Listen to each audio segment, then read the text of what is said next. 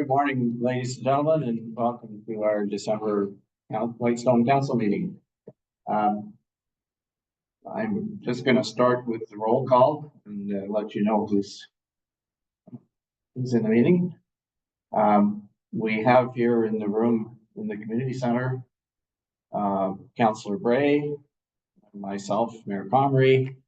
We have Councillor Joe Lamb, and we have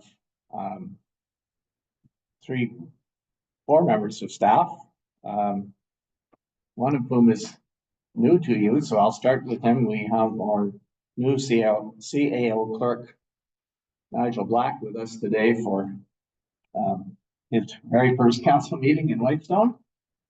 So it's my pleasure to welcome him especially, and you'll hear a little bit more about him later on in the agenda. We also have our deputy clerk, Wendy Schroeder, and our planning assistant, Paul Macri, and our fire chief, Bob Whitman. We also have 2 of our councillors are joining via Zoom, and that's Councillor Scott Nash and Councillor Heinz Woods. And I see there are a number of other folks. There are a couple here and a couple of guests here in the room, and we have a few on Zoom as well. So welcome to all of you. We'll start our meeting as we usually do with the playing of O Canada, and follow that with the reading of our Aboriginal land acknowledgement.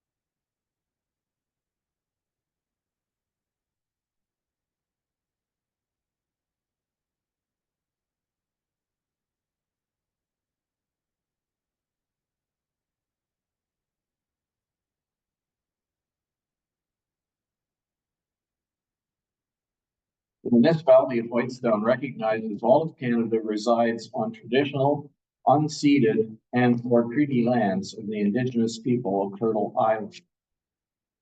We recognize our municipality on the Robinson-Huron Treaty Territory is home to many past, present, and future Indigenous families.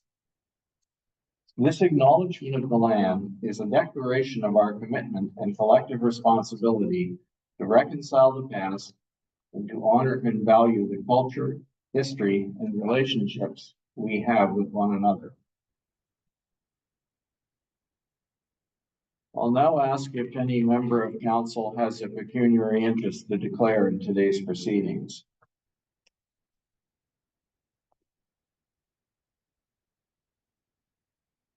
Okay, let the record show that none was declared.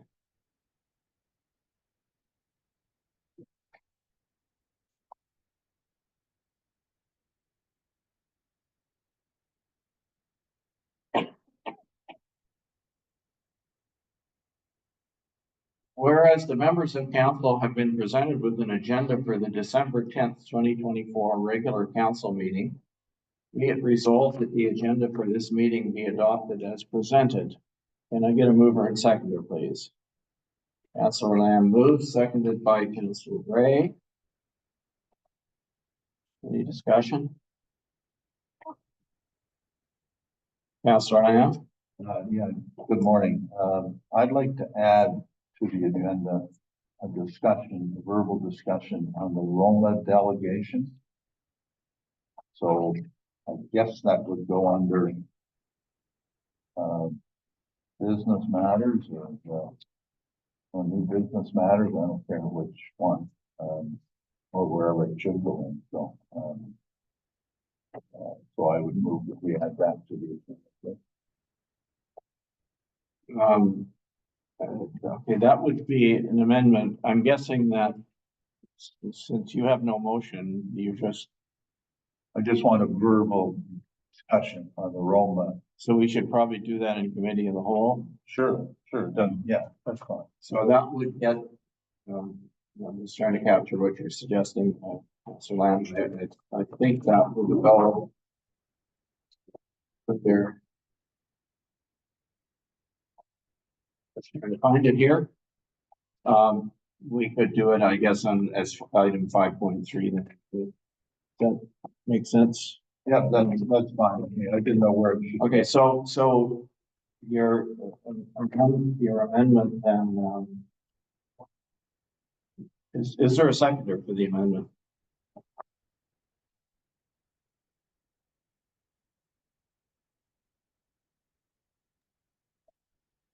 I can second Mr. Mayor, Councillor Wood. Okay, thank you. And through you, Mr. Mayor, I'm having some audio problems here, so I'm a little bit delayed in my responses today. It seems to be that I'm losing about 5 seconds. Can you just let me know what the amendment was for? I missed that on my computer here. Councillor Nash, can you hear me? Yes, I can hear you okay now. Yeah, I wanted to add a verbal discussion on the Roma delegation in January. And we've decided that that would go under committee of the whole as item 5.3.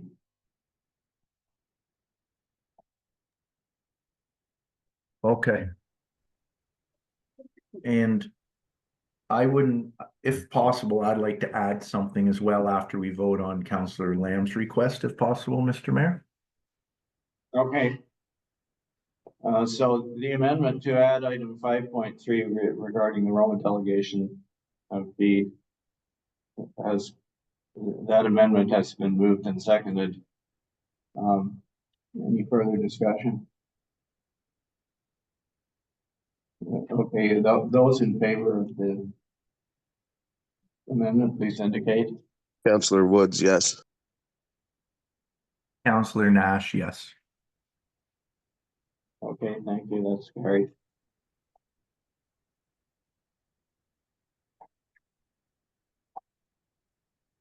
And Councillor Nash, you had something? Yes, thank you through you, Mr. Mayor.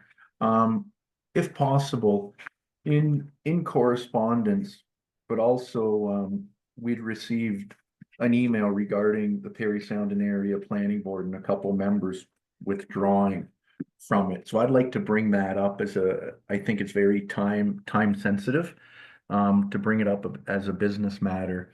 And I will present a motion in response to the requests. But I do think we should add it because it is a very time sensitive item. So I'd look for a seconder of my motion to have that item added.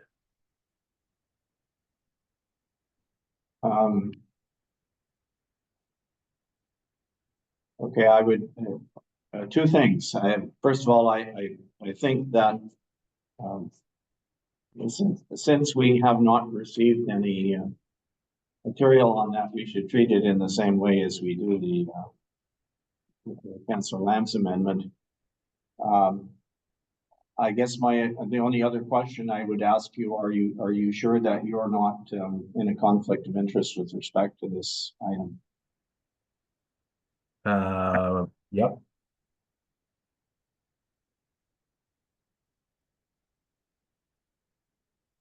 Yes, you're sure? I would not, I do not have a conflict of interest when it comes to speaking about an email that all councillors received, Mr. Mayor. No, I'm saying by virtue of the fact that you are on the planning board. No, I would not have a conflict of interest. Okay. So I guess it's your decision. So, Just hold on, I'm on the plan for also. These are requests coming from other municipalities asking to exit the planning board. And certainly I have an opinion on that as a councillor. And I'll be speaking to it also. I don't get why you think it's a conflict of interest. It's like saying to Councillor Bray, she can't have anything to do with DSAP. She has to just recuse herself because she's on the DSAP board. So any request, anything social that comes before us, she should recuse herself. And I don't believe that. the difference is a matter of compensation. There's no compensation for being on the DSAP board. Certainly there is. She's paid. All right, well, that's fine. Yeah, I'm just trying to give, in case that there was a concern. It would be the same thing. There's several things that have come from the DSAP board that Councillor Bray has spoken to, and no one has ever questioned whether she's in a conflict of interest. To answer your question, I've never thought of it, and I've never, I'm surprised that you brought it up, but I've not talked to the integrity commissioner. I don't know whether Councillor Nash has, but certainly to support or not support the request from McDougall or Carling to exit the planning board makes no difference monetarily to me or to Councillor Nash. It doesn't change anything. No, yeah, all right, well, that's fine. Go ahead and, are you moving an amendment? Sorry, I need one more.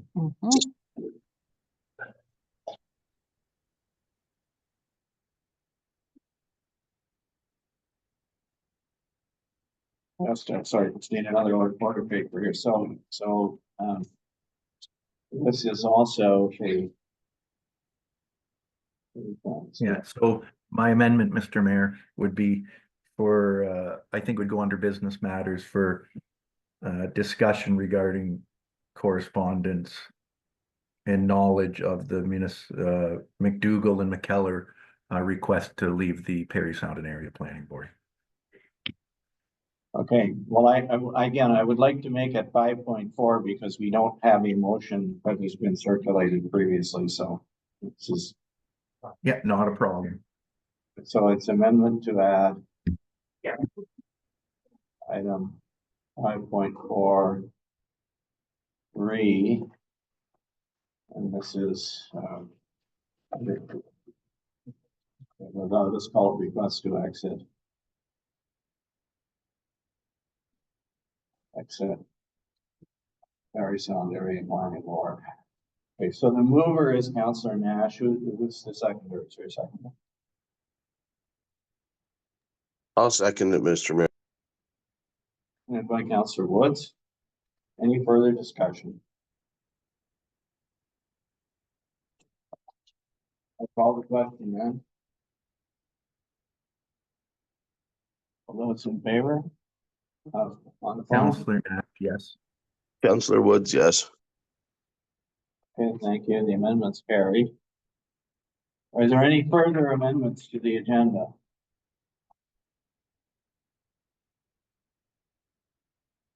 If not, can we then vote on the agenda as amended to approve it, please? Yeah.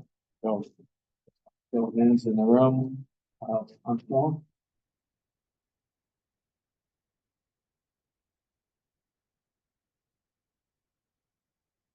Yeah, gentlemen on Zoom. Please. Councillor Nash, yes. Sorry, Mr. Mayor, I was muted. Councillor Woods, yes. Okay, thank you. I believe we have an agenda.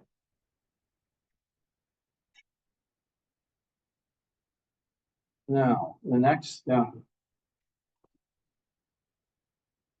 item on our agenda, is the one I referred to in the introduction. We have with us, again, we have with us for his first official duty in the municipality of Whitestone, our new CAO clerk, Nigel Black. And so, in order to get him into the proceedings, we'd like to introduce a bylaw to provide for his appointment as CAO and clerk. And Oh, I do have the bylaw, yes, I'm sorry.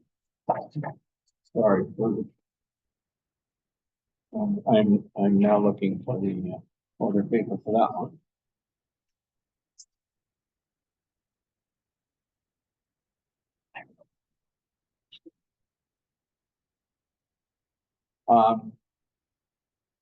I guess what I will do, it was in the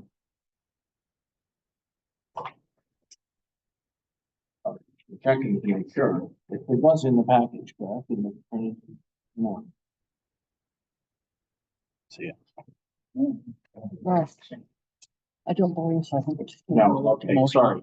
It turns out this Bible was not in the package, so what I'm going to do is I'm going to just take a minute to read it to you. It's bylaw number 65-2024, being a bylaw to provide for the appointment of a chief administrative officer and municipal clerk for the municipality of Whitestone, and to repeal bylaw number 20-2018, which was the bylaw that appointed our previous CAO clerk. Whereas section 229 of the Municipal Act provides that the council may appoint a chief administrative officer, and whereas section 228 sub 1 of the Municipal Act provides that the council shall appoint a clerk. Now therefore be it resolved that the council of the Corporation of Municipality of Whitestone enacts as follows. Number 1, that Nigel Black is hereby appointed Chief Administrative Officer for the Corporation of the Municipality of Whitestone. And 2, that Nigel Black is hereby appointed as clerk for the Corporation of the Municipality of Whitestone. And 3, that bylaw number 20-2018 is hereby repealed.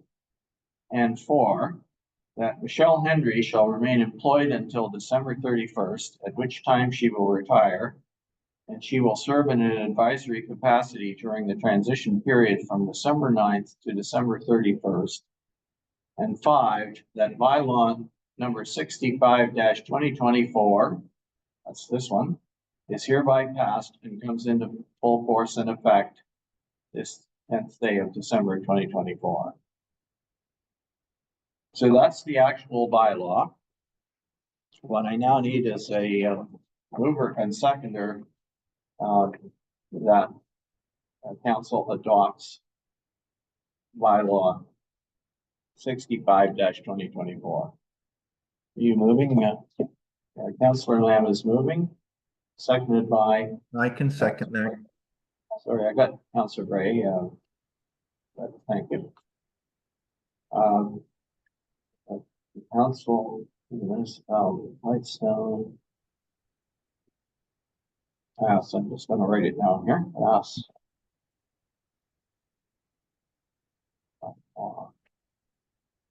65-2024, appointing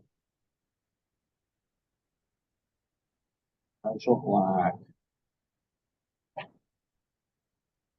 as CAO clerk. And that's effective immediately.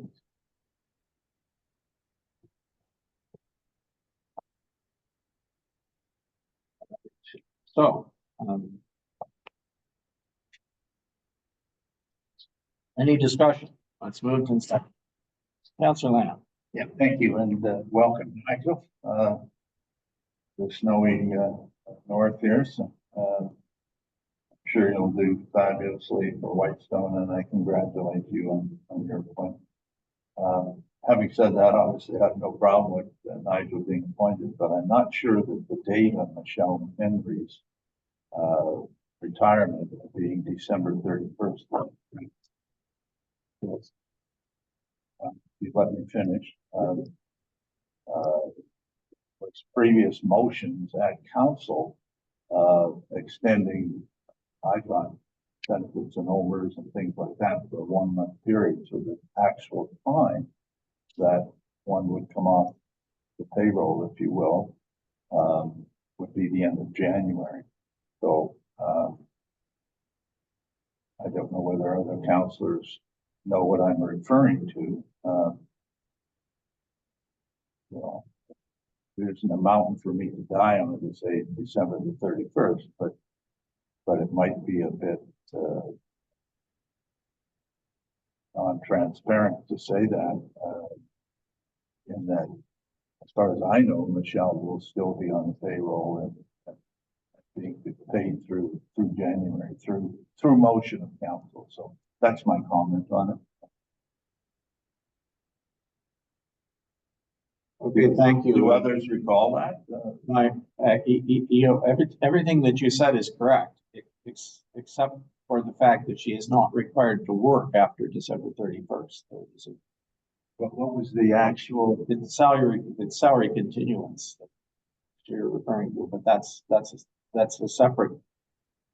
The reason for this is simply to make it clear that because we don't have two CAO clerks at once, that she's no longer the CAO clerk, but she will still be working during the transition, that's what the agreement was. And that ends, her retirement date is December 31st. That's all it says. It doesn't say anything else about what happens after December 31st, other than the fact that she's retired and will not be working after December 31st. Okay, whatever, I take my point. Through you, Mr. Mayor. We did check this wording carefully. Well, I didn't know that. Through you, Mr. Mayor, if I might, Councillor Nash. Right. Thank you. First of all, Nigel, I know we have not met in person. I know we've exchanged a couple emails and a phone call once, so I want to thank you for coming to the municipality of Whitestone. I hope you all the best, and hopefully you're here for a long time, and I think you'll do great for our community. And in regards to the other comments that were just mentioned there, yeah, I think December 31st in my eyes is fine, but I just had one simple question, and it was, what do we mean by advisory position? Just so myself and others in the public will know, is this coming to work every day? Is this not coming to work every day? Is it access to all our files or what? So I'm just curious what advisory position means. I don't mean it to be a big debate. If you can just define it, Mr. Mayor, and that's all I need to know. I don't need to debate it back and forth. Thank you. Okay, thank you. I think I can clarify that for you.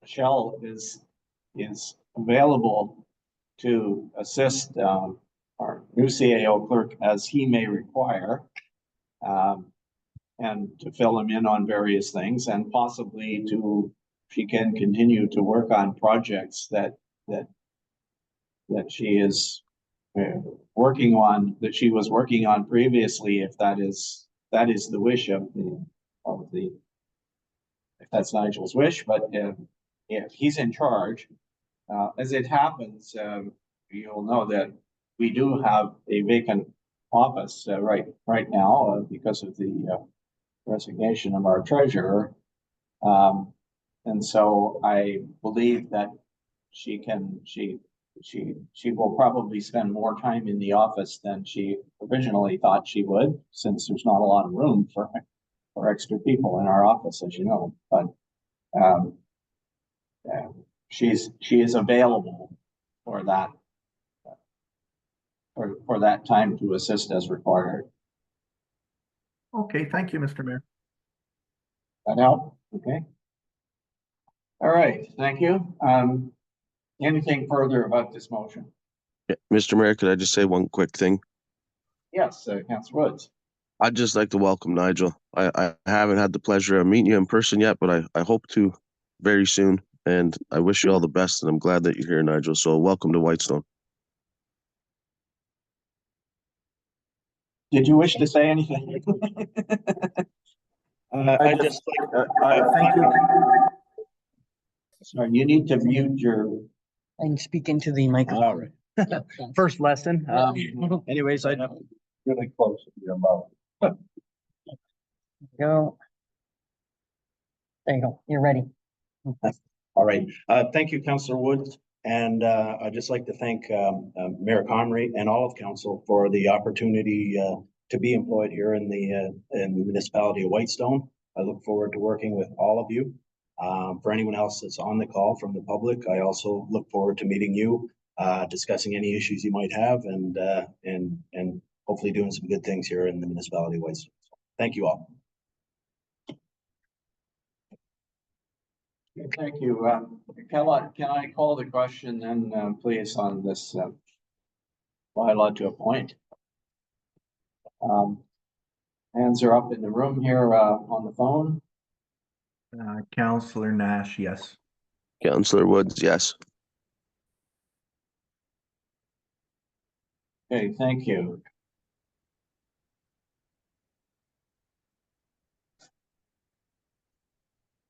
So I have now signed the order paper and the bylaw, and it's my pleasure also to welcome Nigel.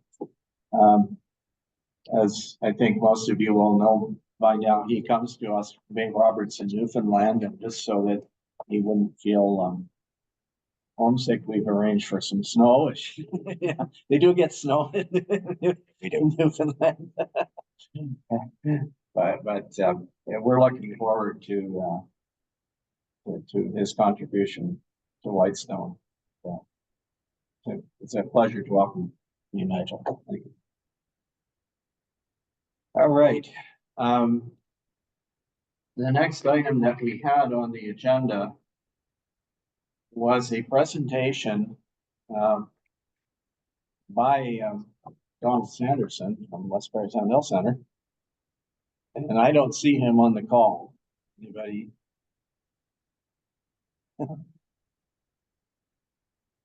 So not sure, but I think we will simply have to pass that one by for the moment and see. We haven't heard anything from him that he was not coming. So Double check.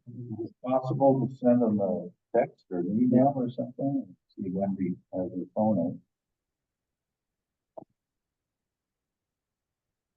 yeah, we could, I guess do that. What I was gonna say is that if he does turn up, I mean, maybe he thought that he was gonna be later on in the morning, although I'm not sure why.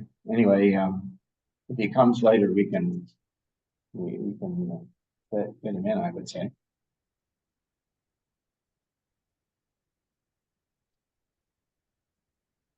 But what the other thing that we could do is we could go into committee of the whole and deal with a couple of these items. I can send Mr. Sanderson an email right now. I don't have his phone number, but I can send him an email asking him to attend. I do not see him in the waiting room, and I do not see him as Well, here, just hang on a second. I'll give you his phone number. Okay. Or I'll give you. Sorry, let me get it up here. Yes, I need to use this one.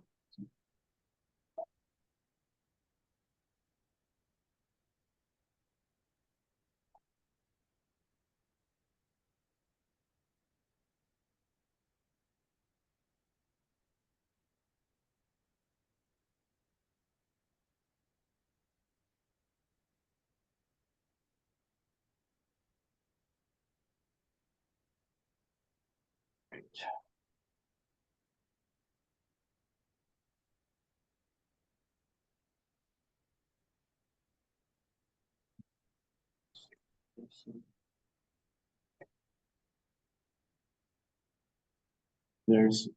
That's his mobile number, DC.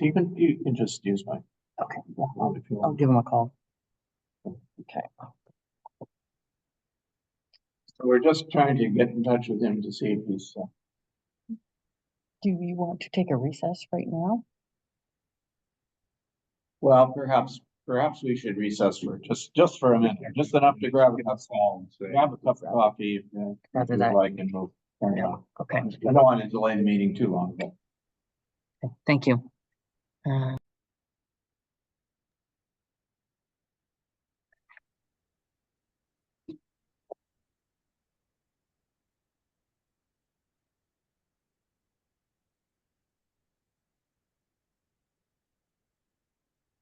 okay.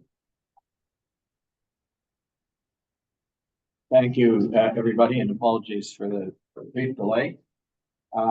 We're, we've left messages for Mr. Sanderson, but we are now going to move into item 5 of the agenda, which is some planning and other items that are done in committee of the whole. So first off, I need a motion to move into committee of the whole. Moved by Councillor Bray, seconded by Councillor Lamb. Council municipality move into committee of the whole at looks like 10:41 a.m. All those in favor? In the Councillor- room? Yes. Counselor Nash, yes. Thank you very much. That motion is carried. We're in committee of whole, and again, the purpose of committee of the whole is to permit discussion of items without the specific motion on the agenda. Yeah. Who will not be attending. Okay, I'm getting a message now that from our deputy clerk that Mr. Sanderson is not able to attend, so. We will,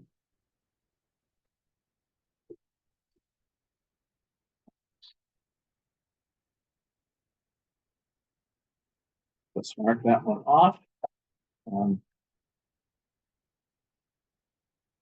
So our first item on the agenda is a report, our planners. And it deals with the whole subject of trailers. And if you will recall how this came about, we used to have a trailer bylaw. We have references in our official plan and our zoning bylaw to a trailer bylaw. We decided we didn't want a trailer bylaw, so we don't have one. But now we have these these dangling clauses and that refer to one. And so we asked our planners, MHBC, to give us some advice on how to deal with that. And we have with us this morning Patrick Towns from MHBC. And he is going to bring us through the report that they've provided, which is item 5.1 on the agenda. So Patrick, welcome, and floor is yours. Thank you, Your Worship. Appreciate it. Good morning, council and staff. And again, welcome to the new CEO, Nigel. Look forward to working with you. As mentioned, I'm Patrick Towns from MHBC Planning. Jamie's actually on the stand at an OLT hearing today, so he sends his regrets.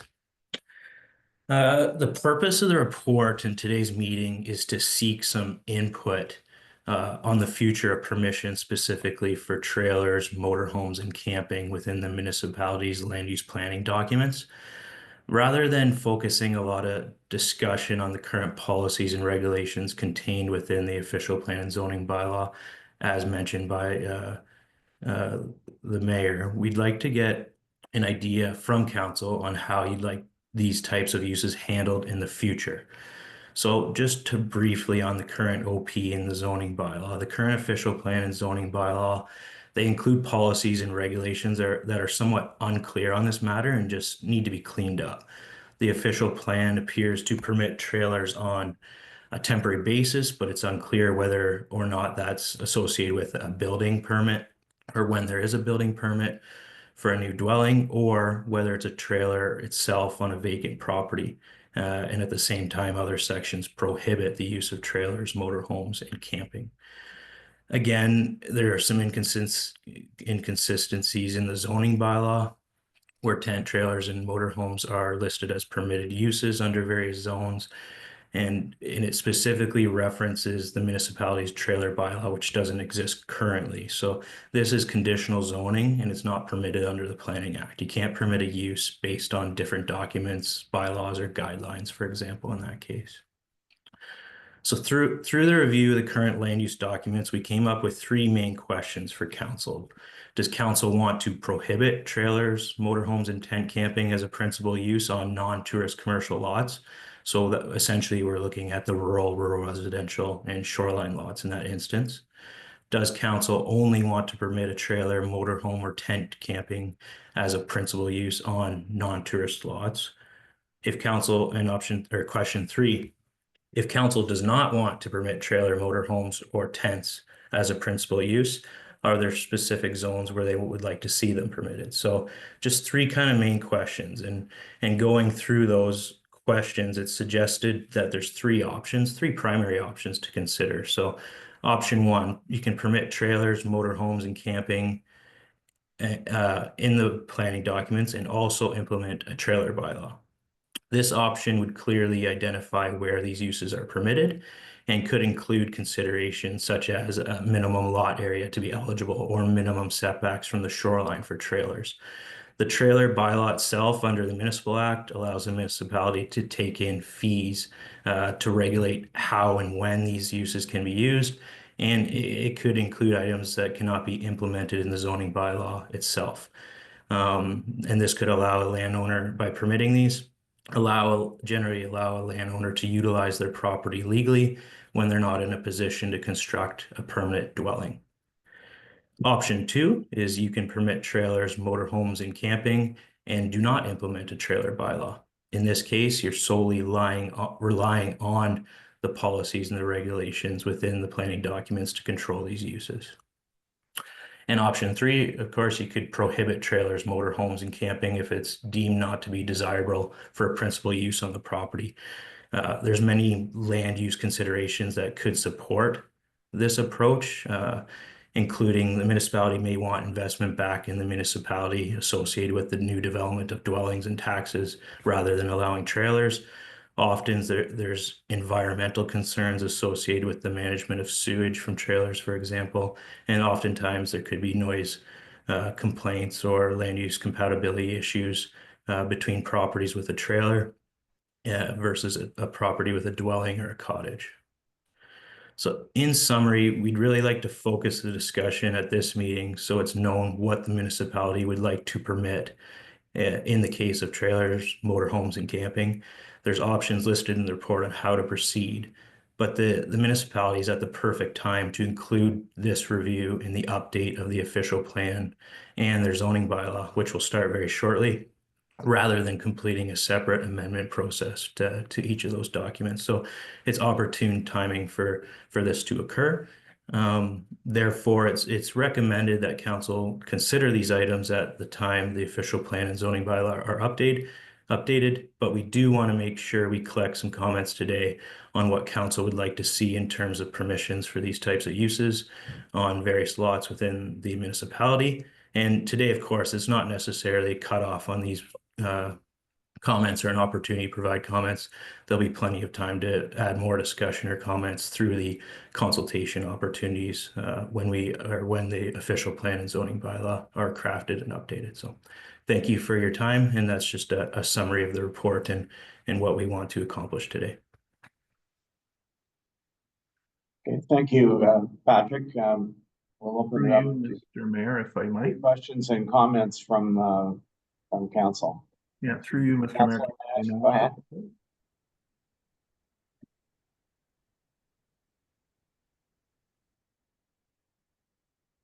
Yeah, oh, sorry, did you say to go ahead? Sorry. I did say go ahead. Sorry Yes. about that. Patrick, thanks for your presentation there. I do fully agree with you that the time to look at this will be when we're updating the official plan and zoning bylaw. So I'm actually not gonna say too much today. The only comment I'd really have today is, I believe, unless I misunderstood, the whole reason why council decided not, or that we didn't want to do a specific trailer bylaw is we didn't want to, what I'm gonna use the word, over govern. And that's why we took it away. So I'm a little perplexed why it is coming back now when we've said we don't want one. And what I hear is all these things on maybe why we should put one back in. So as far as I'm concerned, it's your property.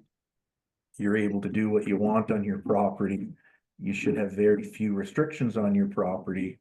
You know, be it a 20-year-old trailer or a 2-year-old $1 million RV.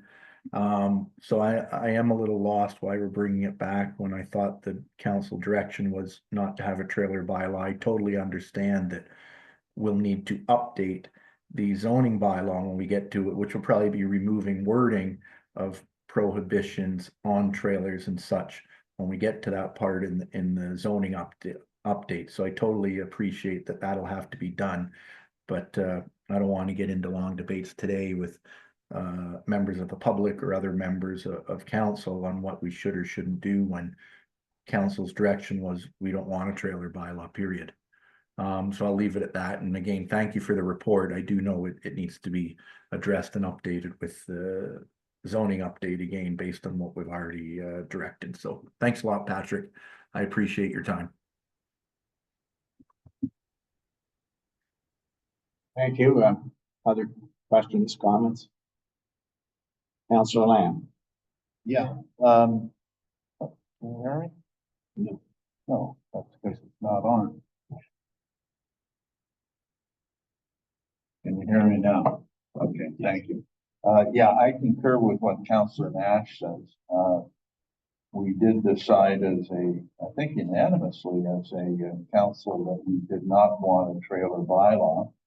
I agree that it should be dealt with when we go over the official plan and zoning review this year. And we can deal with the language at that time. I don't think we need to do anything in the interim. I realized when we had our discussion a couple of months ago, that our zoning bylaw says that trailers aren't allowed on vacant land. So there's an inconsistency there. If someone was, I guess, to complain about a trailer on vacant land at this point. But on the other hand, I think in talking to the bylaw people, we've had little or no complaints with respect to this for a long time. So it's not a pressing issue that we've got a lot of outstanding cases or anything like that. So I agree with what Councillor Nash is saying, and I think council has made their decision, and I think we simply deal with it as part of the official plan review. Thank you.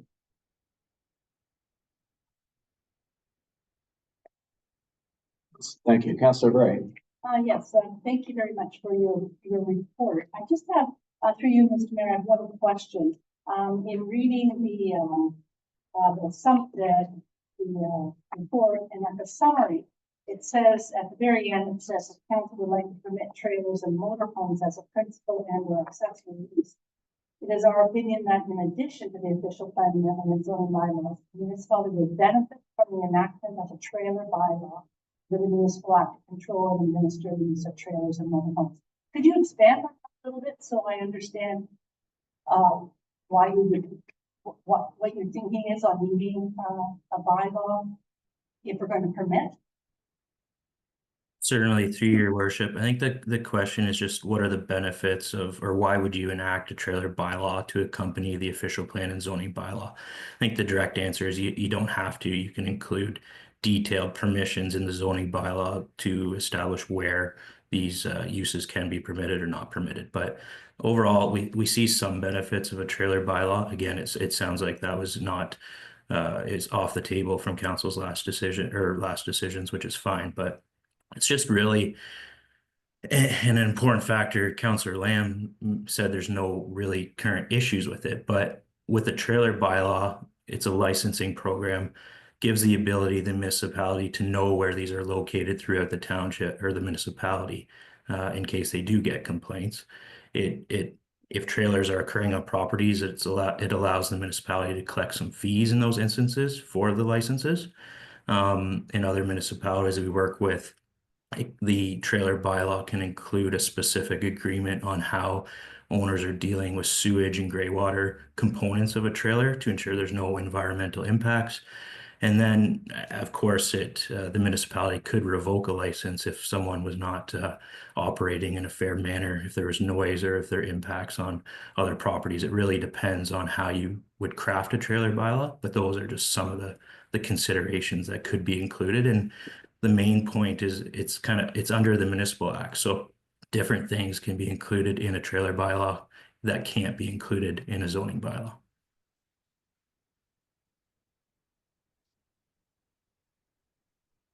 Thank you.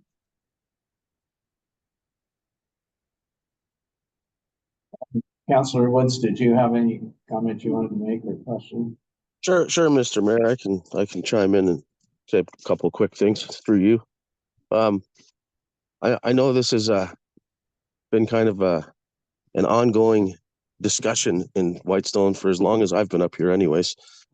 But I know this council said that we didn't want to overgovern and overregulate, and we wanted to allow people to use their private property that they paid for, and we didn't want to have a trailer bylaw. I understand why Patrick has presented this information today, but as far as I'm concerned, we should be letting people do what they need to do in today's day and age, in some cases, and use their properties.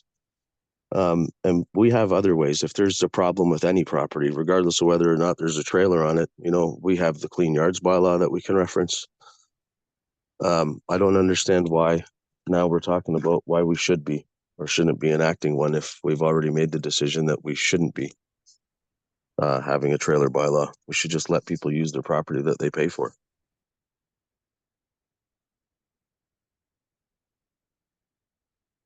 Okay, thank you.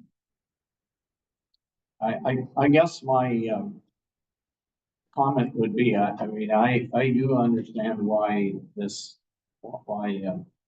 HBC has raised the issue with us. I guess there are some things related to the usage of trailers or camping or various other things, and I hear people saying, "Well, we should let people do what they want," but in reality, we don't let people do anything that they want, and there are some things that could be the subject of complaints that I think the council would say, "Oh, gee, we don't really want that to happen." Examples would be failure to adequately treat or adequately deal with sewage and gray water. That one was mentioned. Another one is simply what is there to prevent a person from essentially making a sort of mini tent and trailer park out of their property and saying, "Well, these people are all my friends and whatever, and they're using it." And if it's on the shore of property, if it's a waterfront property in an area where other people have, or a residential area where other people have homes, that could very easily create create an issue that we have people coming back before council and having cause the staff to revisit this. And I guess my question to Patrick would be, can we adequately deal with those things in the zoning bylaw without having a trailer bylaw? Or do we need a trailer bylaw if we want to deal with this? Use the two examples that I gave there. Let's can we cover it off in the zoning bylaw without a trailer bylaw? That's my question. Yeah, thank you, Your Worship. And that was one of the options that could be considered as an update to the official plan and the zoning bylaw in the absence of a trailer bylaw. So what the zoning bylaw effectively does is control the location of where a trailer could occur, being a specific zone or setback from the shoreline or on a property with a minimum lot area. Those are examples that we've seen in other zoning bylaws in terms of provisions to control the use of trailers, motorhomes, and such uses. Do you need one? No, it just offers the flexibility of controlling some other matters that can't be specifically completed under Section 34 of the Planning Act, which has to do with more so what's permitted and where it can be permitted. Would you be able to limit the number of trailers in or tents or whatever in the zoning bylaw? Yes, yeah. Would you be able to put anything about the treatment of gray water and sewage? That gets a little more difficult, but we can look at that under the provisions and permissions of Section 34 to what can be included in the bylaw or not in the future. All right, well, thank you. We're going to, when we come out of committee of the whole, just to for council's benefit to look ahead a little bit. The suggested motion is what would be the option 4, if you look at page 11 of 264, it's a motion that says, essentially, the municipality of Whitestone land use planning documents with respect to permissions for trailers, motorhomes, and camping tents be updated for consistency. So that's essentially, as I interpret that, that is consistent with the decision that we made earlier that we didn't want a trailer bylaw, but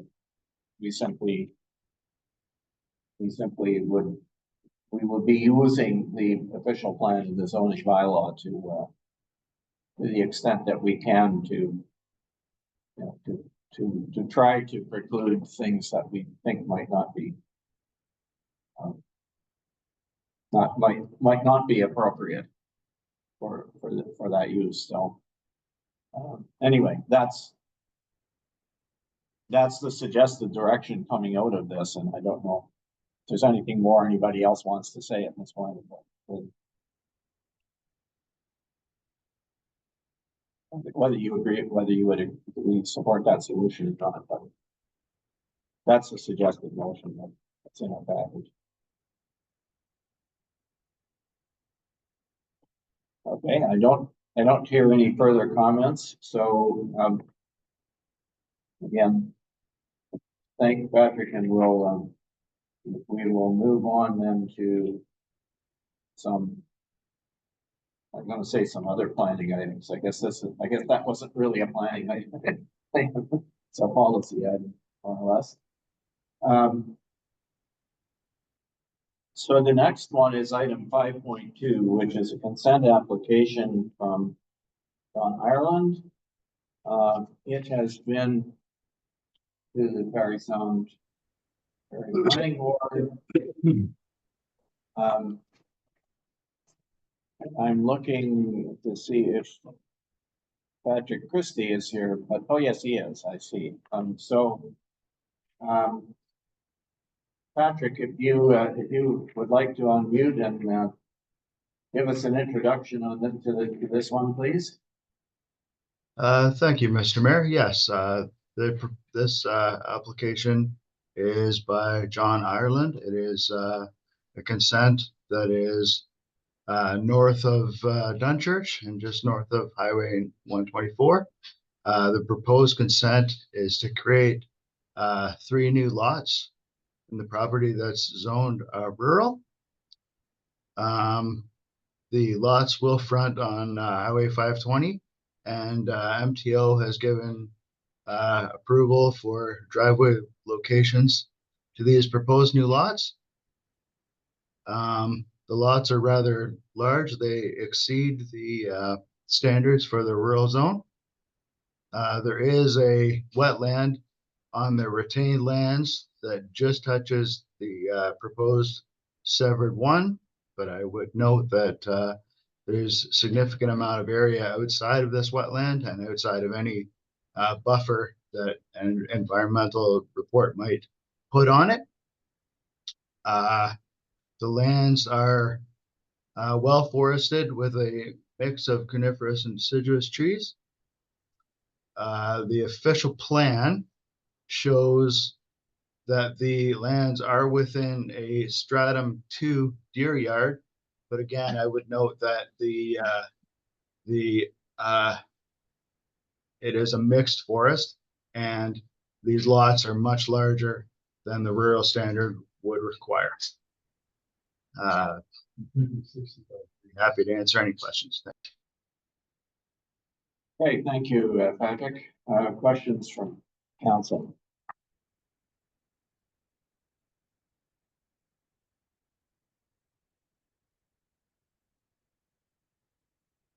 I'm not hearing any. Everybody's okay with this, I guess, by the sound of it. All right. If there is nothing further, then that brings us to 5.3, which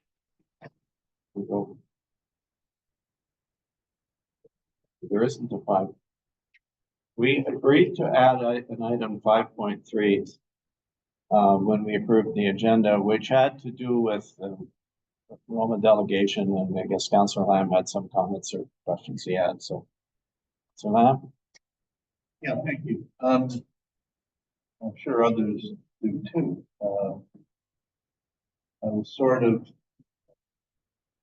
well, let me go back to the public knows that the mayor and our new CAO, Nigel, are going to the Roma conference in January. We have the ability at that conference to delegate to various ministries if they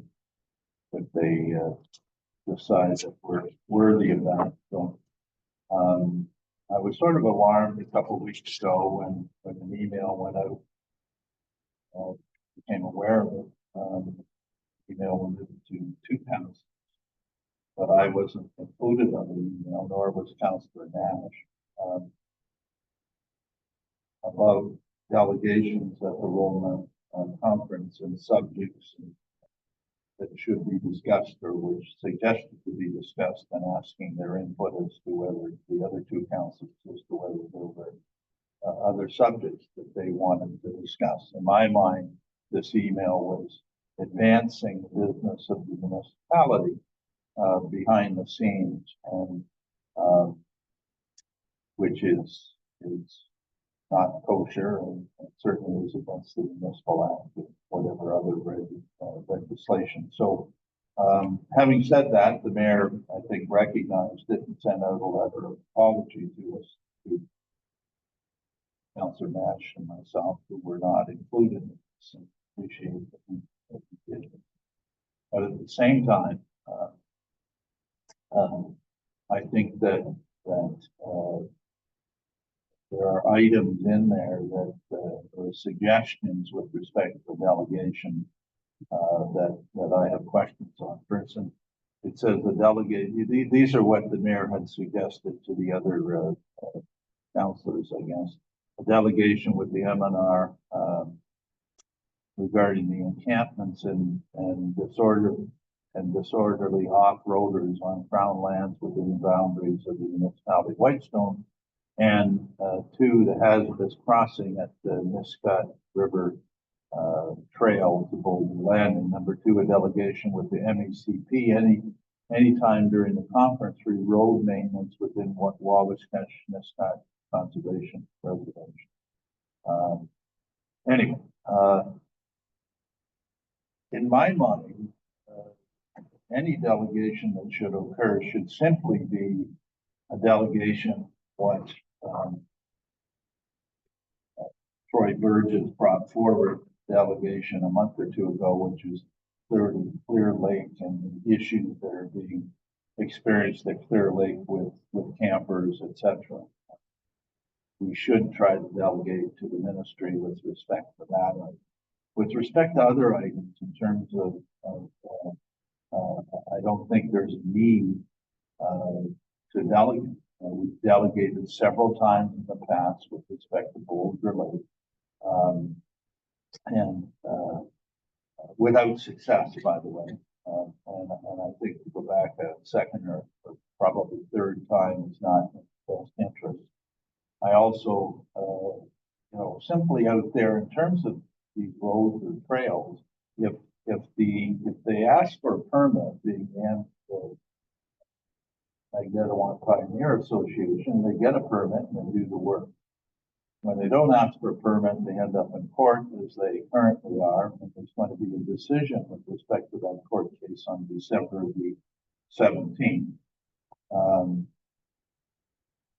So I also note with interest that when I read the transcript of the last meeting, that the mayor is quoted as Mayor George Comrie, when in essence, we asked that question several times at council, whether the mayor was going as the mayor, and he assured us that he was not. He was going as a private citizen, but certainly if you read the transcript, it was anything but a private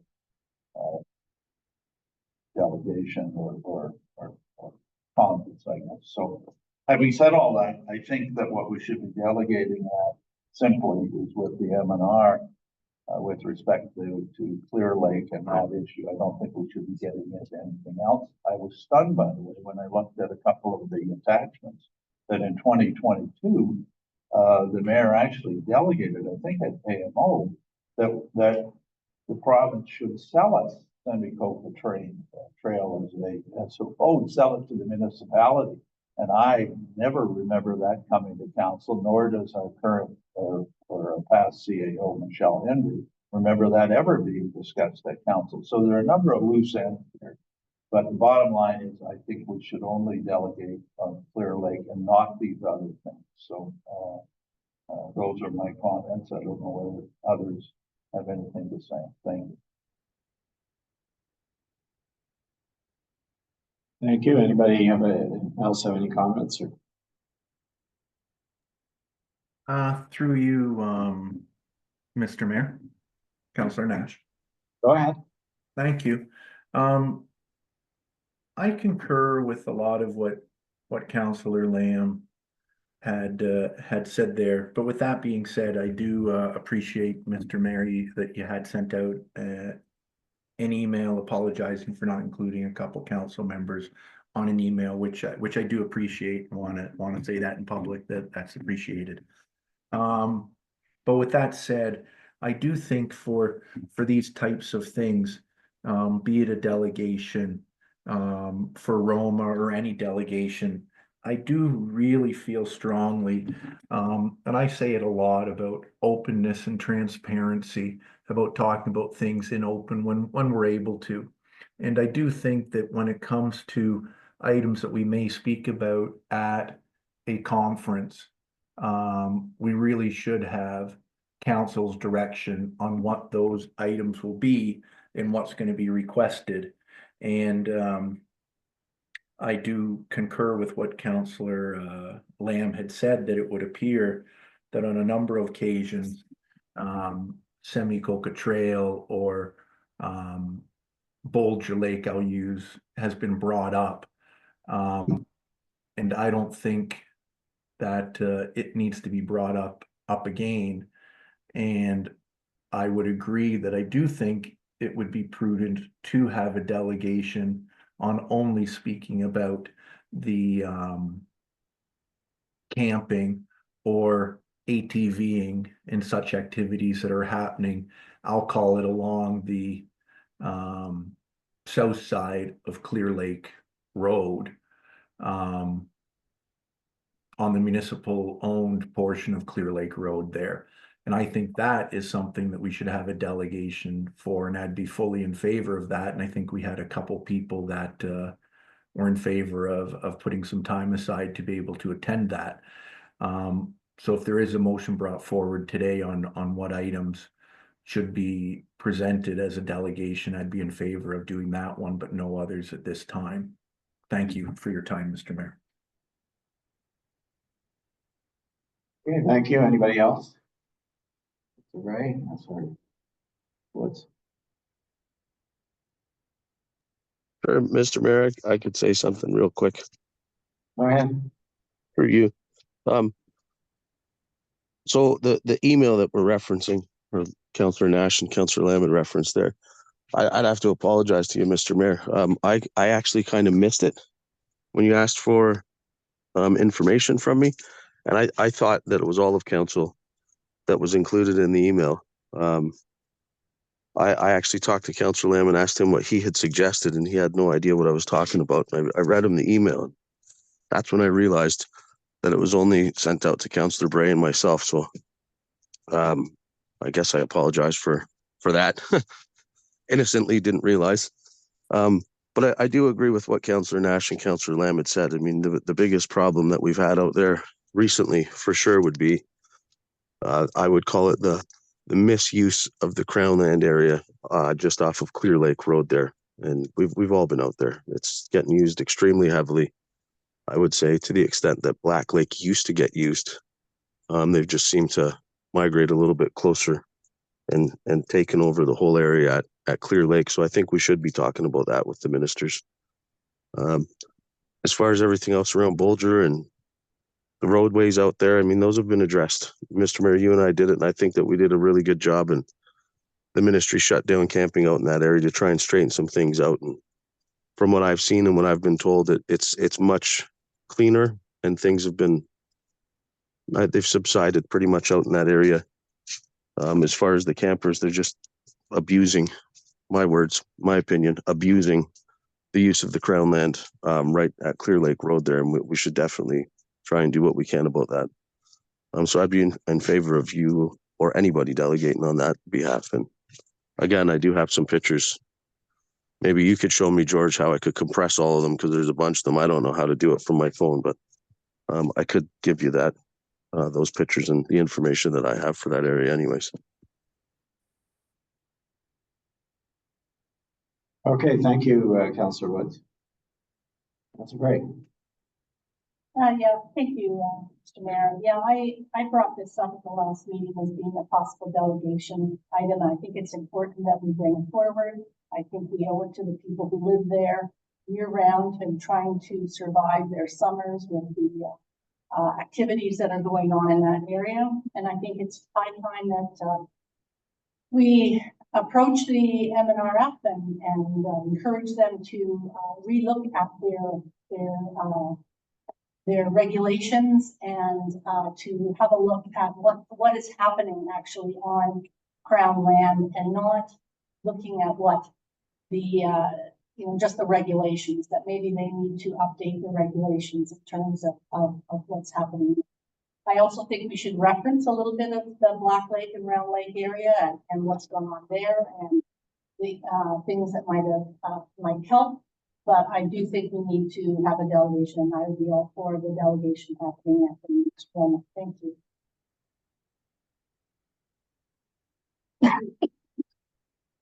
Okay, well, thank you.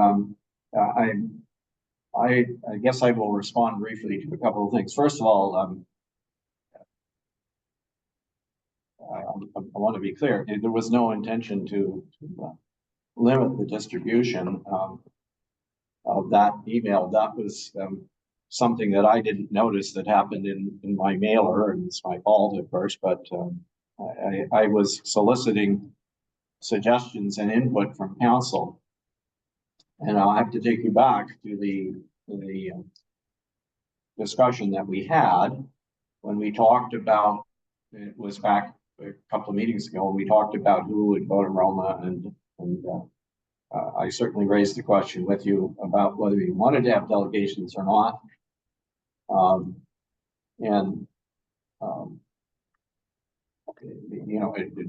It doesn't matter. I mean, it doesn't matter to me whether we have one or not. Or one or more. But it is certainly an opportunity that we can take advantage of if we want. And I thought what I heard council saying was that they wanted to raise this particular issue, which had been most recently in front of us, which was the quote unquote encampment near Clear Lake. The timing of this is that they have a fairly early date, and I guess this is in order to schedule the various members of cabinet who would receive the delegations. And we have to put in an application if we want one by that deadline. And we don't have to produce the material until we find out if we're actually going to get a delegation. But we do have to give them some indication of what we want to talk about, who we want to talk to, and what we want to talk to them about. So I was trying to accept the direction that council had given and get something in by the deadline. And it was a pretty short deadline. I look, as you can tell, I look at these items as an ongoing dialogue that we've had with them. Councillor Woods mentioned this. He and I had a previous delegation about the quote unquote abuse. And in those days, it was around Black Lake and Round Lake. With MNR, because that is MNR territory. And we made the case. In fact, we've made it twice. And I circulated to council some information about previous delegations we had so they could see the pattern of patterns. And I think that, and what's supposed to happen with a delegation is that you raise the issue with the member of the legislature, and then staff are supposed to follow up afterwards. And that's, as someone said, mentioned earlier, nothing happened as a result of it.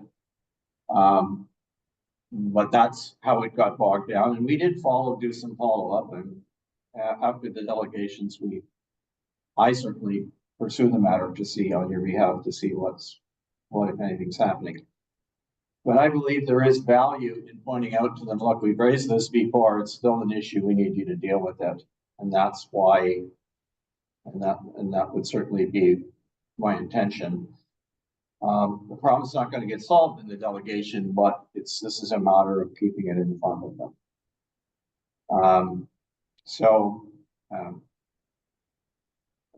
By the way, I never suggested, with respect to the other one, I never suggested that the government sell us the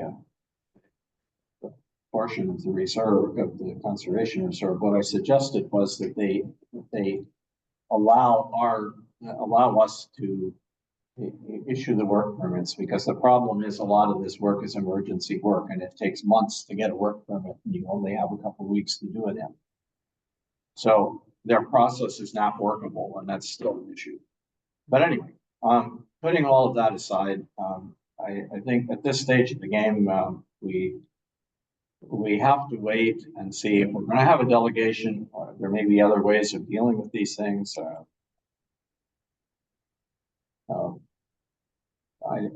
As I mentioned to Councillor Lamb,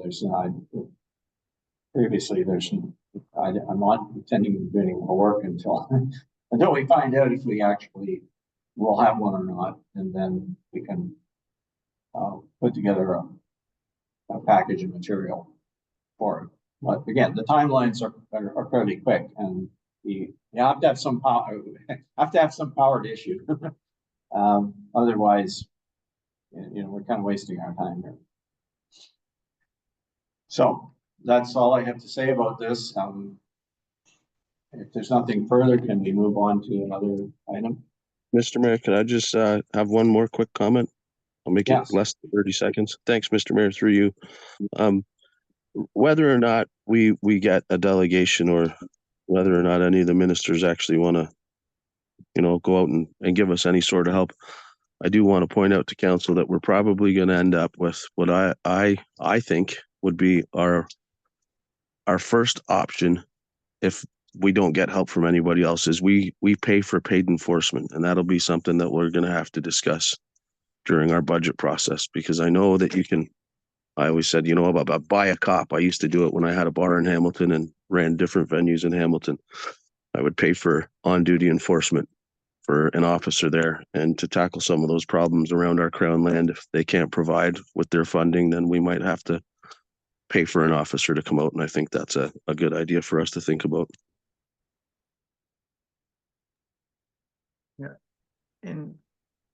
And I just have one final summary, if I could, Mr. Mayor. It's simply where are we gonna go from here now? We've heard from, I think, everybody, every council member and yourself. So where are we going from here? I understand there has been a delegation made. If it does come through, will council work with each other? Can you just summarize what you see happening here, just in regards to the current one? Can Um, I speak to that? Councillor Nash has a comment or a question, I guess. Go ahead. Yeah, Councillor Nash, what I intend to do is just put or suggest that we have a simple motion coming out of the committee, or we're in committee of the whole, right? We are. Simply saying that we delegate at Roma, if we're selected, only on the Clear Lake matter, and that council be sent the presentation in advance for us to see before the delegation occurs. Just something very simple like that. So that's what I would intend. And I'd ask for a seconder on that one again too.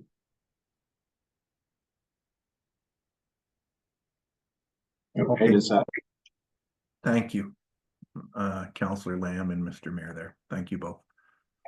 Michael. So we also had item 5.4, which was the requests from some municipalities to exit the Parry Sound Area Planning Board. Yeah. And Thank you. Thank you. this, Mr. Mayor. this item has, you have seen in correspondence, I think, what has happened. Both Carling, municipalities of Carling and McDougall have asked the government officially to withdraw from the planning board.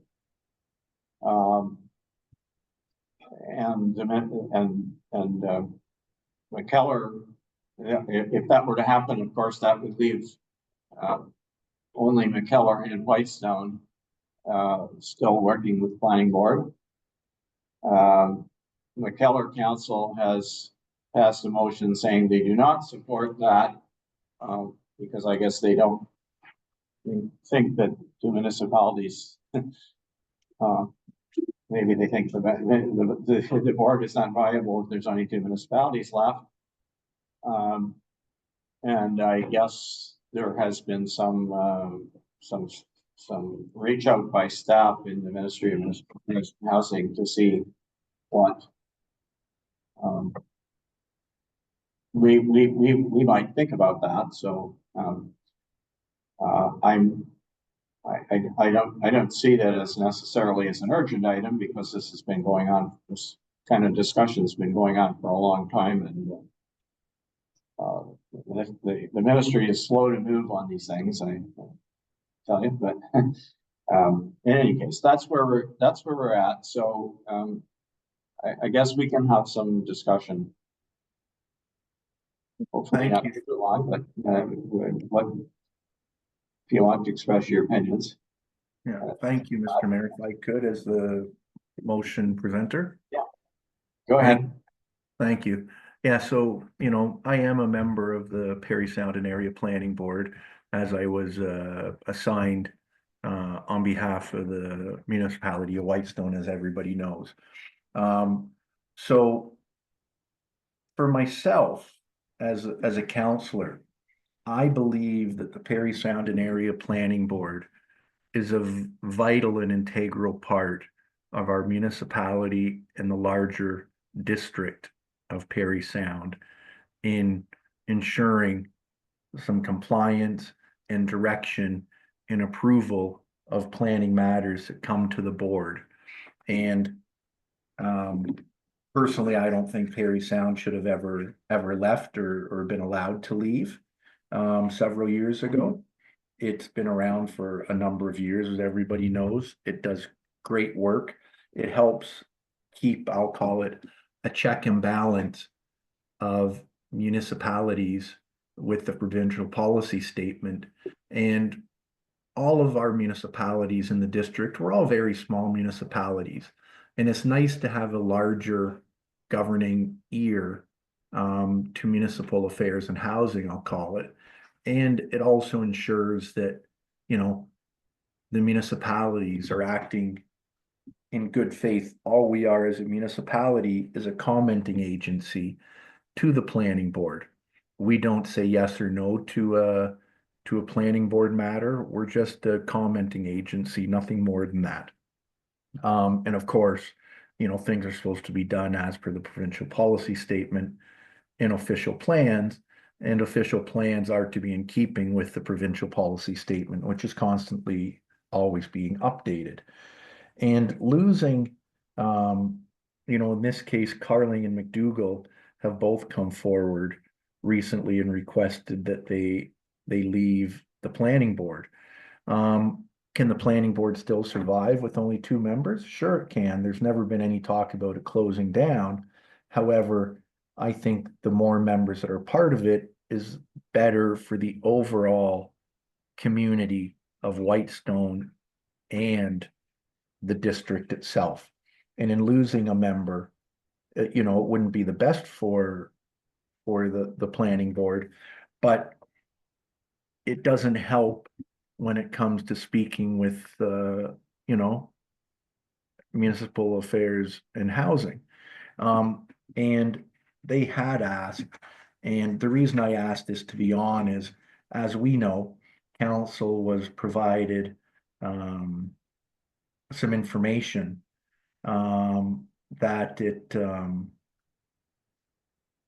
that MMAH, Ministry of Municipal Affairs and Housing, is looking for direction from our municipality in an ongoing request that one of the municipalities has requested its exit. So if we know as a municipality that the ministry is currently looking at the application and trying to figure out if they should grant the exit of both Carling and McDougall, and they're reaching out to us as a municipality to provide input on that, that is very, very, very time sensitive in my eyes.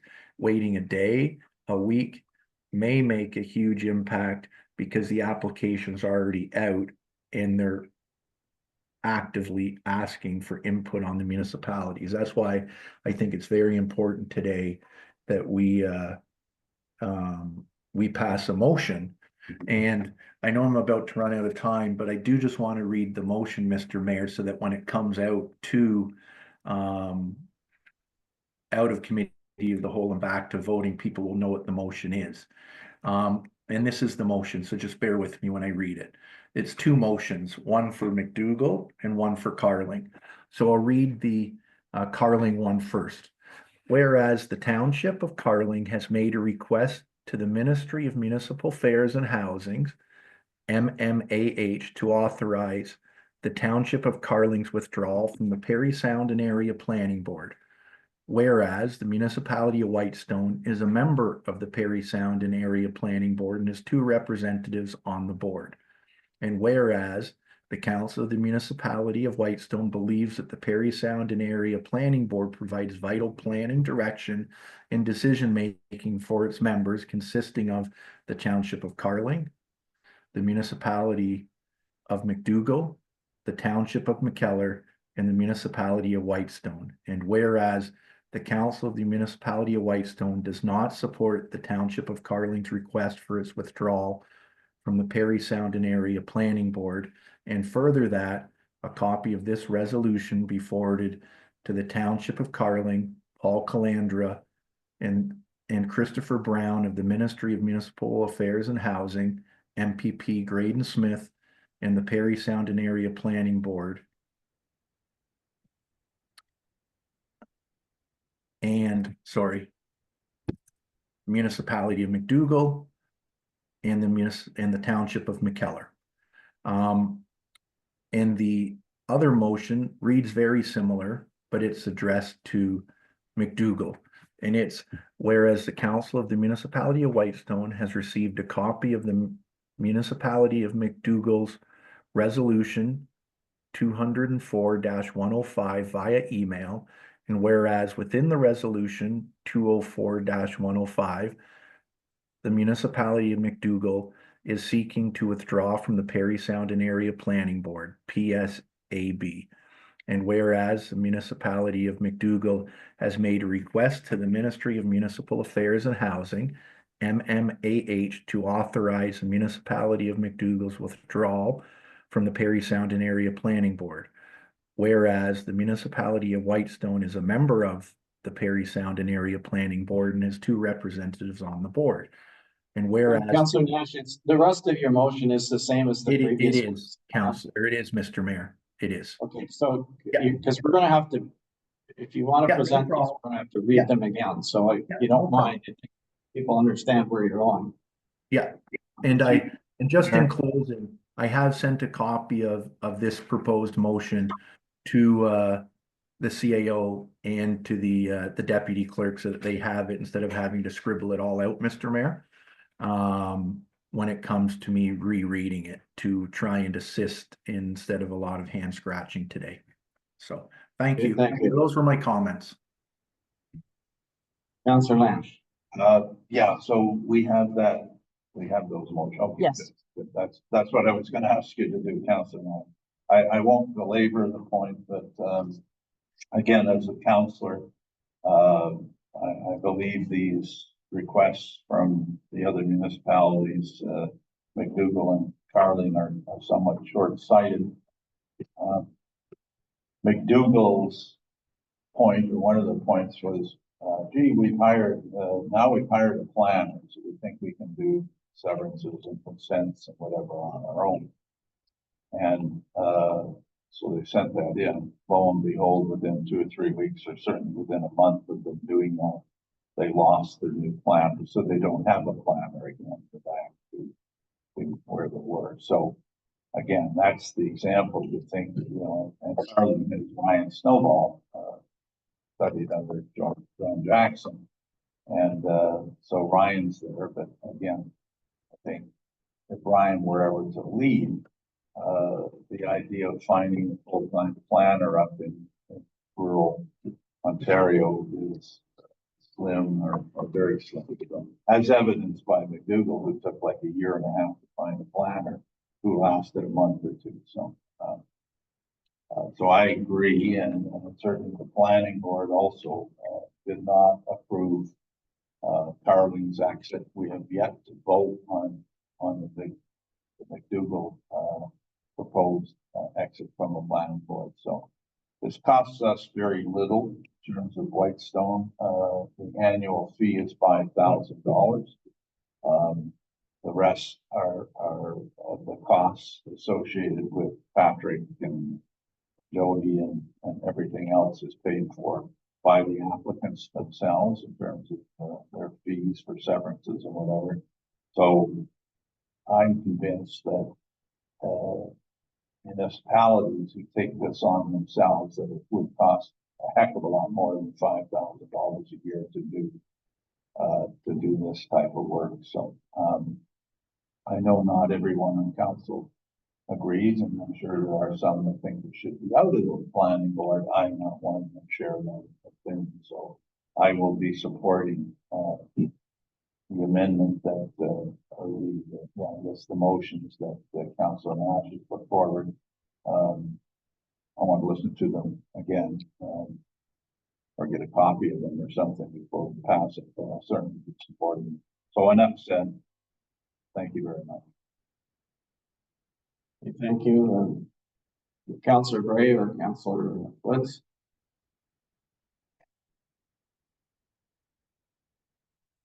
Mr. Mayor. Okay.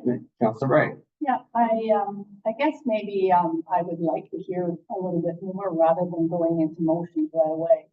A little bit more from Carling and McDougall as to, where they see things going, and then perhaps talking to a little bit more to McKellar to find out, you know, what would, if they did leave, if MMH gave them permission, where would they see themselves with the planning board and how we would make that work?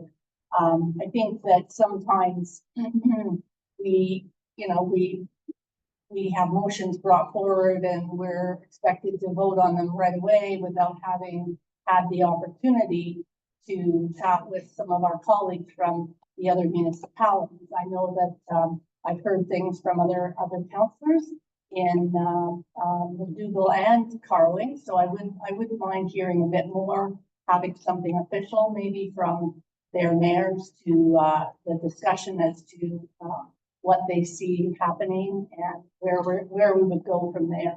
And then having further discussions here with our own council as to, all right, so if they do leave, what happens to us and where would we go and what would we do? I think that I agree with Councillor Lamb that, you know, probably it would cost us quite a bit more money. We need to discuss that. We need to have an idea of what that would be. I just feel like we need more discussion than just rushing into something. As you say, Mr. Mayor, the ministry takes a while to decide things. I've never known them to hurry on these kinds of things, and I think Carling's request has been in for quite a while, and there's been, I don't know if there's been an answer. Okay. No, there hasn't been an answer, and I don't expect, when Perry Sound exited the board, it took 3 or 4 years for them to make their mind, and so. So I think the future, like, you know, a discussion around the future of the area planning board. I don't know enough about the area planning board or what is being done in order to have an idea as to the future, as to whether we are we progressing to the point where we need an area planning board? Do we still need an area planning board? I think there's a lot more information needed, and I don't feel that I'm ready to vote on anything today because I don't have enough information. And to have things brought up very quickly like this, it is very difficult. And I think that I thought we had talked about the fact that bringing motions at the time is not fair to other counselors who have not maybe had the opportunity or the information that some of you have. And I just don't think that this is the right time for us to be voting on this at this point. Thank you. Thank you. Councillor Woods, any comment? Sure, Mr. Mayor, through you. When it comes to, you know, who's asked to be out and how long they've been asked to be out, and we've all known about this for a very long time. So for anyone to say that we don't have any information about this or we didn't know about this, that's just, I don't know, more government stall tactics, in my opinion. When I look at the planning board, and I remember before I was on council and I sat in council meetings for years, and I'm sure Mr. Mayor, you and Councillor Lamb can attest to that because you guys saw my mug all the time. I always questioned what the use of the planning board was. And the more time that I spent actually listening and trying to learn, I do think that the planning board offers value to the area. And when you look at how much money it costs us as a municipality to the value that I feel that they add, to me, it's a no-brainer. It's $5,000. We've got a body of so many municipalities looking at other applications for consents and developments. For an outsider's perspective, I think is a good thing. I don't think we're losing. I do think it would cost us a lot more money if we tried to do all of the planning on our own. And at times like today, I know a lot of people are feeling the pinch, and every time we want to go out and do something on our own and maybe have to hire another full-time planner or try and find that person, it's going to cost more money, and ultimately that takes money out of our taxpayers' pocketbooks, and that is not the direction I want to go. I would also like to, just another quick one. All of these municipalities fully expect us to jump in on board on everything for whatever, you know, maybe Perry Sound wants or somebody else wants. And we always try our best to stay at least as somewhat of a partner. They should be expected to do the same. It's not a lot of money. And if everybody sits down at a table I've said this to a couple members of council before when you guys interviewed me. If you have multiple people looking at an issue around a table, you should all be able to come up with something reasonable for the taxpayers. And reasonable to me is low cost to the taxpayer, and at $5,000 for a planning board, that's the best option for me. So I would agree with what Councillor Lamb and Councillor Nash has said today. Thank you, Mr. Mayor. Okay, thank you.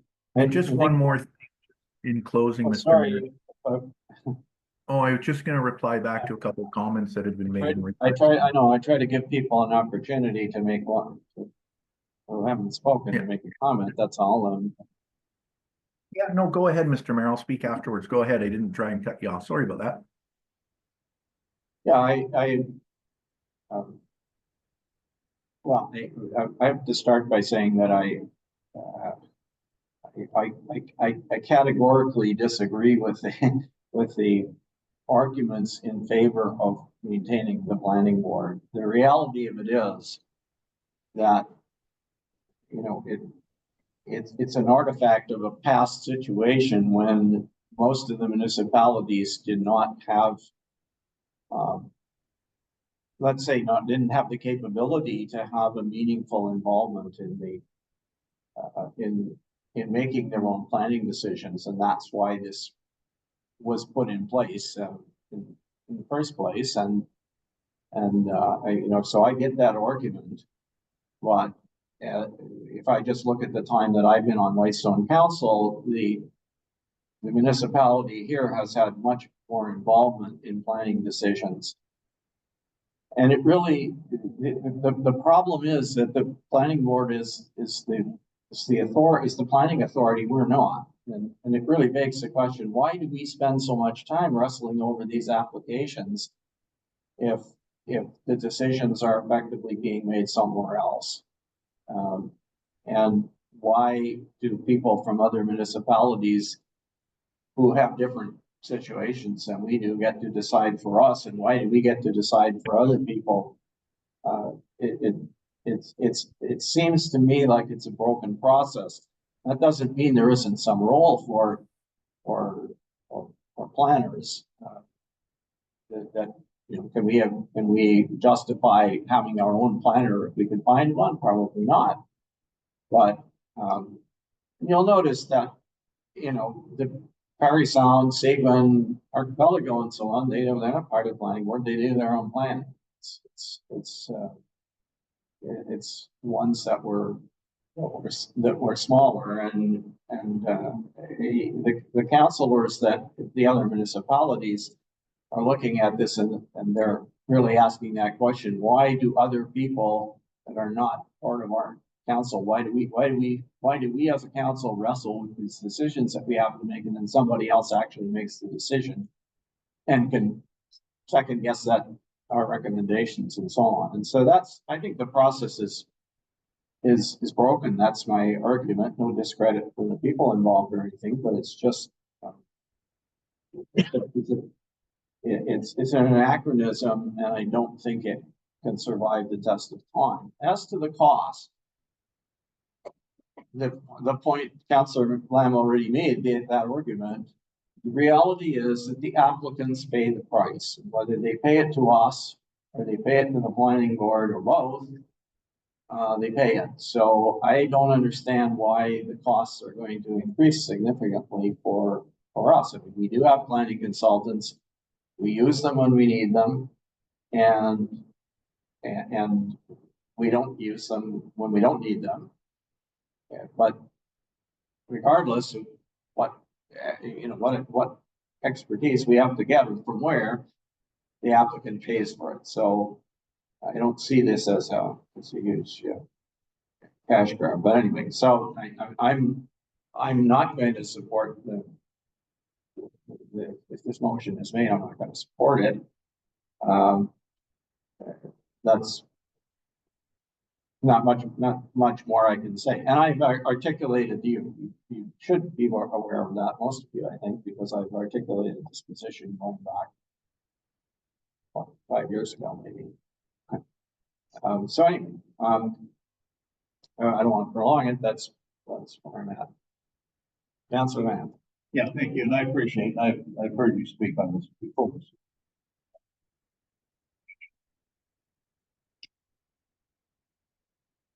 Just responding to Councilor Bray, I thought there was a letter in here somewhere, either under correspondence or somewhere, where, municipal affairs were asking for our comment on the exit of Google. Maybe I missed something. So I think there's a timeliness to this. I don't think, I think that letter is in there. In terms of what was told to us at the planning board, I've communicated that to, in terms of both Carling and McDougall. There wasn't much. Mayor Robinson came before us and basically said, you know, we have our own planner, and we think we can do our consents and severances ourselves, and therefore we're asking to be out. Funny enough, when Perry Sound wanted out, McDougall and Mayor Robinson voted against them. So I guess it's maybe times have changed. McDougall or McKellar has made their feelings known, at least on Carling, and I'm sure they will on McDougall. And the mayor is right. Could we survive with just two people? I would suggest that we can, because as the mayor said, the fees would simply go up, right? You know, you're looking for severance instead of 1,500 or 2,000, be 3,000, 2,500.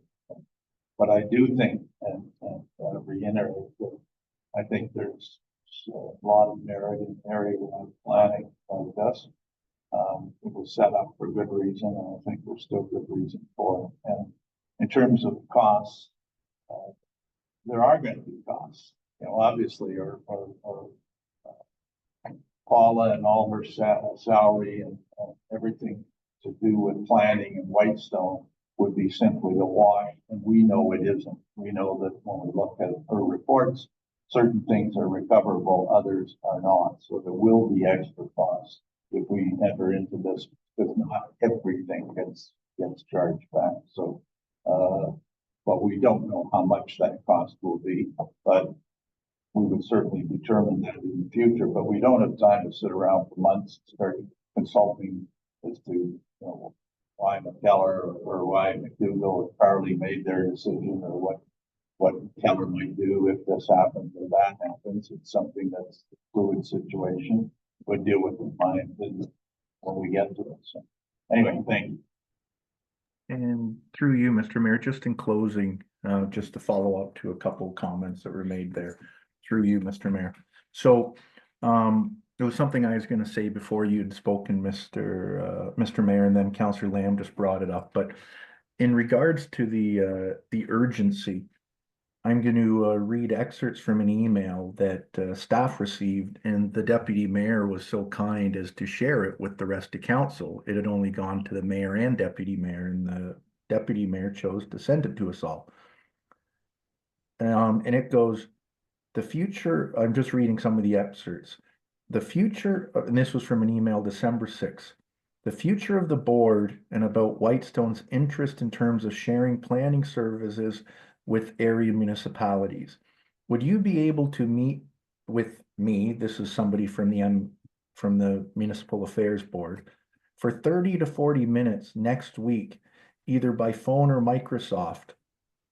So they're asking us to give them our municipal opinion on where we stand.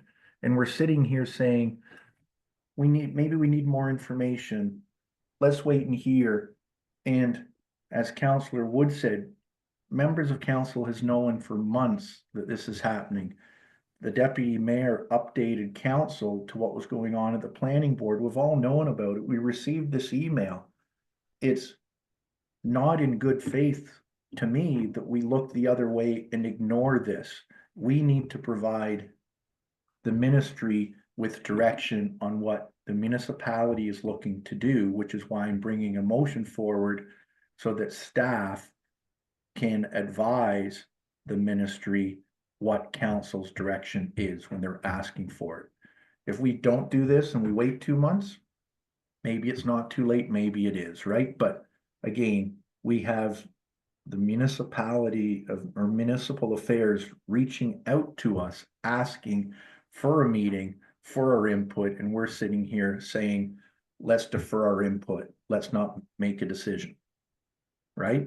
To me, it's, we're not doing our duties if we can't make decisions on a timely matter sometimes. So anyways, I will be bringing my 2 motions forward, and I appreciate you letting me speak again, Mr. Mayor. Thank you. Okay, thanks. Can we conclude this item? And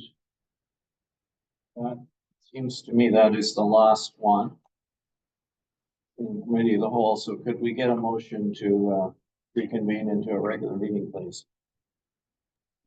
Moved by Councillor Lamb, seconded by I can second that. Councillor Nash. Thank you. It's 11:55. And all those in favor of reconvening? Councillor Woods, yes. Councillor Nash, yes. Thank you. That's carried.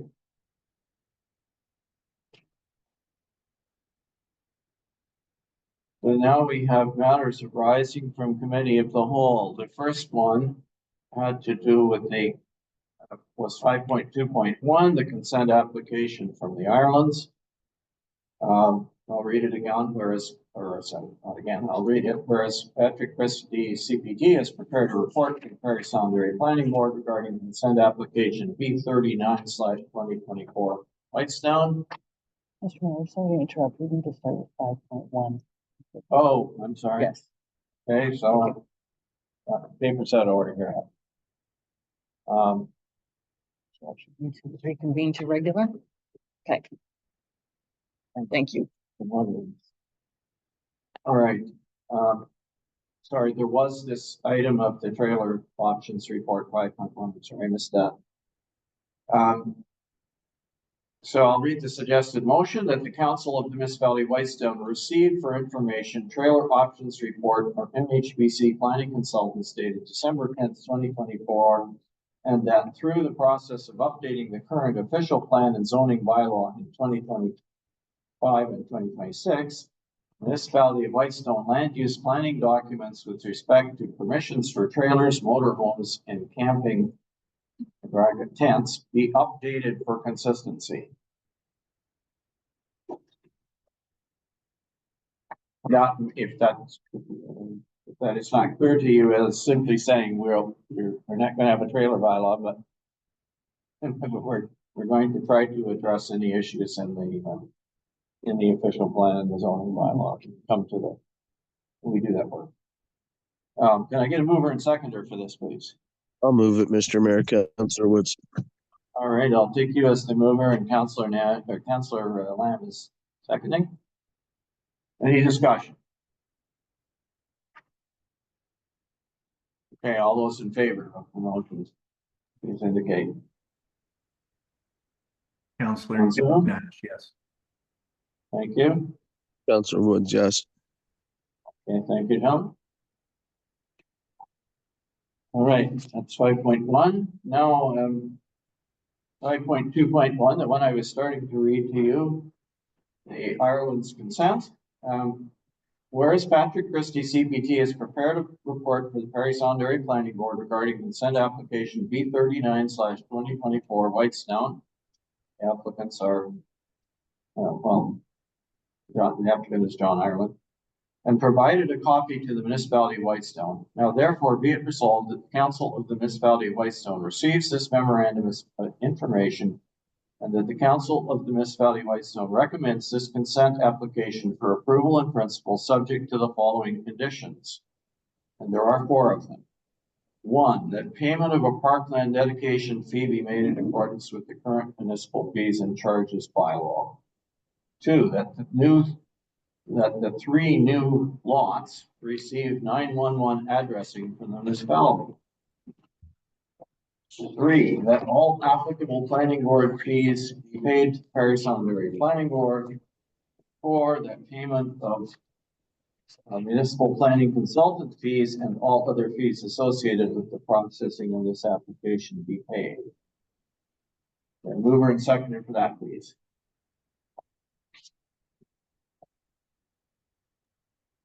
I'll I move. can it. move. No, Councillor Nash, was that you? yeah, I can move or second. I heard both of us, so Okay, it doesn't matter. Is there a seconder? I'll take Councillor Nash as the mover, seconder. I'll second it, Mr. Mayor, if you like. Good, thank you. Any further discussion? All those in favor? I'm sorry, Councillor Lamb? The only comment, and we've had this discussion before, under number 4, it says the payment of all municipal legal fees. Are there legal fees associated with this? I know in Yes. other times we've taken out that wording of legal. That wording is crossed out in the motion that I read, Councillor Lamb. Always. Yeah, I My don't, eyesight here, okay. it's crossed out, right? So, because I think there are none, I think. Okay, thank I you. believe That that's answers my question. Deputy Clerk is nodding, so that's why. Okay, thank you. All right. So once again, I'll ask for a show of hands. Oh, sorry, this is a planning. Yeah. This is Yeah. a consent. The Roma- So we'll do a recorded vote. Deputy Clerk. Thank you. Counselor Nash, Yes, Counselor Woods, Yes, Counselor Bray, Yes. Counselor Lamb, Yes. Mayor Comrie. Yes, Thank you. That motion is carried. thank you very much. Okay, that brings us down to 5.3, which is Roma delegations. And again, I am reluctant to get motions that haven't been submitted in advance. I'm always concerned about doing this, but I guess you can try. Well, I can do more than try to get it through, I think, but anyway. And maybe over lunch I could work with the deputy clerk, I don't know, but basically the motion would read that, council hereby approves, Roma delegations on the Clear Lake, issues. And that council, be presented with or be given the presentation before it is given at the Roma conference. So just those two matters. I guess you can include Black Lake, but Black Lake, as far as I know, has been pretty much, remedied over the last years. It's much better, and I think action has been taken. So I'm mostly concerned about Clear Lake and what Troy Burgess brought forward, and I think we can delegate on that to the minister. And I think we should see the presentation just for our information before it's given at the Roma conference. Okay, so I've got hereby approves Roma delegation on the Clear Lake. Do you wish to include Black Lake? Well, I think it's a good idea because it's on What do you the same think problem. at Black Lake? It's an extension of the same issue, and if you're gonna control it in one place, you gotta control it. Sure. And if the owner is gonna control it in one place, they gotta control it. So include Black Lake. That's not a big issue. But I also wanted to point out, if I could, just hold on a second. Because you had said later that, or earlier to us, that, you never asked for us to take over Semicopa Lane. It was just the trail. And I want to refer to your letter that I have here in July of 2022 at the AMO conference, I think it was. And I'll just read this. Our requests. This is what was presented in your document. We ask that you transfer title and full responsibility for a standard 66-foot wide road allowance corresponding to the existing Semicopa Trail through the Wawashkesh-Niscot Conservation Reserve to the municipality of Whitestone without condition. That was your submission. So it wasn't that You said you didn't ask that. That's exactly what you did ask, just for clarification. Because I'm reading from your document here. So I just wanted to point that out. Thank you. Okay, but that's. Well, no, I'm sorry, but we were trying to get a motion on the floor. You're debating it, Councilor Lamb. I'm gonna respond I to know, that. we're talking about the delegation, okay? And in our discussion in the committee of the whole, in the delegation, you stated, I never asked for that. I said I And never thought, asked. huh, them to so I looked tell at it the to us. documents, and I want the public to be clear that you did ask for Yeah, that. Councilor Lamb, you are out of order. Sorry, we are trying to, there's no motion on the floor. You cannot be debating it. I'm not debating, I'm just saying a fact. Yes, you are. You are Okay, debating. but You're out you're of order. calling me out of order. I asked for a vote whether I'm out of order. I want to move on. If we don't have a motion, the whole Take thing will back be out that of I'm order. out of order, and we'll carry on with the motion. Well, otherwise, if you're gonna call me out of order, I'm gonna ask for a vote. Why don't you wait until there is a motion on? To ask whether I'm out of There's no order. motion on the floor. This is the clearest point of order that you could possibly have. Well, Wait for the motion and then you can comment if you want, but and I've until. already commented. Hmm? Finish the motion. So I just don't like you I've got- misleading the public on what you said and did. we will get back to that in a minute. The delegation on the, I've got hereby approves Roma delegation on the Clear Lake / Black Lake issue, and what did you want to say? And that council be Presented with the presentation material in advance for information. and that council being presented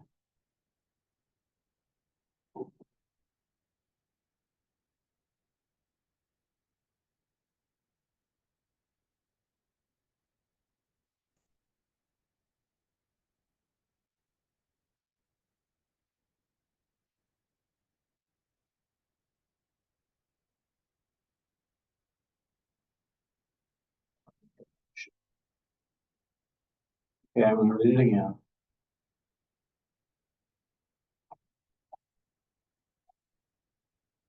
Taking the motion, this is Councillor Lamb's motion, that the Council of Municipality of Whitestone hereby approves Roma delegation on the Clear Lake / Black Lake issue, and that council be presented with the delegation materials in advance for information. That's your motion? Yeah. Is there a second to the motion? Mr. Mayor, Yes? I could second, but could I just ask Councillor Nam if he'd be okay with, putting 2 words in where after it says the Clear Lake issue, could we say about misuse and abuse, the misuse and abuse issue around Clear Lake of Crown Land? Sure. I think it'd be a little bit more effective in my opinion.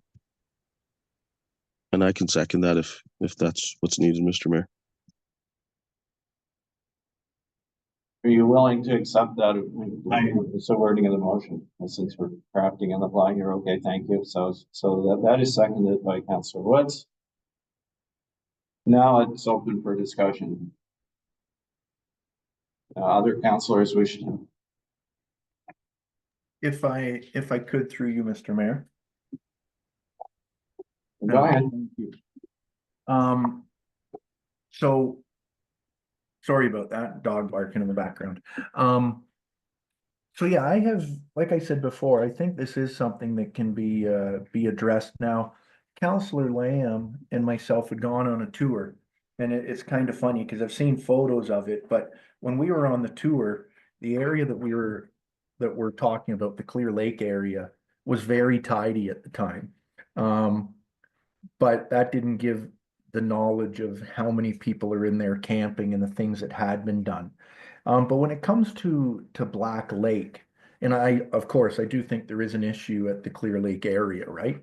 First off, right? So I'll be fully in support of, like I said, of a delegation for this. But when it comes to Black Lake, I know that you'd said, Mr. Mayor, it's an extension of Clear Lake, but Black Lake and Clear Lake are, I'm gonna say maybe 7 kilometers away from each other. They're totally separate entities. It'd be like saying the camping at Clear Lake and camping at the Bunny Trail are the same, and they're not. So when I've been out several times, normally, it's several times a year, the last several years, be it the ATV clubs or people camping out there, in my opinion, have done an absolute great job on keeping Black Lake clean now from the camping activities. And it looks so much better than it did a few years back. So I think it's great, the people that have done the cleanups and stuff there. I don't see, if we're talking about misuse and abuse, I don't know what the misuse and abuse is that's going on at Black Lake right now. I can definitely see it at Clear Lake. So I'm not sure when we go to vote on this motion, if possibly the Councillor or Deputy Lamb, who made the motion, may consider removing the reference to Black Lake out of it. Just because I don't think we have the same misuse and abuse happening at Black Lake anymore. The complaints aren't coming from the Black Lake area, they're coming from the Clear Lake area, 2 totally separate areas. And I think, to be honest, if we do a delegation, they're just gonna hear Black Lake, here they are complaining about Black Lake again, and Clear Lake will be totally glazed over. They won't really listen about Clear Lake because they're just going to hear more complaints about Black Lake. So I think it would be better coming for a different area, which would be the Clear Lake area, and it might mean more to the ministry hearing about that area in specific. So that would be my possible request, if the deputy mayor may be so kind as to think about removing those couple words. That was all. Thank you. I guess through you, Mr. Mayor, I'd like to hear the mayor's response to your concern with the Black Lake, because that's why I didn't put it in to begin with. Because I was under the understanding that Black Lake was pretty good. Clear Lake was pretty good when we went out on Labor Day weekend also. But anyway, I'd like to hear from you. I think that Councillor Lamb just answered his question or your question. What happens is, if you go there now, you won't see anything, right? The problem, the biggest problem that we had this particular summer was very clearly at Clear Lake, no pun intended. And it was described as an encampment, and what happened essentially was people made a little RV park on the Crown land by just simply driving off the road, and they drove off the road right at the point where the municipally maintained Clear Lake Road ends, and that's sort of at the far end of Clear Lake going from Ardbeg, and they created an encampment there. They cut down trees. They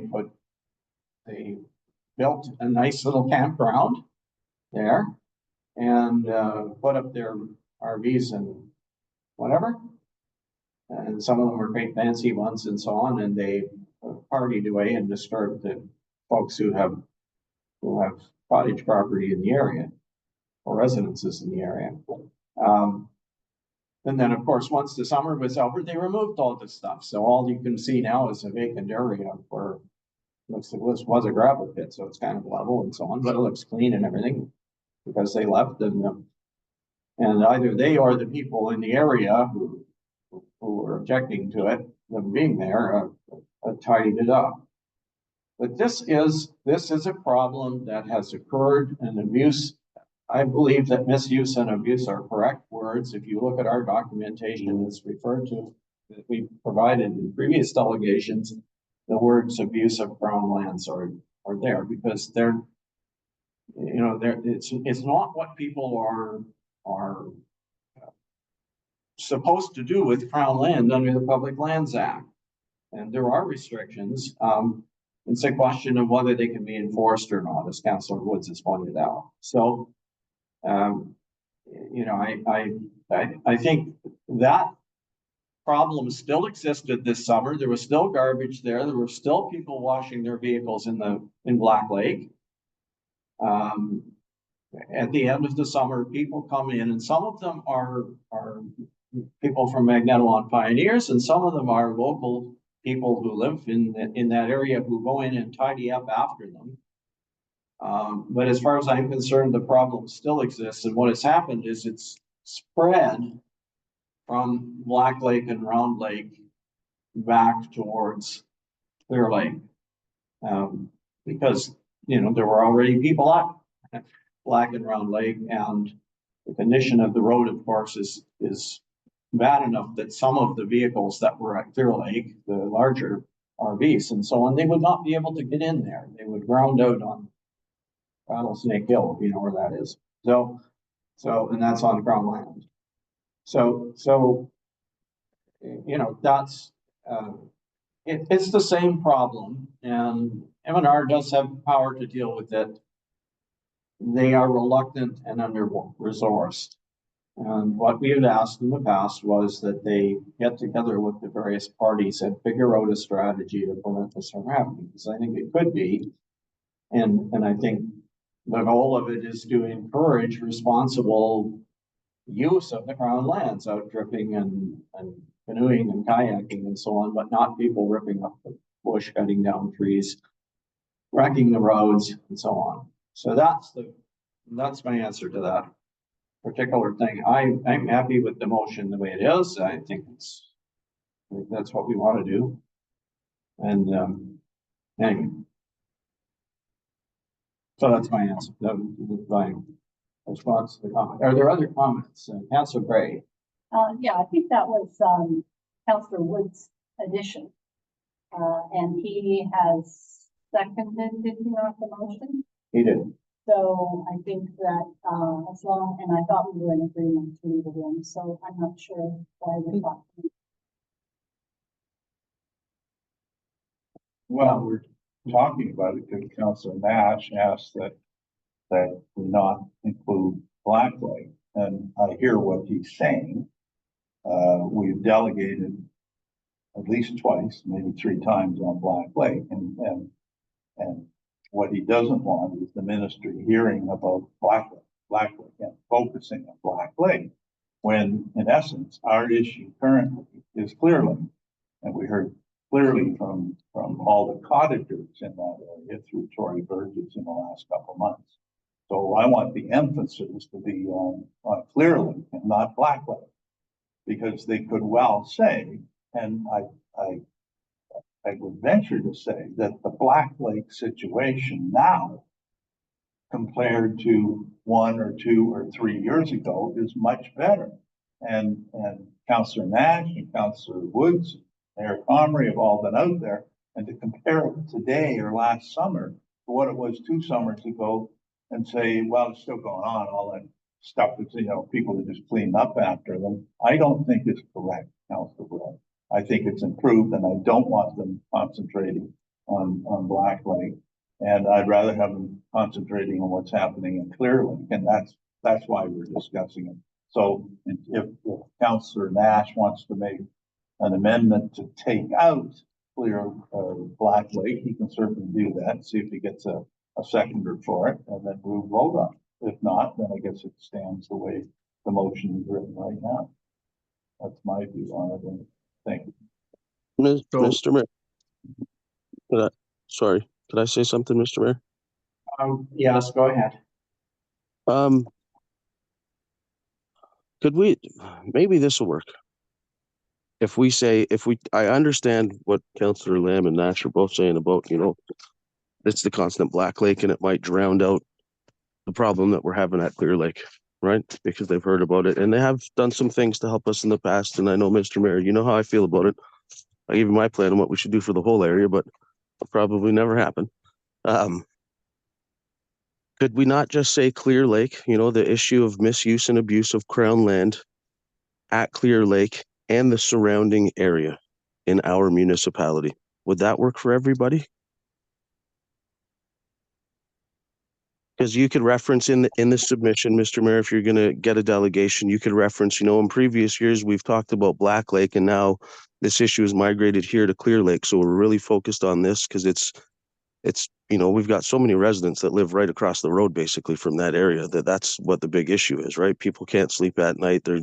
We have people paying for their cottage property or their full-time residence property that are leaving on the summer weekends because they can't sleep at their own house right across from this encampment in Clear Lake, right? So that's the major issue. But the general issue, and it always is the misuse and abuse of Crown land in the area. So I don't think we have to name Black Lake specifically, but you could definitely reference it in your submission, Mr. Mayor, I would think. But for wording, would that help everybody? But the focus to me, Mr. Mayor, would be Clear Lake, the issue there, because we know how bad it was, right? I mean, there's probably, I would say, 100 ton of gravel that was dropped in that area and spread out. Like that's clearly misuse and abuse of the Crown land area, and it should be a major concern for us. But I do think, and we all need to be prepared for this one, at the end of the day, no matter what, the issue is going to be enforcement. And it's not that, M&R doesn't have the tools, they don't have the money. So at some point, somebody's got to throw some money at the problem to get results. Thank you for that comment. Councillor Brady. Yeah, Mr. Mayor, I'm in agreement with Mr. Councillor Woods, and I do think that, and I always have maintained Clear Lake was the main focus. I did not mean that Black Lake and Round Lake should be any of the major focus.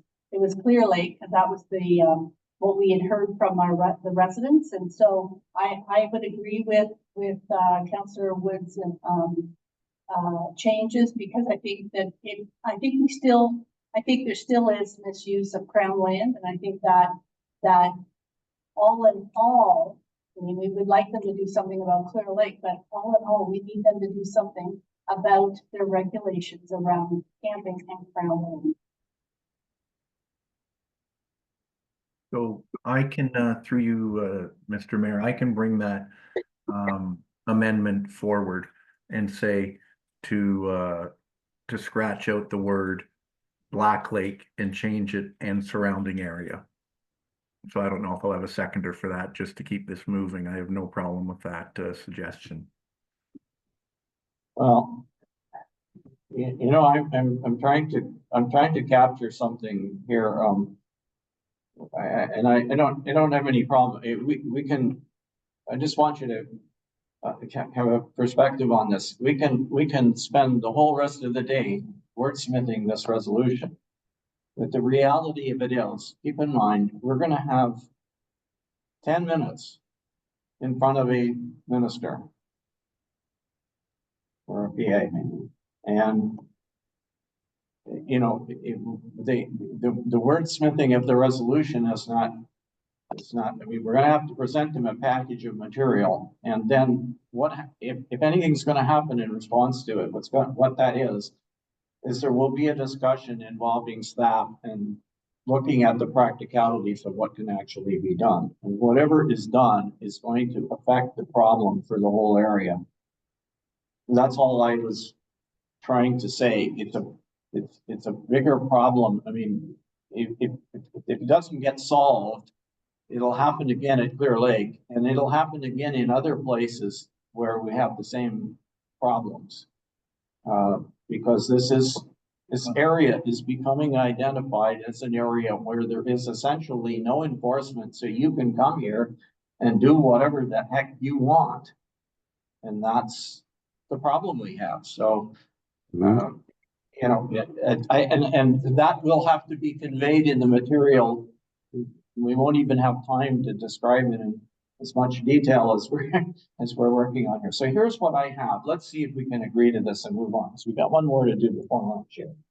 That the Council of the Municipality of Whitestone hereby approves a Roma delegation on the misuse and abuse of Crown lands in the Clear Lake and surrounding area, and that council be presented with the delegation materials in advance for information. Would you be happy with that? I would be. Because if we would, then maybe we can just, without going through all a bunch of amendments and words. Councilor Lamb. Yeah, I'm okay with that. I'll be supporting it. If I were making the presentation, I would be starting and with the positive that improvements have been made at Black Lake, for instance, rather than complain about Black Lake and whatever. I would clearly, as Councilor would say, concentrate on Clear Lake, but also compliment them on Black Lake being improved. That's a positive spin, but yet then focus on Clear Lake. If I were making a presentation, I would like for it to go that way. That's my only comment, but I'll be supporting. So I don't know whether, yeah, we can just vote on the motion if you just. Well, let me tell you why, I'm sorry, let me just tell you why I would not do that, okay? I would not do that because any improvement that has happened is not as a result of anything that MNR did. Nada. There's no connection between anything So that let's has just changed lambast that them they've for the done. third time, and they're gonna say, here they come again on Black Lake, right? I'm trying to take a positive of it, Mr. Mayor. Doesn't matter whether people cleaning up or whatever, Black Lake has improved by us, you know, putting a focus on it or whatever, right? That's all. And you do what you want. I guess we're gonna get the presentation. You seem focused. That's my concern. You seem focused on Black Lake. Which takes me back, maybe I should just take Black Lake out, which is what Councilor Nash asked for. So, anyway, And just to through you, it bothers me by what you say, because the presentation that you're going to make and we're only getting for information could be focused that way. And I don't like that it's focused that way. You haven't really done anything. It's improved, but it's not anything to do with you guys. No, I'm gonna say that specifically. But anyway, I just don't like what you're saying. So, but I'm only one person at a time. Just do what you want. and through you, Mr. Mayor, if we're just gonna pass a resolution that says as amended, which is what you've referred to when you were redoing it, so it would say amended. Again, add request and see if I have a first or seconder, just to take out the word Black Lake and surrounding area as well. Just leave it as Clear Lake. Councillor Lamb made a great point, and from what you're saying, I couldn't agree with Councillor Lamb more, that I can just see this totally being focused on Black Lake. And with that being said, there was a big change 2 or 3 years ago, and that change started with when everybody out at Bolger got tickets for the trailers. That's when everything started to be better. The ministry did come in, but the people that complained about Black Lake were the people that got in trouble. That's when all the changes started at Black Lake. So if we need an amendment or a first and seconder for the amendment, or just as amended, I'd ask that and surrounding area or the word Black Lake be totally stricken from it. So we're only going to focus on Clear Lake, and council knows that that's the only area that's going to be focused on. I would second that. I mean, All right, well, we're gonna have to, but you're only gonna, if this passes, you're only gonna talk about Clear Lake. so this one is what are we talking about? Five, is this 5.3? Yes, it is. 5.3. Oh my God.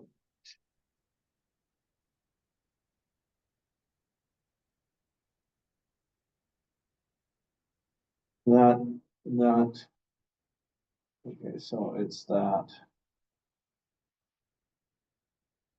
The motion, which was moved by Councillor Lamb and Councillor Woods, that. The motion be amended.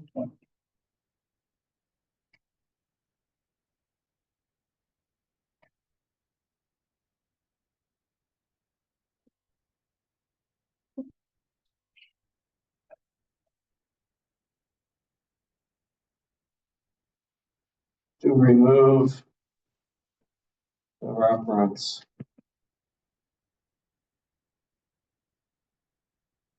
to the surrounding area.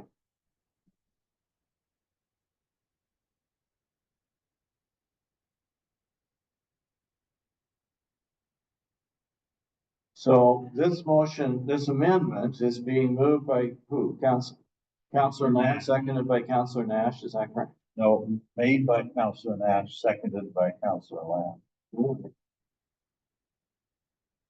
All right, can we call the question on the amendment, please? Yeah, could you read the amendment, Counselor or Deputy Mayor or Mr. That Mayor? the motion be amended to remove the reference to the surrounding area.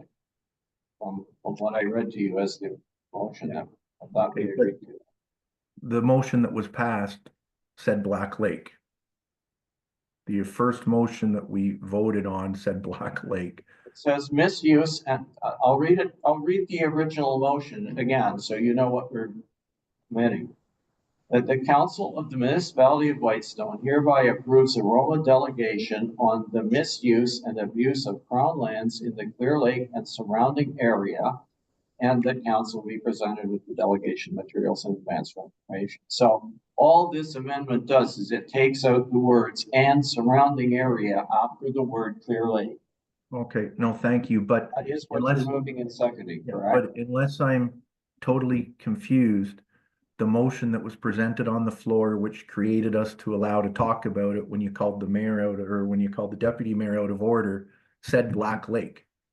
So I don't know where all of a sudden it got removed from Black Lake. Councillor Wood said, oh, maybe we can change it to in surrounding area. That wasn't the motion that we first and seconded, Mr. Mayor.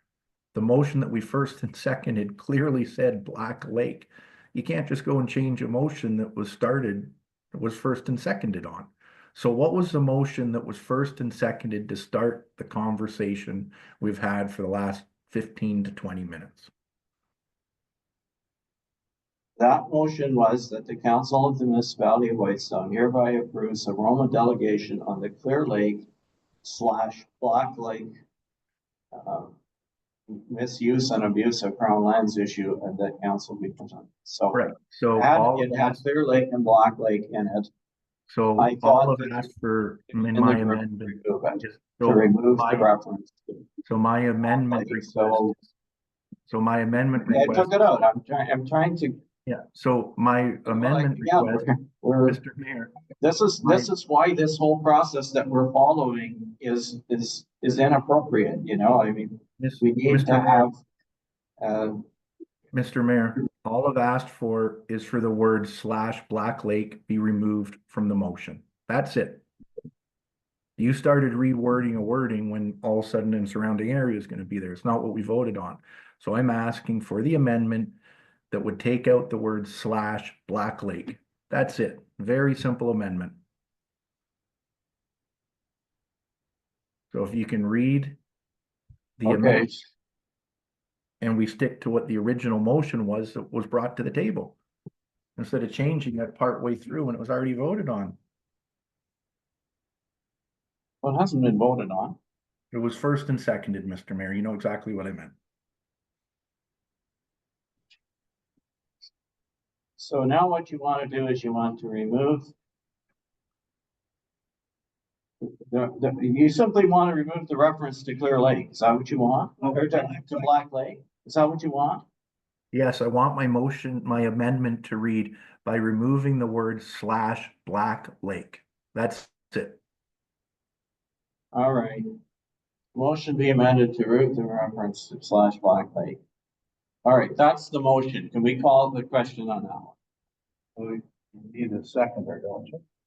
Well, Or am I still? I I'm still seconding. Okay, that's fine. I don't know if Okay, that's fine. Yeah. I'm okay. you have the right to not second it if you want. You don't want to. No, I want to second it because I don't want you going near Black. Anyway. All right. So. All right, we'll call the question. Those in favor of the motion. The amendment. Of the amendment. I think we should have a recorded vote here. So I don't get an argument later about what was agreed to.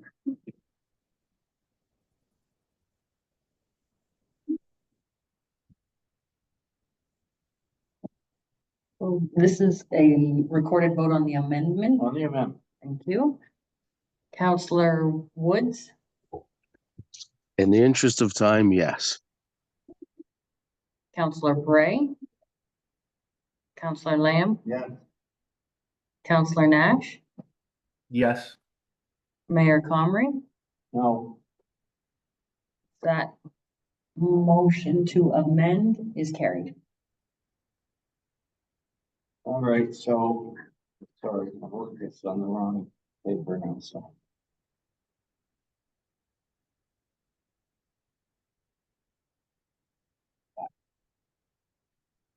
All right, so now we will go back to the motion of amend, as amended. I will read it to you again. Hereby, that the Council of the Municipality of Whitestone hereby approves a Roma delegation on the Clear Lake, um, um, misuse and abuse of Crown lands issue, and the council be presented with the delegation materials in advance for information. Ready for the question on the motion that was amended. Yeah. Can we have a recorded vote on this too, Mr. Mayor? Could you read that one more time, Mr. Mayor? Sorry. I'm gonna write it down because I've got a particularly messy paper here. Hereby approves Roma delegation on the, we're back to Clear Lake. Lake.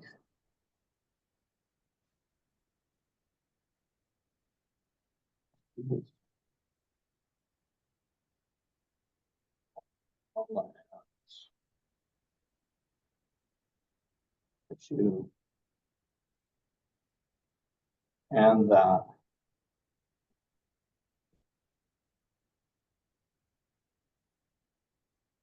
okay, so I'm gonna read it. That the Council of the Municipality of Whitestone hereby approves a Roma delegation on the Clear Lake misuse and abuse of Crown lands issue, and that council be presented with the delegation materials in advance for information. That was moved by Councillor Lamb and seconded by Councillor Woods. Is that your motion? It's my motion. I just have a comment. Okay, Last comment I have is buzzword in today's provincially is encampments. The premier is talking about encampments and homeless people and a lot. So I think in your presentation, you should be kind of quoting an encampment, right? Right now, we have people out there who are mostly camping, I think, but it also could become an ongoing encampment if we're not careful out there. So I think you have to at least put that in. That's just my thought. So, but anyway, I agree with you, and that was certainly my intention. I like that word. I think, yeah, it's a key word in presentation. Thank you. Anything else about this motion? I say we agreed now that this is the motion we're voting on as amended. I'd also like this motion to be sent to Troy Burgess so she knows. All right, so anything further? Just, I agree with the use of, and focus on using that word encampment, Mr. Mayor. I've had some discussions with members of council, and if that spot in particular has a very good potential to turn into a permanent style encampment, right? And if there was no enforcement, we'd have serious troubles on our hands. Okay, so, can we call the question? Can I have a recorded vote request, please? Thank you. You may. Thank you, Mr. Mayor. This one is the one that's probably set, but Counselor Bray, Yes. Counselor Lamb, Yes. Counselor Nash, Yes. Counselor Woods, Yes. Mayor Comrie. Yes. Thank you. That motion is carried.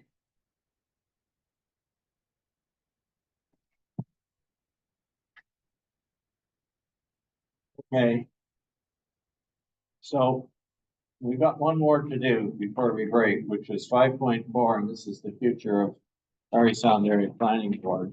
So is there a motion that you have that you can give me to read? Or? Yes. There are two.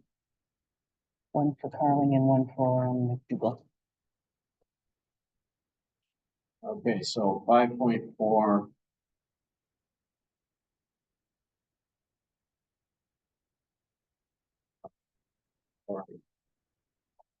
McDougal's is the long one that goes to the second page. Okay, sorry, McDougal seems to be, oh no, it is McDougal. Yeah. All right, sorry. There was lots of space on the page, so I kind of wondered. So this is 5.4. I'm gonna call it 5.4A. I will read it to you. Then a mover and seconder. Whereas the Township of Carling has made a request to the Ministry of Municipal Affairs and Housing to authorize the Township of Carling's withdrawal from the Parry Sound Area Planning Board. Whereas the municipality of Whitestone is a member of the Parry Sound and Area Planning Board and has 2 representatives on the board. Whereas the council of the municipality of Whitestone believes that the Parry Sound and Area Planning Board provides vital planning direction and decision-making for its members, consisting of the Township of Carling, the municipality of McDougal, the Township of McKellar, and the municipality of Whitestone. And whereas the council of the municipality of Whitestone does not support the Township of Carling's request for its withdrawal from the Parry Sound and Area Planning Board, further that a copy of this resolution be forwarded to the Township of Carling, Minister Paul Calandra and Christopher Brown of the Minister of Municipal Affairs and Housing, MPP Graydon Smith, the Parry Sound and Area Planning Board, Municipality of McDougal, and the Township of McKellar.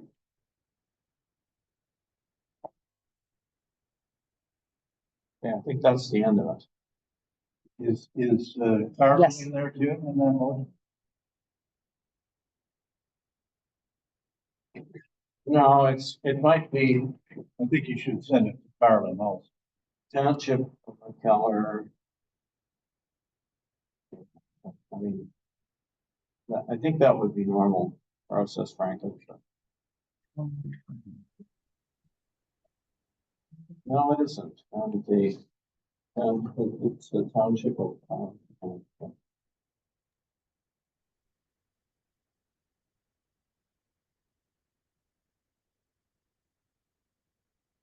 All right. Okay, so it does include the Township of Carling. I'll make the motion, Mr. Mayor, since I brought it. But it's moved by Councillor Nash. Seconded, is there a second?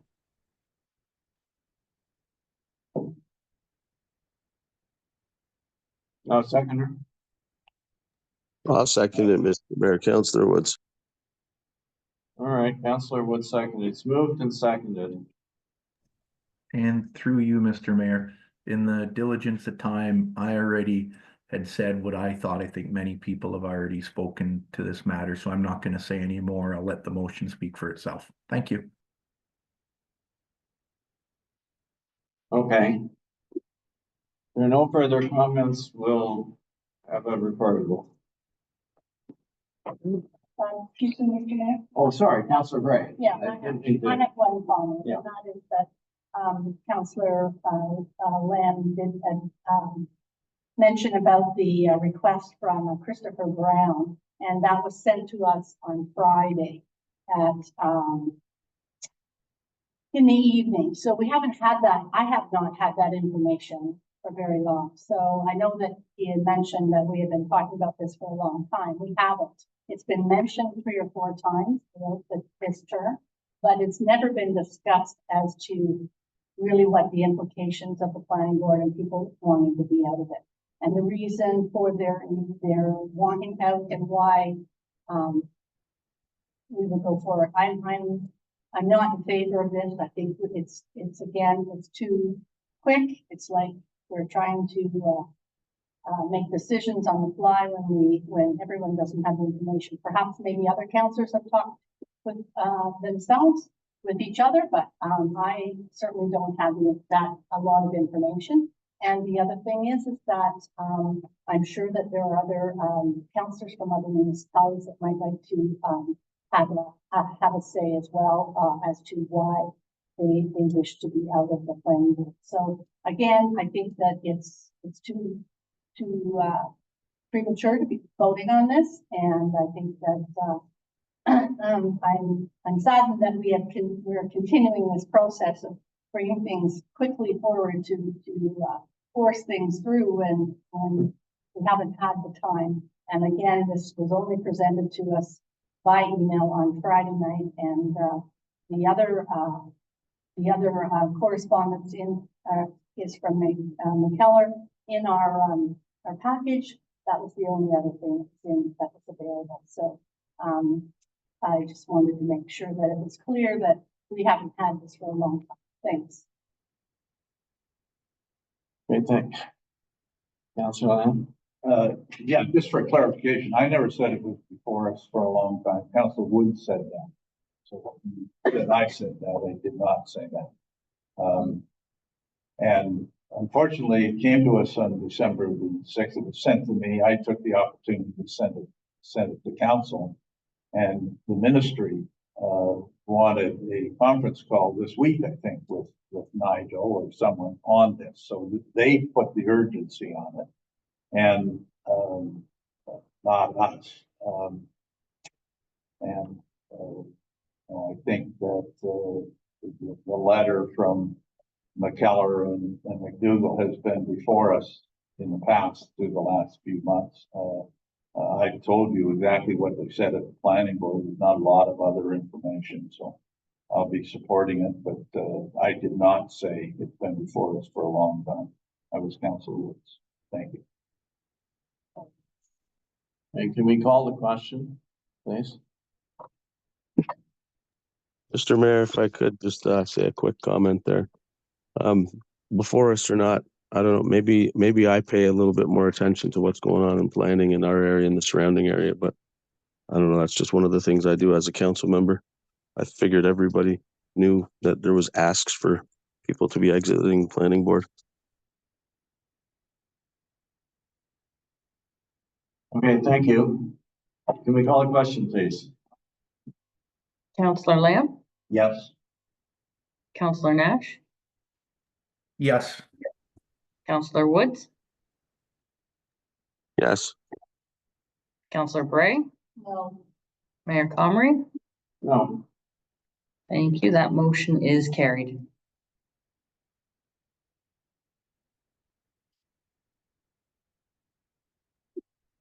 Okay, so part B is essentially the same general motion, but I will read it again and let's get a movement second. Whereas the Council of the Municipality of Whitestone has received a copy of the Municipality of McDougall Resolution 204-105 via email, and whereas within the resolution 204-105, the Municipality of McDougall is seeking to withdraw from the Parry Sound and Erie Planning Board. And whereas the Municipality of McDougall has made a request to the Ministry of Municipal Affairs and Housing to authorize the Municipality of McDougall's withdrawal from the Parry Sound and Area Planning Board. Whereas the Municipality of Whitestone is a member of the Parry Sound and Area Planning Board and has 2 representatives on the board, and whereas the Council of the Municipality of Whitestone believes that the Parry Sound and Area Planning Board provides vital planning, direction, and decision-making for its members consisting of the Township of Carling, the Municipality of McDougall, Township of McKellar, and the Municipality of Whitestone, whereas the Council of the Municipality of Whitestone does not support the Municipality of McDougall request for its withdrawal from the Parry Sound and Area Planning Board.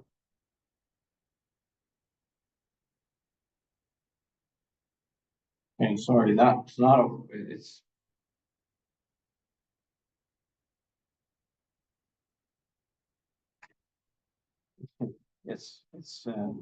a whereas here which shouldn't be here. It's that the Council of the Municipality of Whitestone does not support the Municipality of McDougall request for its withdrawal from the Parry Sound and Area Planning Board.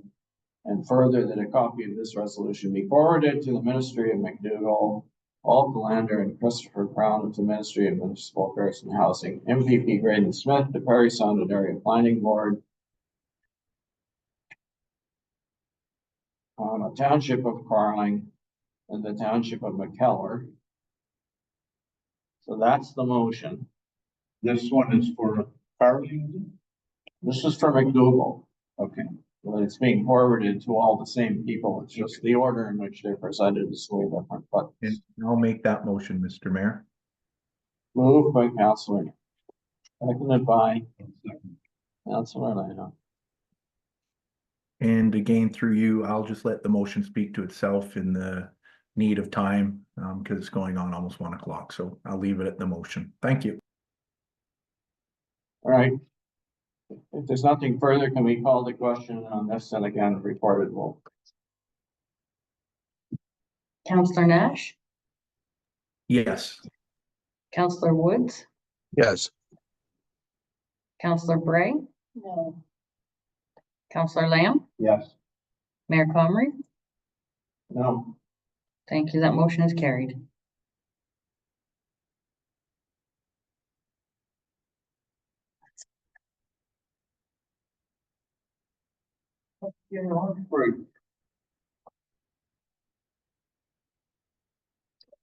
Okay, I think at this point, we will call a recess for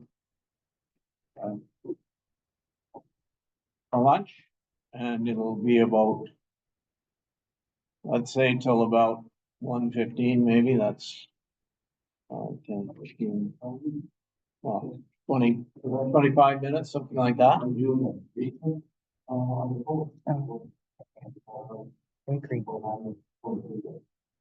Okay, thank you. You can pause the recording.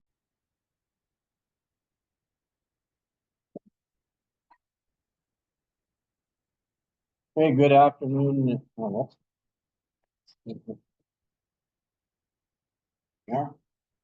Good afternoon, ladies and gentlemen. I think we're ready to resume following our lunch break. And our recording is now resumed, so the next item on our agenda is item 7, which is the consent agenda. I will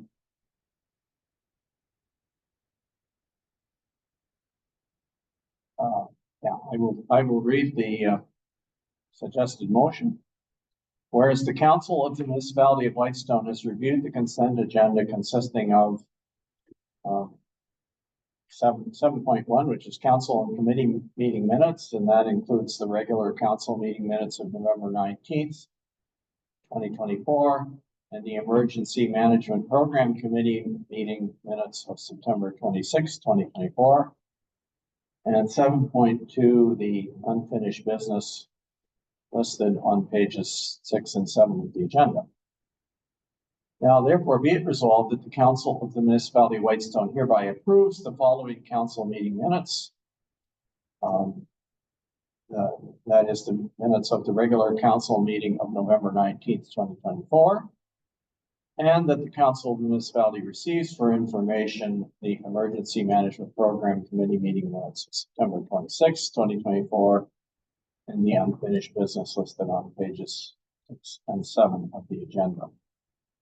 Could I get a mover and seconder for this motion, please?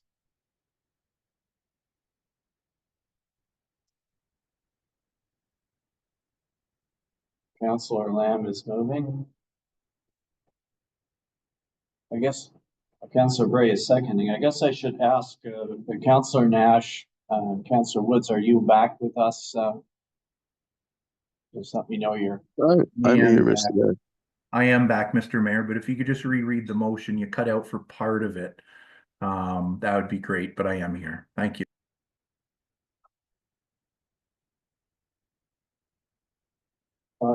Okay, the motion was, now therefore be it resolved that the Council of the Municipality of Whitestone hereby approves the following council meeting minutes.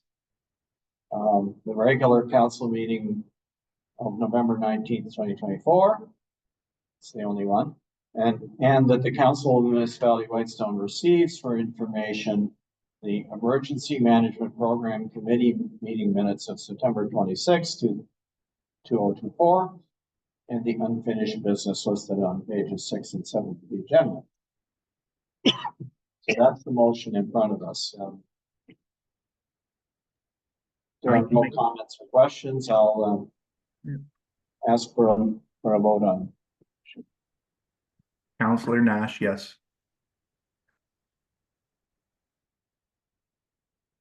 In the room, I've got 3 hands up. Councillor Woods?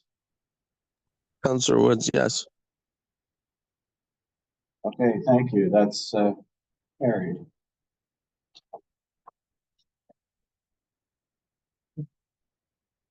Next is our accounts payable listing. I need a mover and seconder that the council of the municipality of Whitestone receive for information the accounts payable listing in the amount of $181,469.25, period ending November 28th, 2024. Mover and seconder for this. I'll move, Counselor Wood. Thank you, Councillor Woods. Seconded by I can second. Counselor Nash. Councillor Nash. Thank you. Any questions on payables? I have one, Mr. Mayor. Yeah, go ahead, Councillor Wood. Thanks, Mr. Mayor, through you. Page 58 of 264. Towards the top of the page, the payment number 37500, October 24th, Harris Lake Marina, $3,164. Maybe I'm forgetting, but weren't we not paying for the bins up there? Somebody remind me. I thought there was something about us not paying something up there that we had been paying.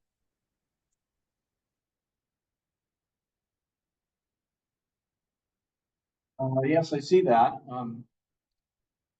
I guess I'm pretty sure that we did. We did discuss this once before and decide that we weren't gonna do it anymore, but I don't know how that happened too. I may be wrong, but my recollection is that we keep the bin, which was for the garbage, but we were also getting or having, I think either a road thing or a bill from the marina up there, a separate bill. And we said, we're not doing that, but we would keep the garbage bin there. But we did cut something out. I'm sure it had to do with the marina. And maybe it had to do with a road grant or something up there that wasn't even in our municipality, and we said we're not going to pay. And that's my recollection. So our manager of public works, David Creaser, is here. David, would you have any knowledge of this particular situation or not?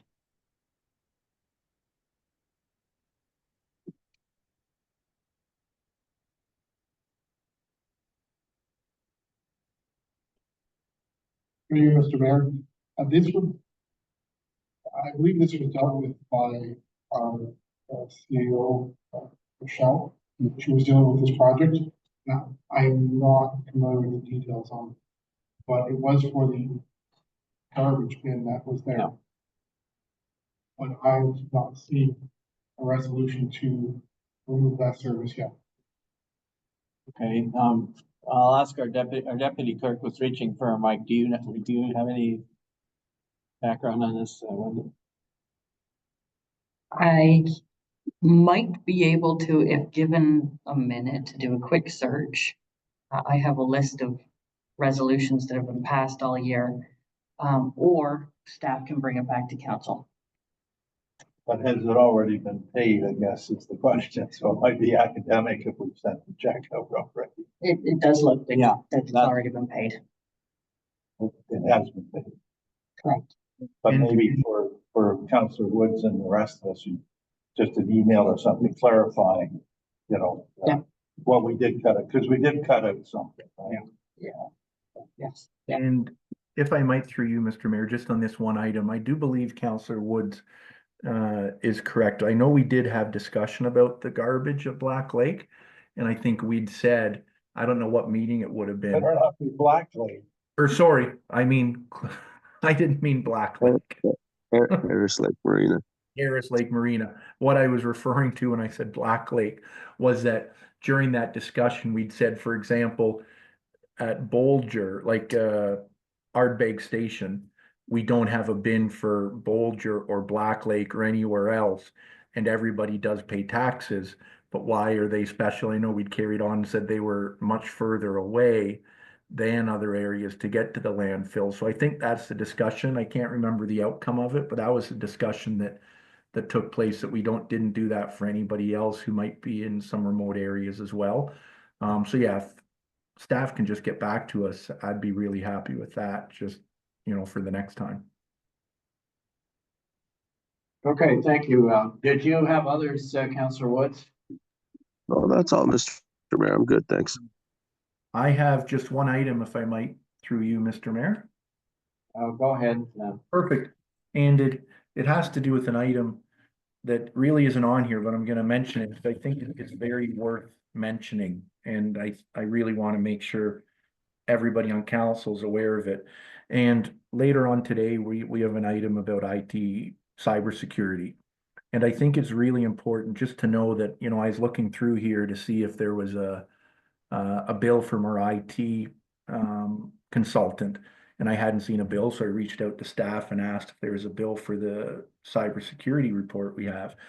And it was really nice to know that I'm going to read something from, well, I'm going to paraphrase, but basically our IT provider isn't charging us for our cybersecurity report because of the other work he's done for us, and as a valued added service to the municipality. He was doing it at no cost. So I just wanted to thank our IT provider for that, and I wanted to make sure that the council's aware of what was being done at no charge. And I think it's just a good time to bring it up under here because I didn't see an invoice for it. So thank you.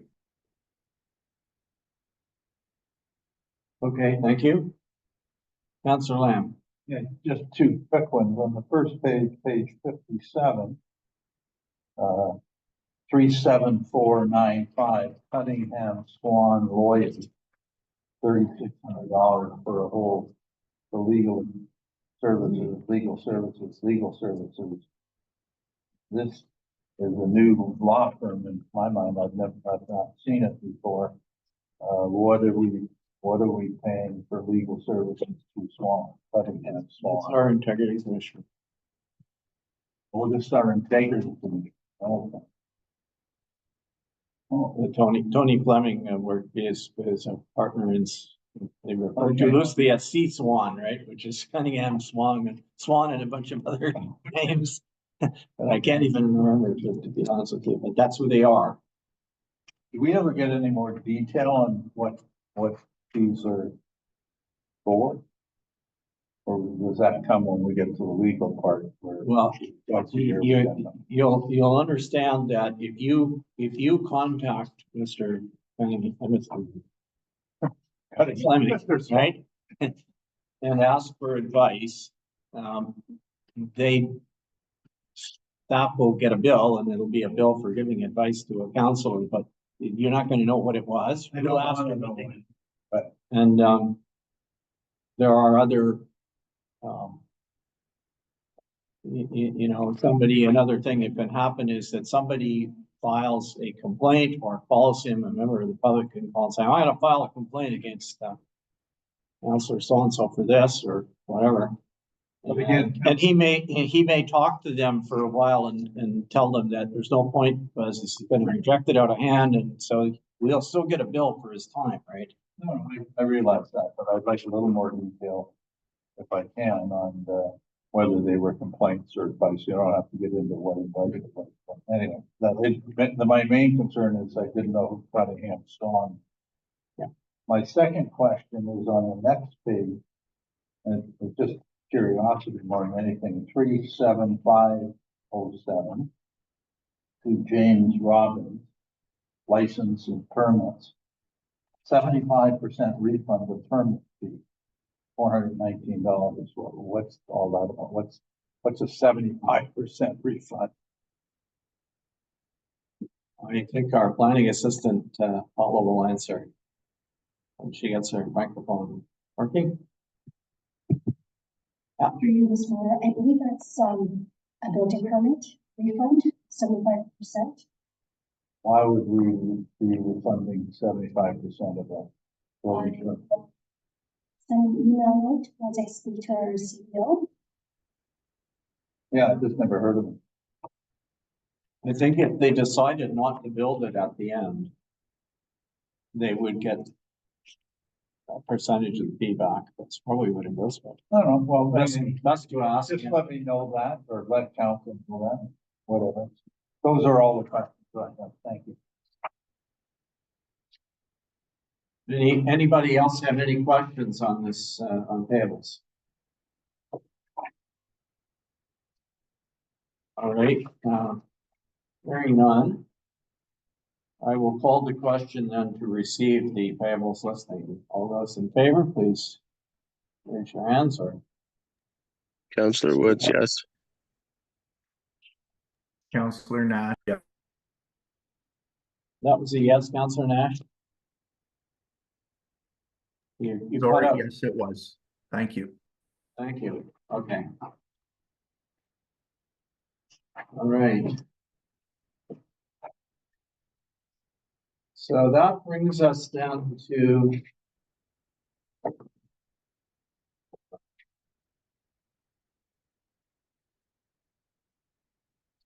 let's see where we are here. That brings us to item 9, which is our staff reports, and we have a couple.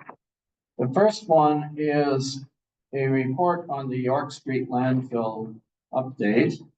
And this report has been provided by our Manager of Public Works. So what I will do is I will ask for a motion to get it on the agenda, and then we'll give them an opportunity to introduce this report. The motion is that the Council of the Municipality of Whitestone receive for information report Public Works -2024-13, which is a York Street landfill update, and the technical memorandum from Azimuth Environmental Consulting Incorporated dated November 26, 2024, entitled 2024 Dunchurch Landfill Monitoring Program Summary. Can I get a mover and seconder for that, please? Councillor Gray moves, seconded by Councillor Lamb. All right, thank you. That's on the floor now. So, David, would you like to introduce your report, please? Sure. Thank you very much. Through you, Mr. Mayor. The report we have today is summarize the findings of the Azimuth Environmental Consulting Report submitted November 26th. Colin Ross is going to present his report today as well. So he'll be here to share some information. The York Street landfill, which has been in operation for roughly 60 years, the key takeaways are that there's a need for a multifaceted approach to ensure a safe and efficient closure while remaining compliant with Ministry of Environment, Conservation, and Parks. Some of the highlights from the Altos reports that he's going to talk about is change migration, remaining lifespan, progressive closure, a proposal for a solution that's a phased closure approach. The biggest challenge is the north face.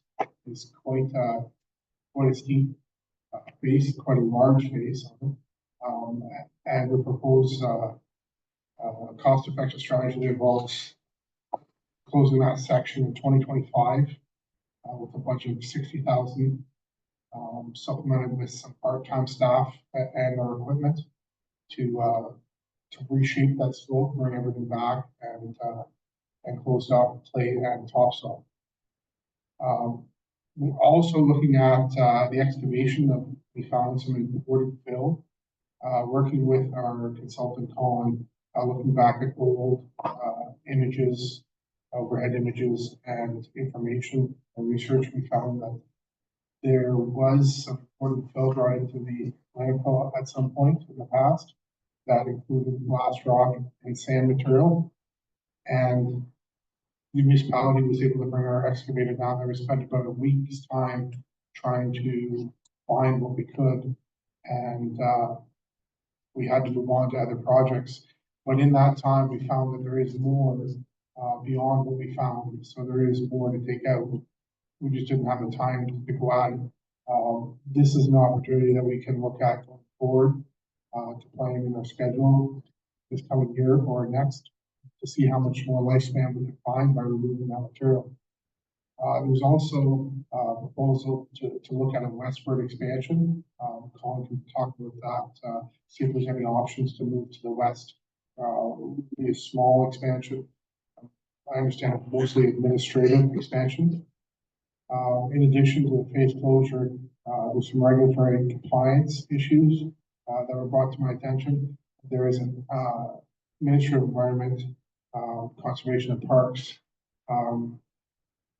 gave a direction that there's a requirement for some work to be done with the registration certificate, which requires a survey to identify the waste footprint. And this will need to be registered on time.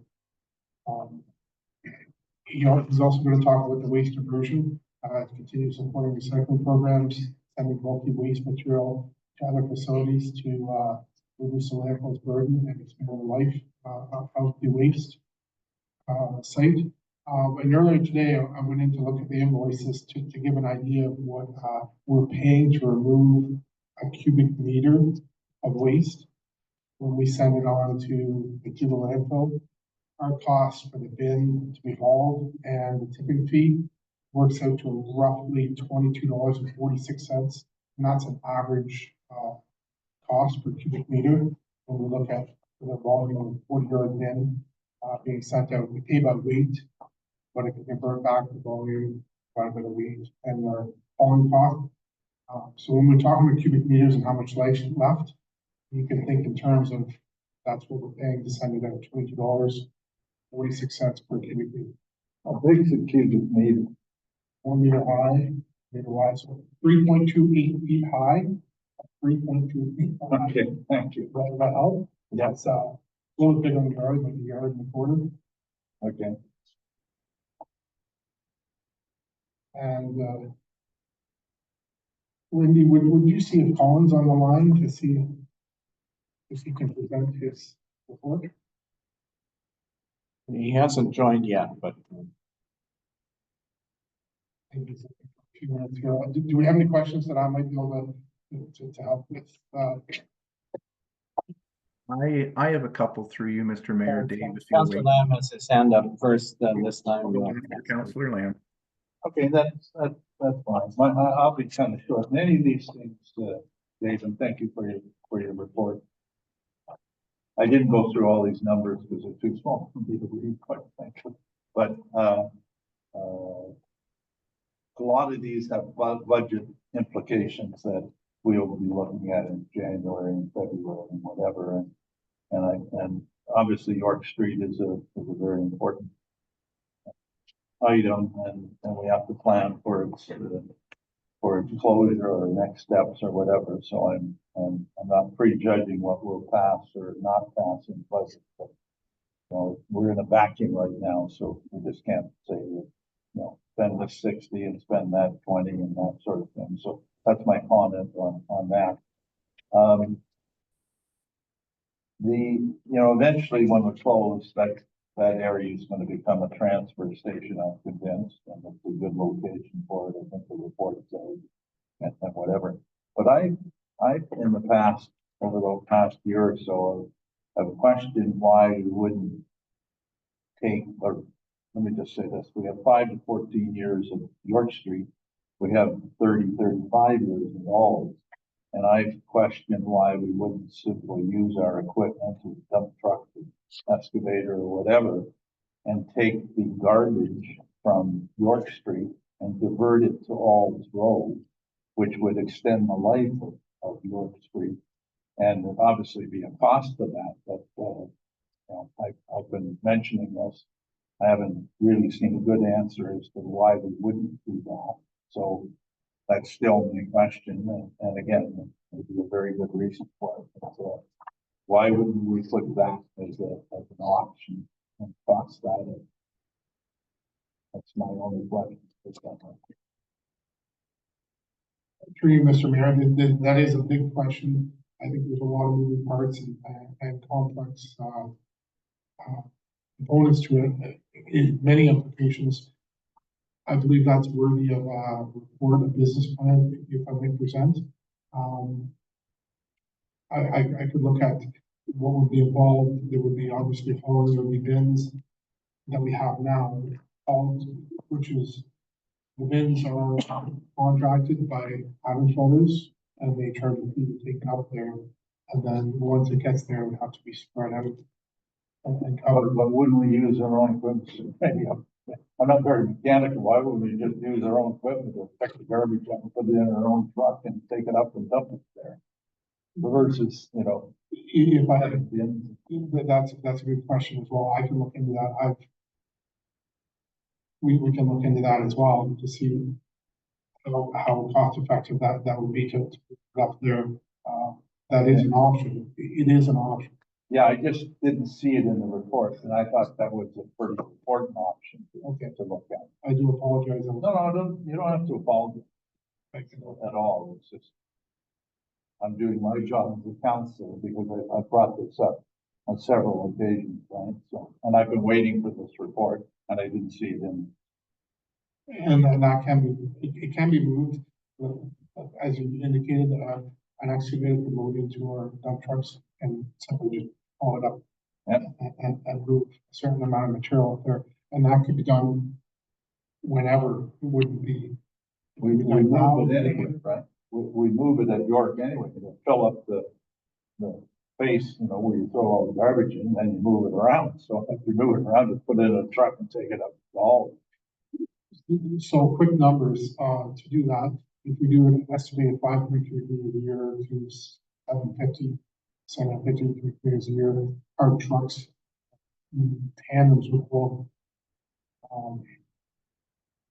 probably 14 cubic. I could do the math very quickly and see how many truckloads would be for an annual. Oh, that's okay. You don't need to answer it today. I would just like it coming back. I think that should come back to council. So that when we're discussing these options in our budget, that we can say, but another alternative is this, but the realistic cost is whatever. Much of it's in terms of cost, because we have the trucks, we have the labor and that sort of thing. So if I can answer that maybe a little quicker here. So 54 truckloads in our tandems would do about a year's worth of volume. And if we take that, and we have 3 of our truckloads, it's about 18 truckloads each. 18 truckloads, about we have probably an hour turnaround, maybe about that an hour just to dump it up at the other side. So that's probably 3-4 days. We'll probably get a lot of that done. So it's certainly a viable option. Something we can ask Colin, see what the implications may be, but it's certainly not a big ask. I would think the community, if we could do that, would be very supportive of us doing something like that and extending the life so it looks more like 14 years than 5. So anyway, that's all the questions. That is a good option. I'm not supposed to 3, 4 days for the work. And then the other end, we do a little bit of work. We've already got the cover up there. So we certainly could extend that without too much effort. Okay, thank you. That's all the questions. Other questions for, Yeah, through you, Mr. Mayor. Manager of Public Works? Councillor Nash, go ahead. Thank you. Just one thing, I have several questions, but one thing, Dave, I think when you were just answering Councillor Lamb there, did you say it'd be 3 to 4 days to do about 50 loads? You were napkin quoting, I'm guessing, right? But like something like that, 3 to 4 days for about 50 loads up to Alds. Is that roughly right from what I heard? Yeah, that is rough, and I appreciate your napkin doing this quickly. Yeah, I would think so. Not a problem. 18 loads per truck. You do that in a few days and spread that out. So 54 loads, and you'd have 3 trucks doing it. Yeah. Okay. So here, I'm glad Councillor Lamb asked that question. I was going to go in a little bit different way. So here's my list of questions and thoughts going forward for this and when it comes to our budget.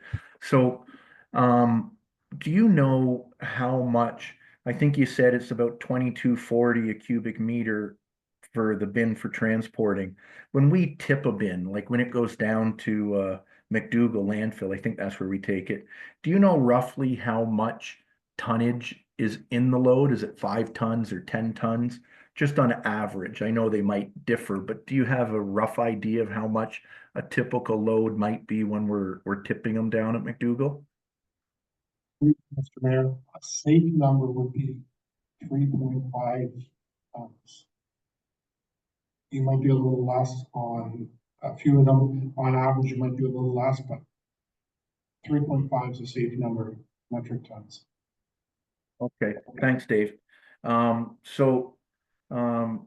The reason I was asking that, if this makes sense, I'm kind of doing some paper numbers, but the landfill's always kind of been a passion to mine, and I know I've spoken about transportation since I started on council. But if we're paying about 22.40 a cubic meter to haul the bins that we have down to McDougal, and the bins are 40-yard bins, which would be equivalent to about 30 cubic meters.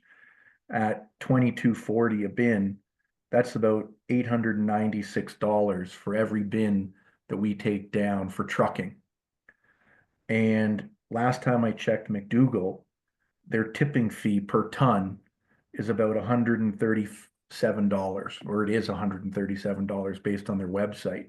So if we're only in a typical 40-yard bin, because I understand it's light, it's airy and everything. If you say 3.5 tons, if I just say that's 5 tons, it would be cheaper for us to load our own trucks, drive it to McDougal, tip it at McDougal, and we'd pay under the $900 that McDougal, or that our contractor's charging us just to transport the fill.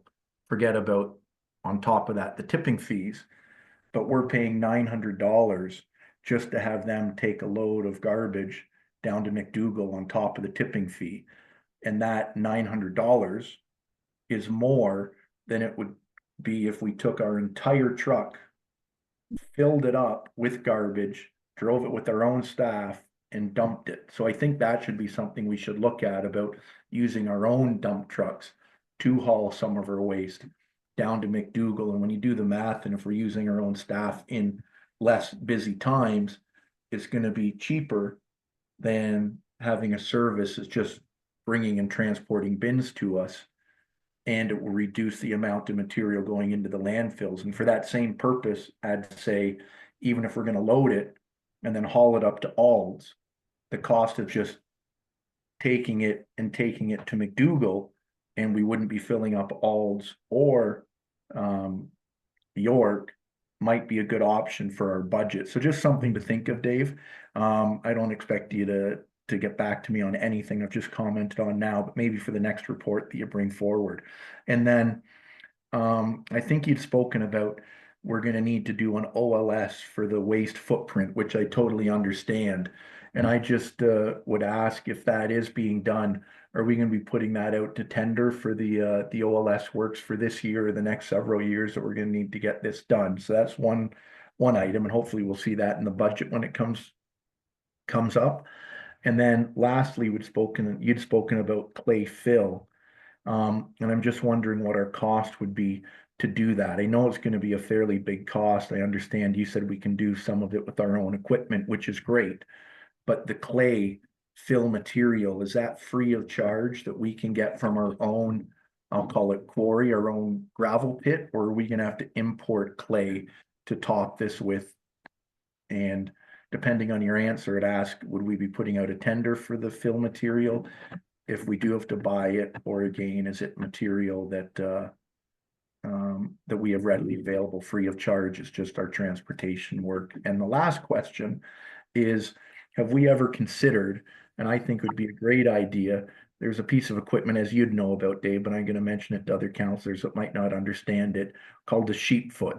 Sheep foot would look like a big steamroller and a bulldozer combined, with big bumpy clogs on it. So instead of the steamroller being flat, it has these little clogs on it that helps compact the garbage material. Have we ever put a thought to, or I'd love to see it in our upcoming budget, of renting a piece of equipment like that for a week or maybe a month and having one of the employees run it on the landfill, be it York or Alds, just to see if we can get some of the compaction down, and every inch of compaction we get down, we might gain, you know, another week, 2 weeks, a year, whatever it might be. So it's just really thoughts I have, Dave. Again, I don't need you to answer anything now because I'm not trying to catch you off guard, but maybe just in the next reports that come back, if you can think of what would the cost be to export some of our garbage, doing it with their own vehicles to McDougall instead of using bins from whichever contractor we have. Second of all, the OLS and the cost, and we'll be putting that out to tender. Number 3 was the sheet foot, and number 4 was the clay. But again, you don't need to comment now. Dave, you can get back in another report down the road. I'm not trying to catch you off guard or anything. Through you, Mr. Mayor, I'd like to speak to some of those if I could. I do apologize for giving round numbers. The bins that do get hauled out, they vary in weight, so we pay a different fee based on the weight, as you indicated. But we have a set rate from Adams, which we're currently paying for York. So York to haul a bin, take a bin basically, is $260. And that would be what you're talking about, using our trucks, putting them in place instead of having a bin sitting there and plug it out. So we could certainly look at that. It's not a big number. It's awful convenient for the $260 to have that bin sitting there and then take into McDougall. The question was for the work that's required by the surveyors and putting that on our item. We're going to follow the procurement bylaw that we passed in 2017 to get the work done. So we'll have to look at estimates of what the cost would be for each individual item, and then work within our procurement for goods and services bylaw. And then for exporting the material off to Alds, we can certainly come back with some better information. We've got some very good questions. I do have Colin on the line. He may be able to shed some light on some of these items as well, and we can maybe ask questions afterwards to follow up. Yeah, perfect. Thanks a lot, Dave. I wasn't trying to catch you off guard. That's why I said you can come back later. The only, just to finish, and again, I'm not trying to catch you off guard here.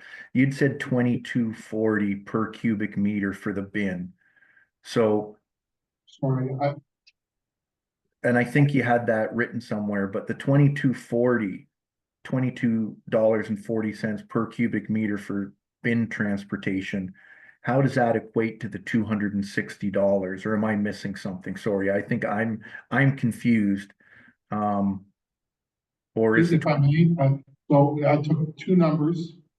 I took the one number, the $260 for the bin. I added the average tipping of 3.5 ton. Okay, I get it now, Dave. Sorry. So you've included the tipping fee in the $22.40. Roughly, so it would be the same, either sitting there in the landfill footprint or moving it. It would be both the bin, the haulage, and the tipping fee. Yeah, that makes a lot more sense. Thanks, Dave. I appreciate that.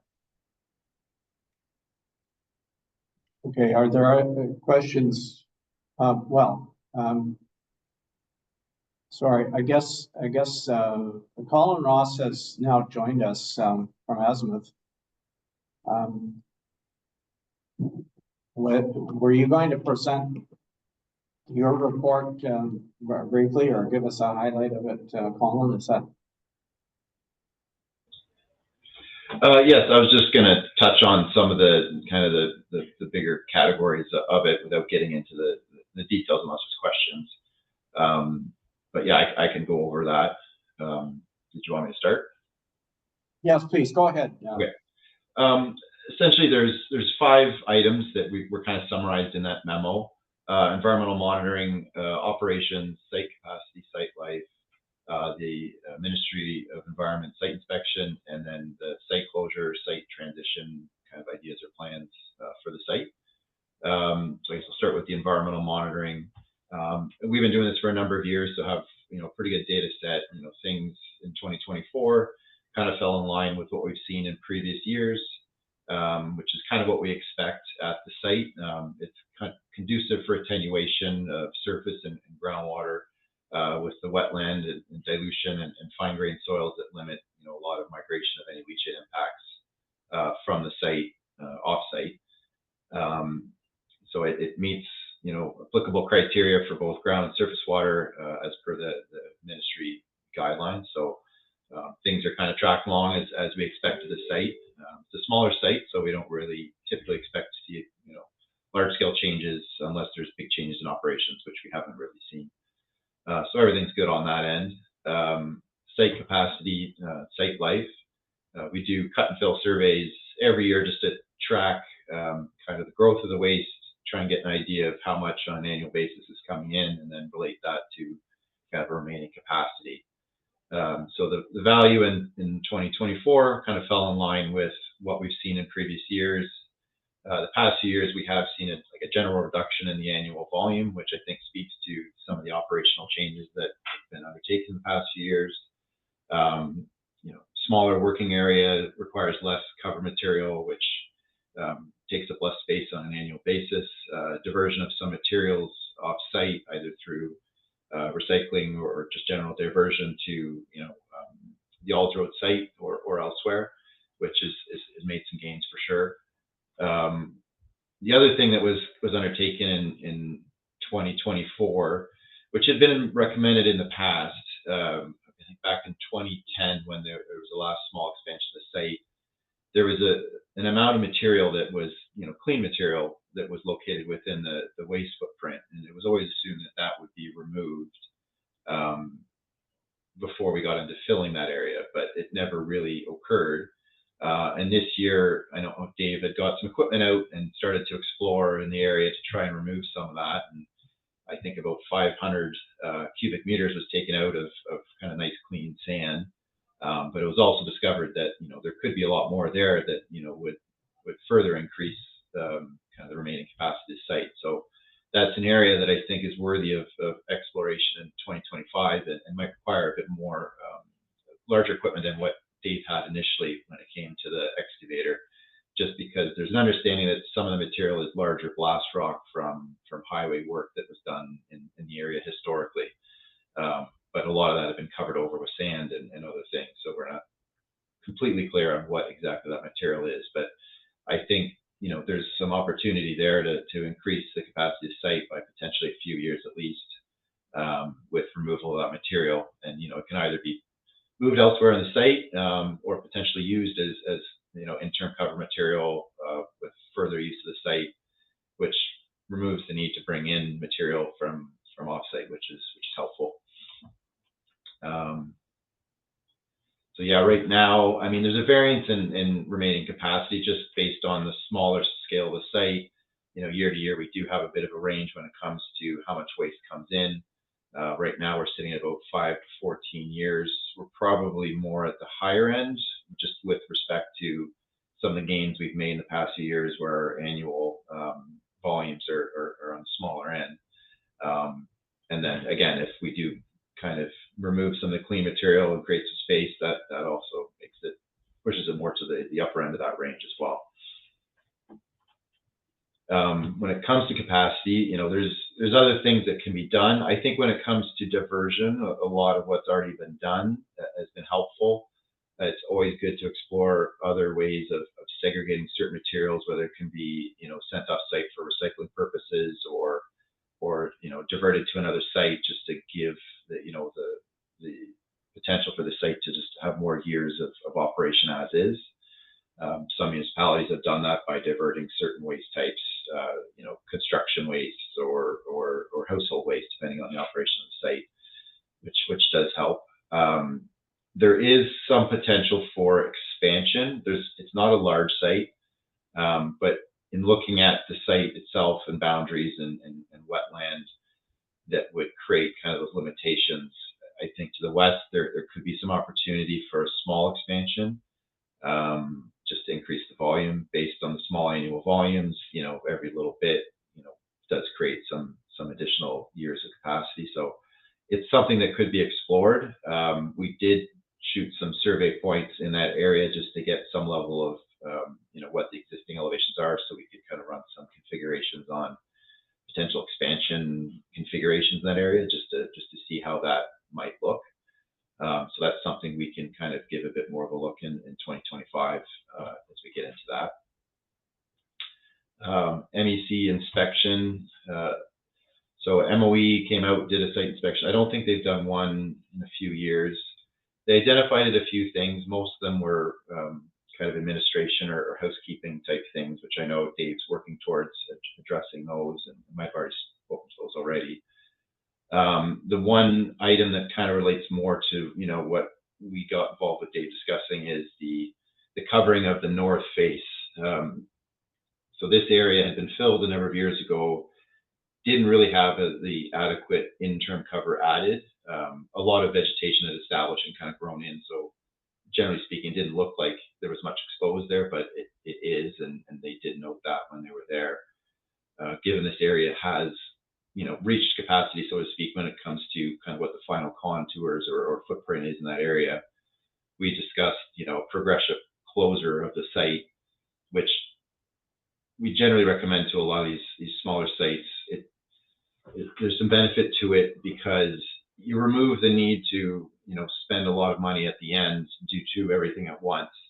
Whereas, you know, these areas are closed, so you can spend some time over the next few years rather than just putting some interim cover material.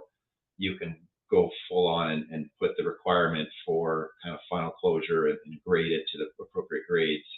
Kind of do it once rather than do it twice, kind of thing. And you know, we can work towards this over the next couple of years in the north and east slopes, just so we get it to the point where it's kind of graded and covered, and you know, when you get to closure, then you're just kind of tidying up the last of the areas that were most recently filled. So there is some benefit to that, and you know, with the timing of the inspection and kind of them pushing towards, you know, at least doing some work in that area, I think it makes sense to move forward with that progressive closure type work. I know there is some grading involved, so some equipment might be needed to address that. That's kind of where that's at. And like I said, the other things are being addressed. I know there's a survey and some signs and things that are needed, which I know are kind of in the process of being addressed. Operations, you know, as I said before, like over the past few years, I think we've been making recommendations for a number of years on things that can be done to kind of streamline the operations of the site to try and make it more efficient. And you know, we've been preaching smaller working area, less cover material, and I think in the last few years that's really made some gains now that it's kind of following through. I think just keeping on that track is a good thing. And then again, like I mentioned before, the removal of the clean fill, kind of that'll definitely make things, improve things on the capacity end of things. But other than that, I'd say things are working fairly well at that site and have been for the past few years. Final item, excuse me, site closure, post-closure use.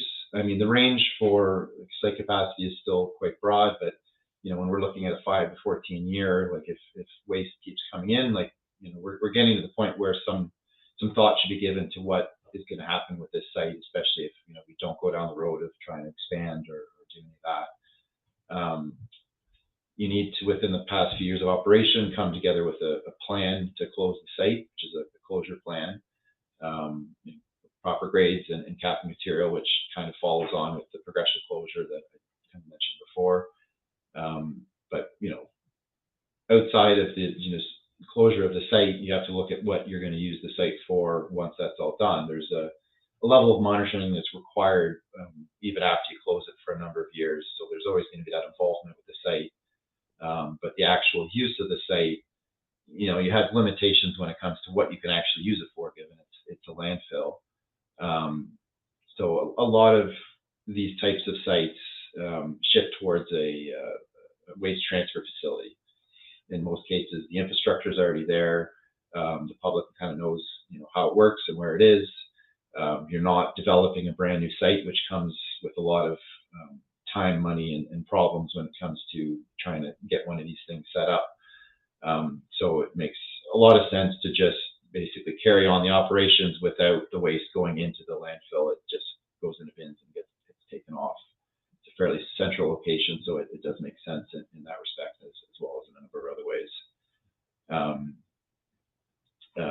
So that's basically it. I know David mentioned some things about bins and kind of the costs and logistics of it, which I mean we're familiar with, but I think he probably has a bit more knowledge of the finer details of that, and those can also be explored kind of as we get into the process of developing a closure plan for the site. But I think conceptually the site being utilized as a waste transfer facility post closure, it does make a lot of sense.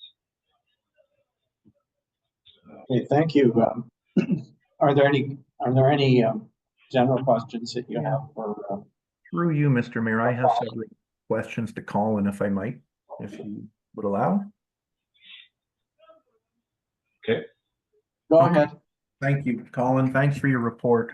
I guess the first question is, and you might not know this, but in your report, you talked about the 600 millimeter depth of capping material, and Yeah. it's supposed to be silt or clay.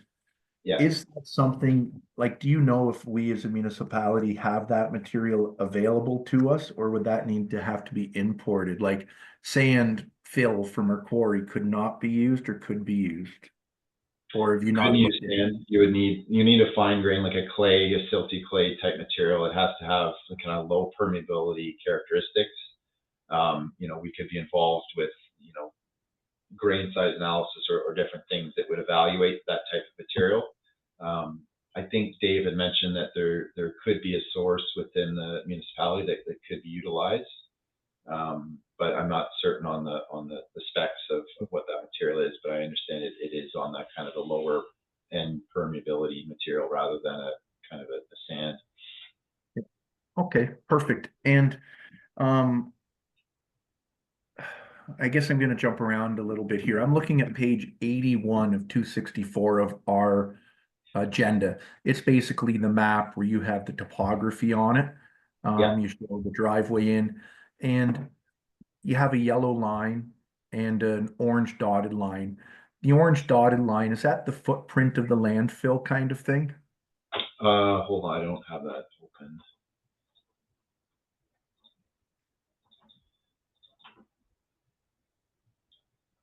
David, can you answer his question? It's the current. It's the current footprint, Dave? Which color line are you talking about? There's a yellow line and The legend at the bottom indicates the orange. Oh, okay. Yeah, I got it open. The orange line, at least the orange line is kind of where waste is. Okay, and so the yellow line is kind of where there's still room to fill. So there's a bit of a wedge on I guess that would be the west end. yeah, And that's partly a function of just topography. Like we have to hit certain grades, so like to go all the way down there, it might kind of adjust kind of way makes total contours are. sense. So I'm asking a dumb question as a counselor here. So if you have that drawing up, I think it's like a water well. It says MW 104 and there's MW 105. Do you see those on your drawing? So is there any reason why we could never put garbage over there? Is that because of existing grades, like it would never be allowed, or we're outside of I'm just wondering so that it can be answered to me, why couldn't we put fill in an area where there is none now, just so I understand it? I know there'll be there's a wetland feature that's in there. You can see basically a lot of those wells are located within a wetland. Okay. That SW2 is a surface water monitoring location. So basically the edge of the wetland is right where that MW 104 is. And that figure, you can kind of see where the darker color vegetation is. Yeah. Kind of outlines where that wetland is. Our annual report does have additional figures that do kind of provide a boundary for that. So there is no room north of that. I'll call No. it right at the point. Okay, so that's what I thought. I just wanted to double check since we have you here. And Yeah. then I think it's great. Did I hear that staff were able to take out almost 500 cubic meters of material? Did I hear that correctly? That's a big number. Did I mishear? If I think it's fabulous if we took anything out, but Yeah, so when we did our survey, we kind of tried to estimate based on kind of where that area that they did just between last year's surface and this year's surface. It's an estimate, but we're pretty comfortable that that Yeah. number is within a certain realm pretty Yeah. accurate. But yeah, no, there was some significant gains made, and I don't think we really got into the entire area where that is. So I do think that there is more that can be taken out. I think back in 2010, 2011, there was kind of a ridge that extended kind of in that area where that depression is, you can see on the map there. So it might go a little bit further to the west and maybe a little bit further to the south there where, we could create some area there. And I think So- just need to dig down a little bit more and kind of take a look. So beautiful. I wanted to thank staff for doing that and Dave for thinking of it. Great idea. I think that saved us, a lot of additional time that we'll be able to put into this if we want. So fantastic idea to do that. And then just in closing, a couple last remarks. I'd mentioned about a sheep foot. Do you think as our consultant, would there be any merit to trying to put a sheep foot on our landfill to see if we can get any compaction down on it at all? Like, I know you've been overseeing it for a while. Do you think there would be any merit of having that looked into and seeing if we can get any compaction by using a larger machine than we might have? I mean, we know it's a question of scale a lot of times with that type of thing. We worked with a municipality down near Stratford that, their site's bigger than this, but not significantly bigger than this. And, they brought it in because they had a waste management study done. And, that was one of the recommendations. So they spent a fair bit of money on it. And because there was, literature or suggestions that it would really reduce or increase compaction such that you would increase remaining capacity. I think you do have to have a larger area for it to really be effective with regular use. With a site like this, I'm not certain that you would really kind of get the bang for your buck, so to speak, with something like that. Because they would use it on their active area, so they'd bring in waste in every week or so. They'd bring that out and kind of grade and compact it with that. But they had an area that was large enough to operate it in a kind of a reasonable way. Where at this site we've been really pushing towards reducing the active waste footprint just to minimize the cover material. So when you do that, you also have a much smaller area that you can operate this equipment in, which does provide limitations. Okay. And my last question, as you know, or I think you might know, recently in the last couple of weeks, we've done the chipping or shredding operation up at the Alds landfill. And I know that material couldn't be used as cover as the silt or the clay. Mhm. Could those wood chips be used as cover as a topsoil material or not? Because I know we have quite a bit of it. I'm just curious if that could be considered 6-inch cover material for when the landfill does close. I don't. If definitely not if it's just ground up construction waste, because it's still considered a waste. When it comes to, if you're doing clean brush, yard waste type thing, I think even that would be questionable unless you went through, the proper composting process and kind of turned it into a topsoil. But just to use it, without that kind of process, I don't think it would be an acceptable material to use as topsoil for final. Okay. I was hoping you might say yes. And just a final close off on the chipping. It is an okay material from what you've said in the past to use as our monthly or whatever it is cover material on our landfill though, right? So we are getting some added use out of it for that. We just can't use it as a dump topping material at the end, right? Yes, no, it's pretty commonly used in most of the sites in the area as interim cover material, and it's great because then you're not bringing in external material just for the purposes of interim cover. You're using actual waste material. So Perfect. that is good to do, and I would continue to do that. Perfect. Thanks a lot for your report. And will there be one coming for Ald's landfill in the new year, I assume? Yeah, well, there's a requirement for ministry submission of more formalized reports every 3 years, I think, for both sites. Neither site requires one this year, but in the off years, we typically do kind of a summary memo type thing, similar to what I provided for this, but for the alt site, we need our drafter to kind of go through the survey data and kind of update all those figures so we can figure out the annual volumes and that kind of thing. So yeah, it should be in the new year. We can put some together that provides at least a brief summary of the status of that site as well. Okay, perfect. Thanks a lot, Colin, for your reports and for staff for finding that 500 cubic meter area of additional space. I think that's fantastic. So thanks. Okay, thank you. Councilor, Manager Greaser, go ahead. Thank you very much for you, Mr. Mayor. Just to add to those points that we were discussing with Colin, thank you very much. We are working with, Colin and I working together to look at opportunities we might have within some of the resources that we have currently. We're going to look at ditching waste sites, which may have broken down and may be usable for topsoil. So we're going to look at that in our pit. We've got some areas where we can ditch it over the years, and it's been sitting for some time. May be usable for topsoil as well as the silty clay. We've been looking at some different spots. We're looking at the suitability of it. We're working together to try and find these which will offer great savings to the municipality. There is more work to be done to find, in addition to the 500 cubic meters, more volume that we're working on.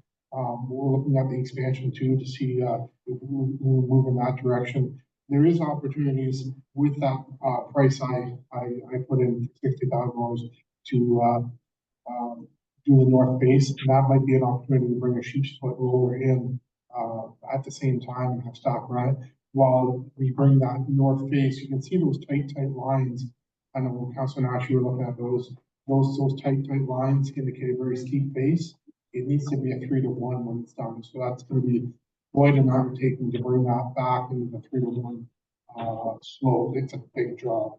And that's to put the cover on. And that was what we were working on for an extended period of time this fall to try and get that cover on it to become in compliance with the MECP report. So a lot of work's been going on to try and get us compliant.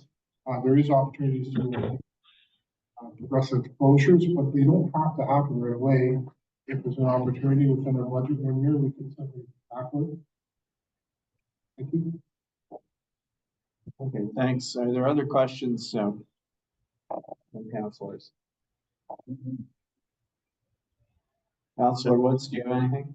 Mr. Mayor, I'd just like to say thanks for Colin for the report that you've provided us. Very thorough, and always appreciate when you show up, Colin. I always liked listening, even when I wasn't on council, when you gave reports, because we do get a lot of very, very good information from Azimuth. And I'd like to thank Dave and the crew for doing all the work that they do. Anything we can do to expand the lifespan of any of our facilities is a win-win as far as I'm concerned. So thank you very much. Okay, thank you. Thank you to our presenters. If there are no further questions, can I ask for approval of the motion to receive the report, please? All in favor? 3 hands up in the room on Zoom. Councilor Nash, yes.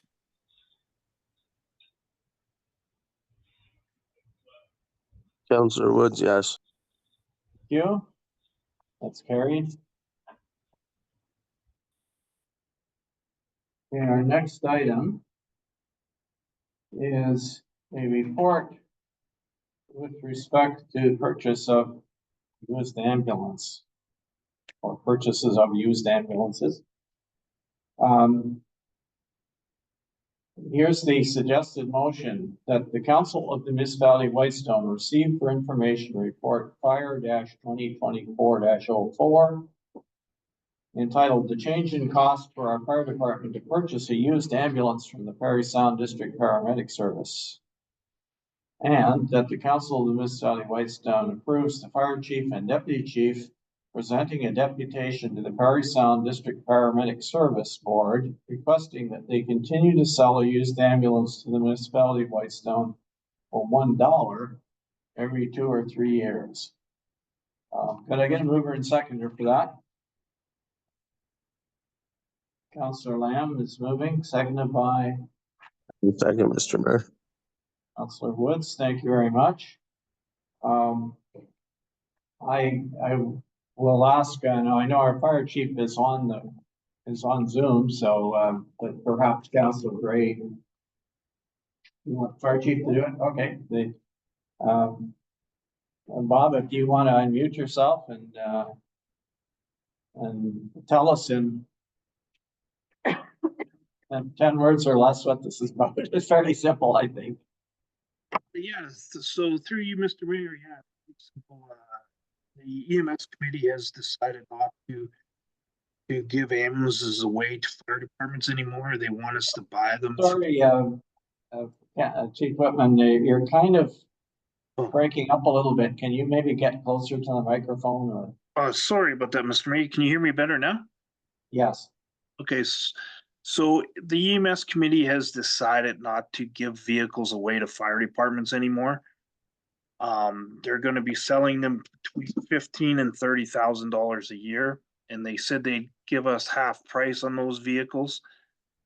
So we would like to go and make a presentation to see if they'll still continue to give them to us for nothing. The municipality already pays for those vehicles. That's why way back when it was brought up that when they were going to get rid of them, they would give them to the fire departments first for $1, and then we could use them to help support EMS. Even if we do get it for free, it still costs us $4,000 to redecal them, safety them, and change the radios out. So yeah, it's pretty basic. That's what we're hoping to do. Thank you. Okay, thank you. Questions for our fire chief? Good luck. Sorry, I didn't hear that. Sorry, that question. I know you're making a deputation. I just said good luck. Oh, yeah, okay. Yeah, thanks. I guess if nobody else has a question, I do have one question, which is if we look at the one land ambulance, well, I guess we have two of them actually, but one's seems like one is primarily in use, the one that's in the fire hall now. What's the useful life of that? Suppose they say to us no, or say to you no, it's you gotta pay whatever it is. At what point would we reach at what point would we need to replace it regardless of what it's going to cost, let's say? So we need to replace the one that we're using now, probably in 2025 for sure. They last about 5 years. Typically, when we used to get them in the past, we used to get them with 190,000 kilometers on them. After COVID, or during COVID, because of the shortage, they ran them up to over 200,000 kilometers. The one we got now has got 250 on it, 250,000 kilometers on it. So it's getting well used, and running it back, obviously 520 in the bunny trail, pounding it really doesn't help it much. So yeah, we're going to require one in 2025 for sure. So hopefully they'll change their mind. And even if they give us one every 5 years for, $1 or even a better deal than the 15 grand would be a help. What, $2? You could have 100% increase. Yeah, So, yeah, I'll go for that. You, Mr. Mayor, Bob, you said that they're willing to give 50% off. Is that 50% off the 30,000, bringing it down to 15? Is that what you're saying? Yeah. So what they said is whatever they sold the vehicles for last year, And when I was talking to Chief Thompson, I believe he said they sold them for around $30,000. So he said they'd give them to us for half that, which would be 15,000. Okay, thank you. Councillor Bray. I guess the only thing I'd like to just add is that even if we got one for 15,000, we're still getting a vehicle that has been used for fairly heavily for 2 to 3 years, at least, probably 3. And usually it has over 200,000 kilometers. So again, we're getting a vehicle that we don't know exactly what the lifespan of that vehicle will be. So we can't say, yes, we only need one every 2 to 3 years. We would know because it's a used, very well used vehicle. Okay, thank you. This is all kinds of questions you could ask. The current vehicle we have, for instance, how many breakdowns we had in the last year? You know, again, this is a debate for maybe, once we get a request. Yeah. Right? In the budget time, right? Yeah. I mean, there's all kinds of questions I could ask that I don't need to today. But those are the sort of things that we'll be asking.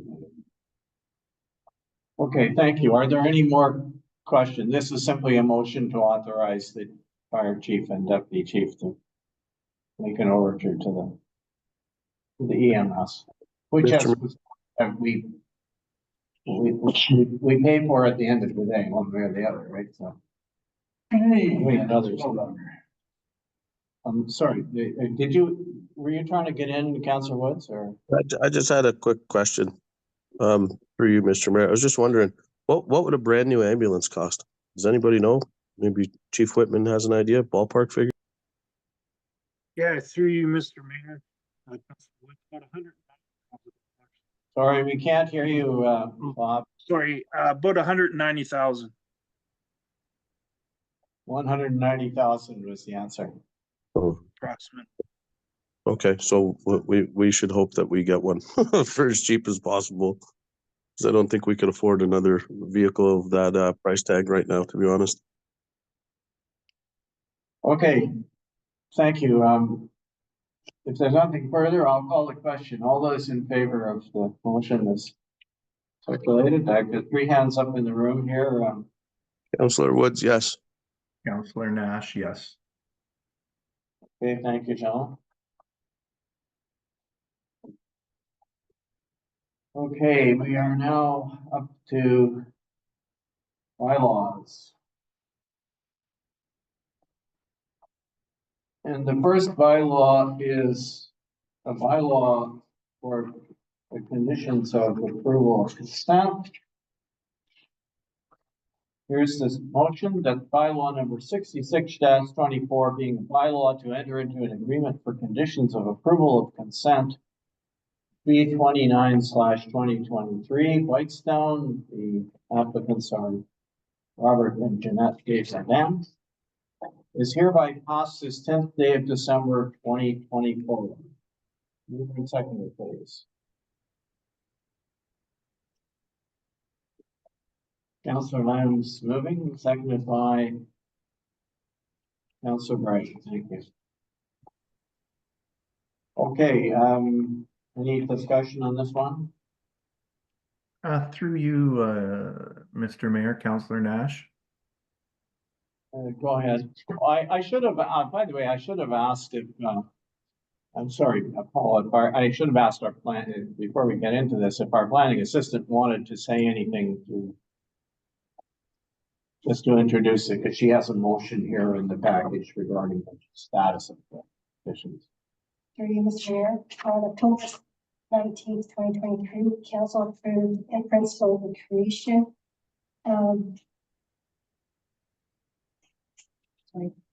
creation of 2 new waterfront lots, fronting on Snake Lake and a right of way of 1 new dot on Brandon. On September 23rd, the Sound Planning Board granted the creation of these 2 new waterfront lots. There were 4 conditions of the Perry Sound Planning Board.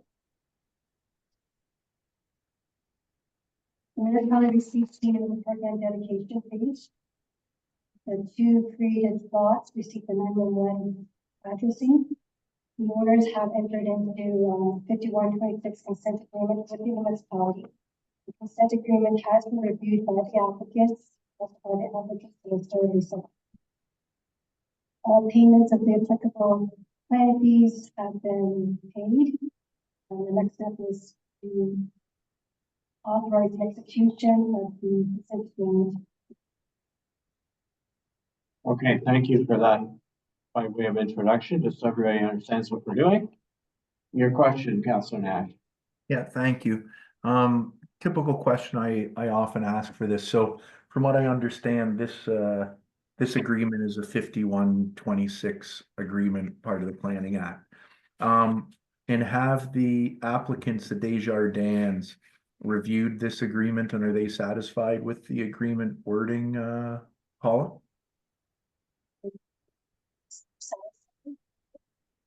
Also, their lawyers, has reviewed the agreement and provided her approval.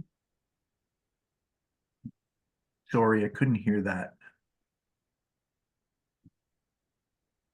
Through you, Mr. Mayor, the Desjardins have reviewed the consent agreement and their solicitor, Lisa Long, has approved the agreement. Perfect. Thanks, Paula. That was my only question. Any other questions? Does this require a recorded vote? Yes, it does. Our deputy clerk is nodding her head, so we'll call the question. Go ahead. Councillor Woods, Yes. Councillor Bray, Yes. Councillor Lamb, Yes. Councillor Nash, Yes. Mayor Comrie. Yes. Thank you. That bylaw is carried.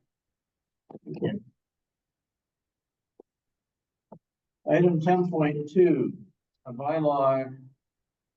This is a bylaw to confirm that a condition of, as a condition of office, each elected official, that's us, would be required to have an outside office with the municipal office. An office outside of the municipal office, which could include a virtual or home office. So this motion is that bylaw number 67-2024, being that bylaw, is hereby passed this 10th day of December 2024. And it's just, hopefully everybody understands this, you recognize what this is about. This is, this passing of this bylaw facilitates the issuance by the municipal treasurer of a Form T-2022 to the members of council, which then allows members of council to claim expenses, certain expenses that are not reimbursed by the municipality against income tax. And I won't rehash the background of this unless you how we got to this, unless you require it. But so this is something that works to the advantage of councillors who feel that they have additional expenses that they could claim against income that are not being reimbursed, and this allows us to do it, whereas in the past, in the absence of the bylaw, we've not. So we need a mover and seconder, and then we can have. I can move. Councillor moving, yes. A seconder? Second it, Councillor Nash. Thank you. All right. So now Councillor Lamb has a question or comment. Sorry. Hello? Yeah.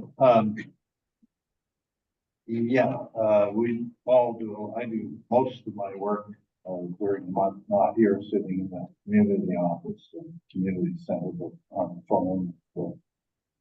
So this is very much needed. But what I wanted to point out, in case people think we're giving ourselves a raise, it says no impact on the budget within Whitestone.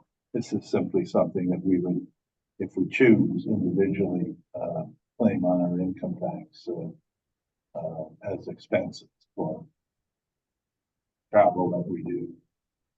Not just in my case, I also do it for the planning board, but I go into Ferry Sound all the time, sign checks, do all kinds of things. But I don't get reimbursed miles and things like that. And all of us are on Zoom meetings to take calls, et cetera. So these are costs that could be associated with having an office. And I have certain taxes, so I'm in support of it. And it's come up over the last year or so, and I think we've already passed this, so this is sort of just formalizing. Thank you. Thank you. Any other comments or questions? If I might, through you, Mr. Mayor, Councillor Nash. Go ahead. Thank you. Yeah, just to reiterate exactly what the deputy mayor said, Lamb there. This doesn't impact the municipality in any way from a tax point of view.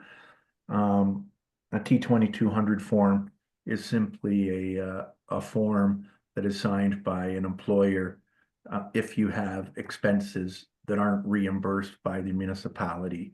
And that form just is an acknowledgement of whoever your employer is that you have some expenses that you are not reimbursed for, or if you are reimbursed on them, you may be taxed on.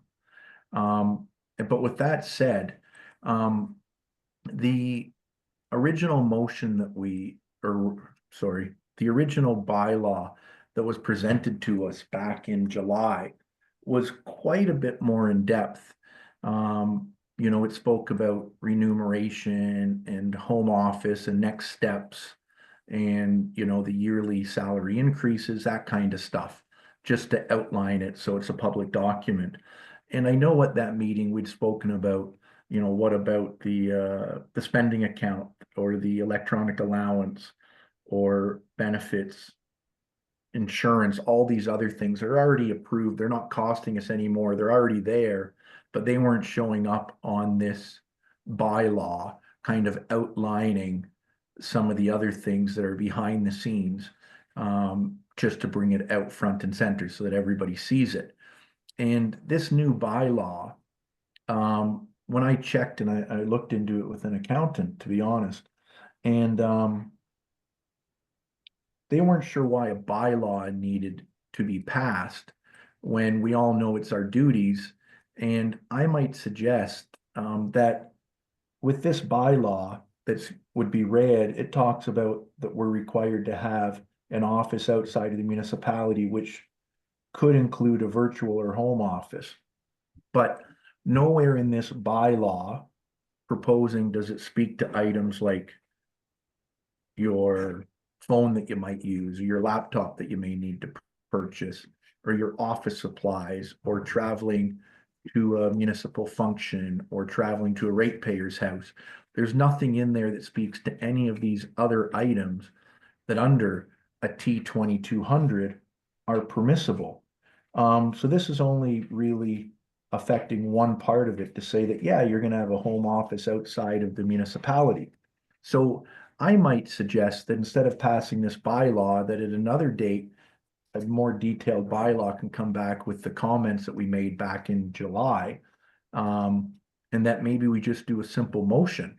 And I'm going to read out a motion that I'm thinking of, which I think addresses everything that all of council is thinking of, will not cost the municipality one penny. And when I've looked back, there's many other municipalities that have such allowances to allow for a T-2200 to be signed. So what I might propose, and I've sent this just recently to Wendy so that she has it, Mr. Mayor, should somebody want to first or second it. And it's whereas council members of the municipality of Whitestone are elected officials, are paid a salary by the municipality to carry out elected duties. And whereas council members of the municipality of Whitestone are not provided private offices within any municipal buildings for carrying out council members' duties and responsibilities. And whereas council members of the municipality of Whitestone are not provided a vehicle allowance for their use of their own vehicles while carrying out council members' duties and responsibilities. And whereas council members of the municipality of Whitestone are not provided, whereas council members of the municipality of Whitestone are not provided municipal provided electronic devices, in brackets, such as computers, tablets, cell phones.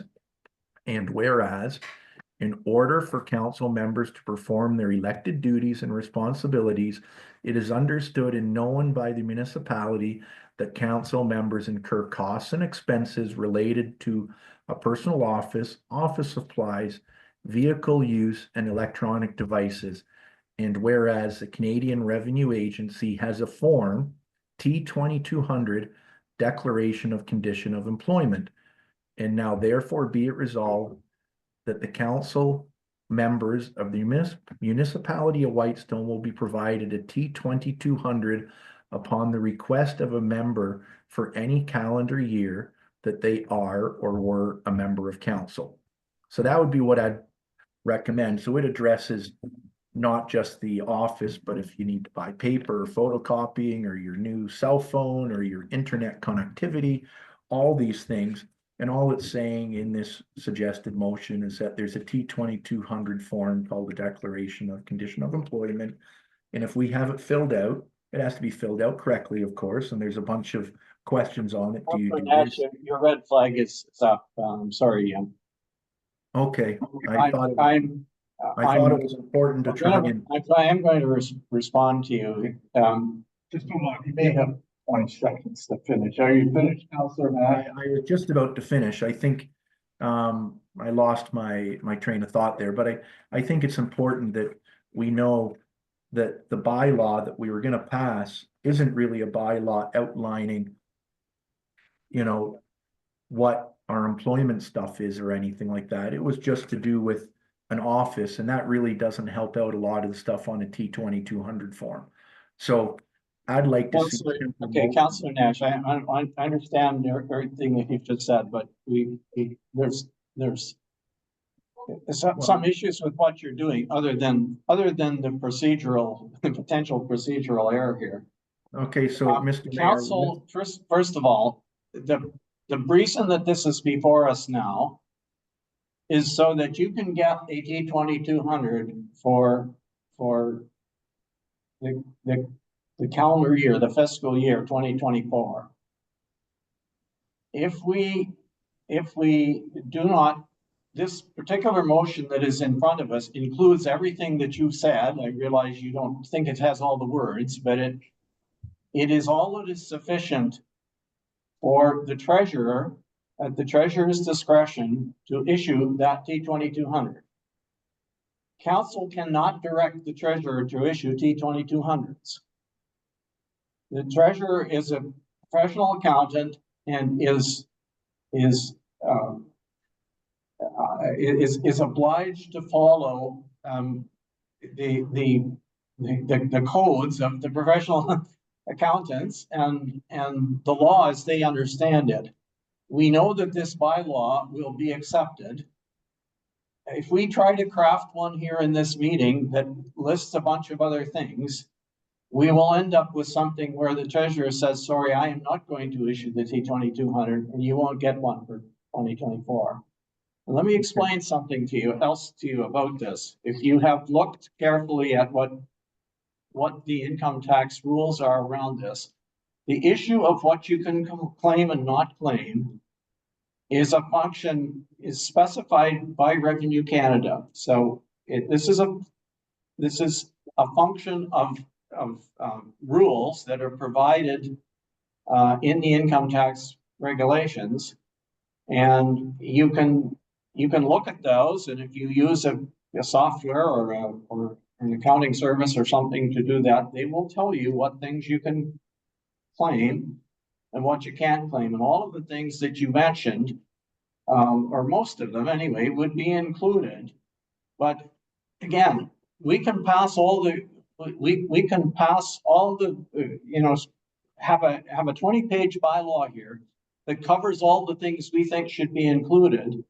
And if Revenue Canada doesn't accept them, you can't claim them. We have no control over this. We are simply trying to trigger the issuance of a 2200. The bylaw that we have in front of you, I know it's very simple, but it will do this. We know that it'll do it. We know that it's been used in other situations successfully. What you're proposing, we do not know if that will be used successfully. And if it doesn't require us to have a home office, it probably will not be accepted. And our treasurer will not issue the certificate. So I implore you, unless you don't care about whether you can do this in 2024, don't mess with this. Leave it alone the way it is. Mr. Mayor, with all due respect, I do have a response for that.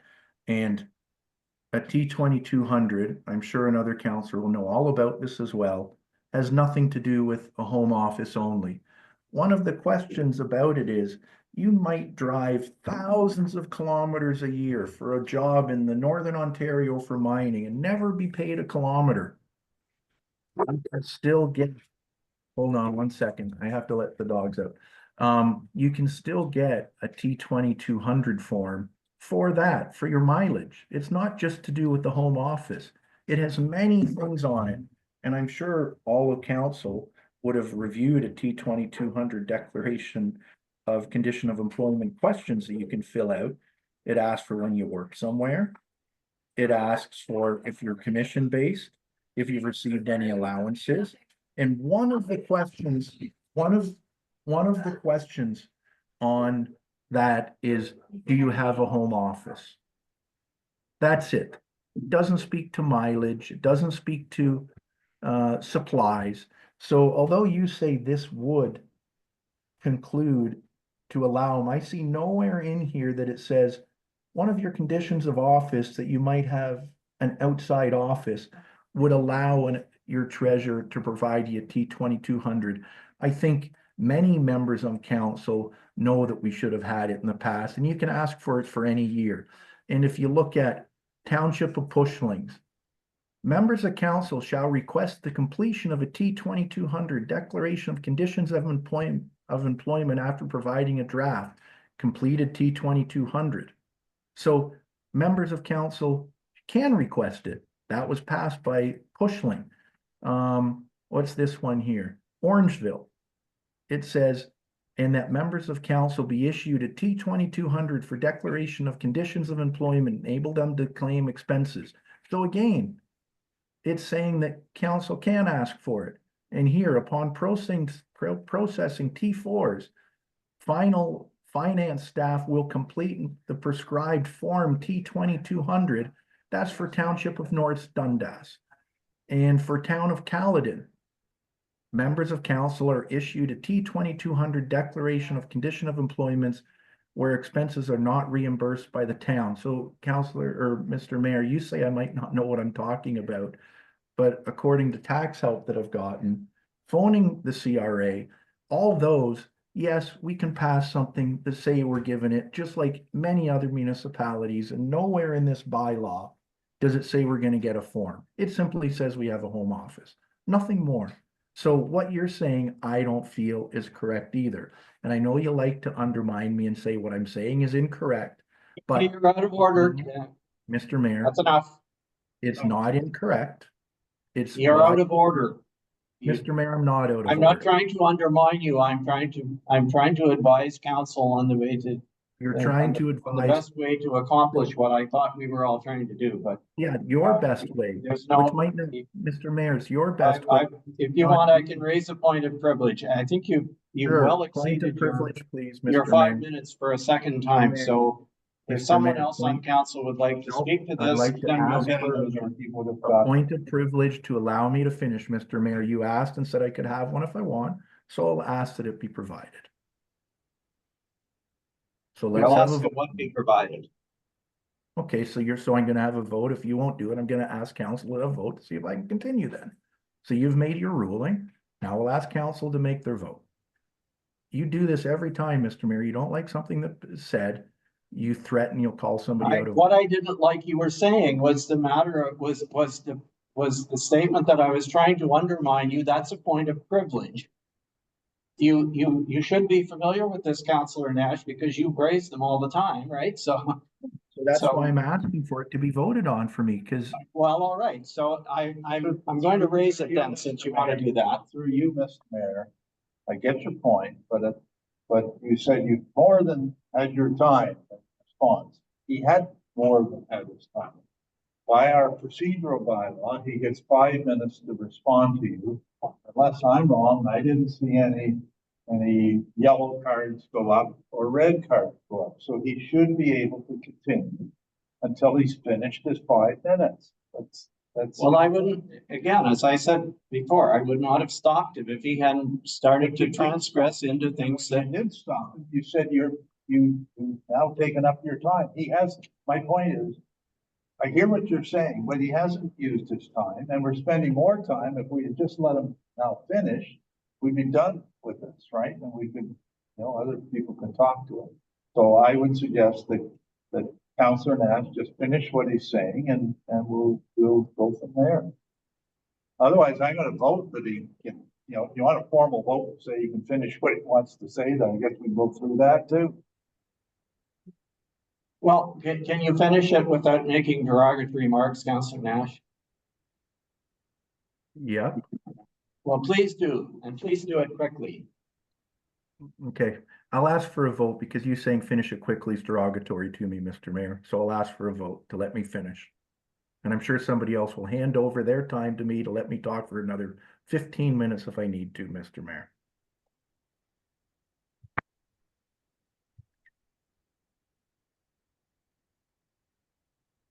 I don't think that's, I didn't say that you couldn't finish. But there's all kinds of things through you, Mr. Mayor. You can suspend the procedural bylaw. For goodness sake, just let him finish.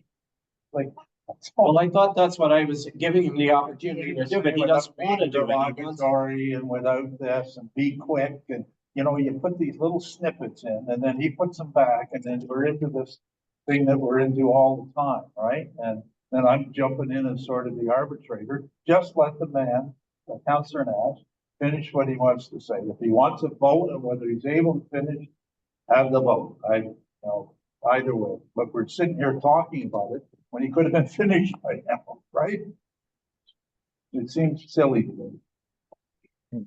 So I'll continue on if I'm allowed to finish up what I'm wanting to say. So Go ahead. I know that others might not feel the same way I do about it. And I don't feel there was ever anything stopping a treasurer from signing anything, because many other municipalities issue this. And yes, they're asked to do it by council. Out of the numerous examples I'd just given, I'd sent something, I'm going to say about a year ago to staff. There was a letter from the CRA saying that they understand a condition of employment for council members is to have a home office and expenses. So it's already showing there. Somebody just didn't want to sign it. And we all know the real reason why. I won't get into that, or we can all assume the real reason why. But nowhere in this bylaw does it say it's only for 2024. Nowhere in this bylaw does it say there's other expenses for a T2200. So I would ask, and nothing I have in my resolution is derogatory, is making somebody break the law. If the CRA didn't like the form that was signed and completed, we could still have it passed by council through a bylaw, and they'd still say sorry, but you still aren't going to be able to claim those things because it was done wrong.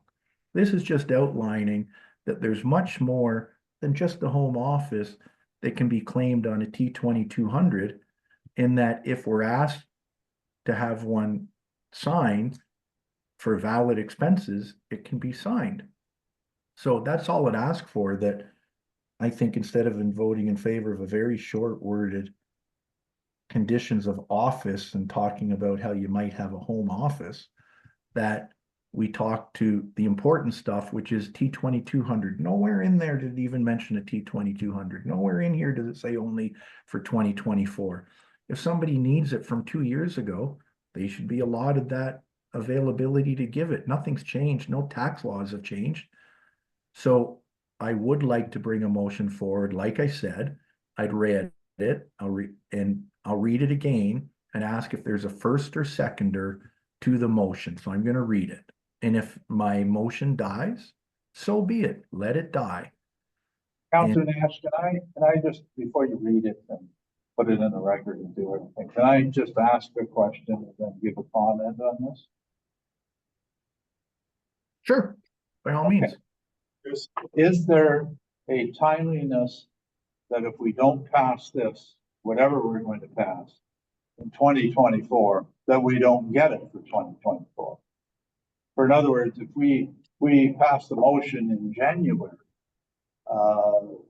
that doesn't affect 2024 or 2023 or 2022 if that, you know, if we wanted to make it retroactive or whatever. Is there a timeliness to this that if you don't pass it, you're out of luck for 2024? That's my simple question. In order to answer your question based on my knowledge. I'm not asking you, I'm asking whoever. Yeah. Oh, well, I don't want to put him on the spot, but I'm going to see if our CAO, who does have a financial designation, financial training, can I do know the answer to this. advise us if you have any. Because what, I'll just finish on.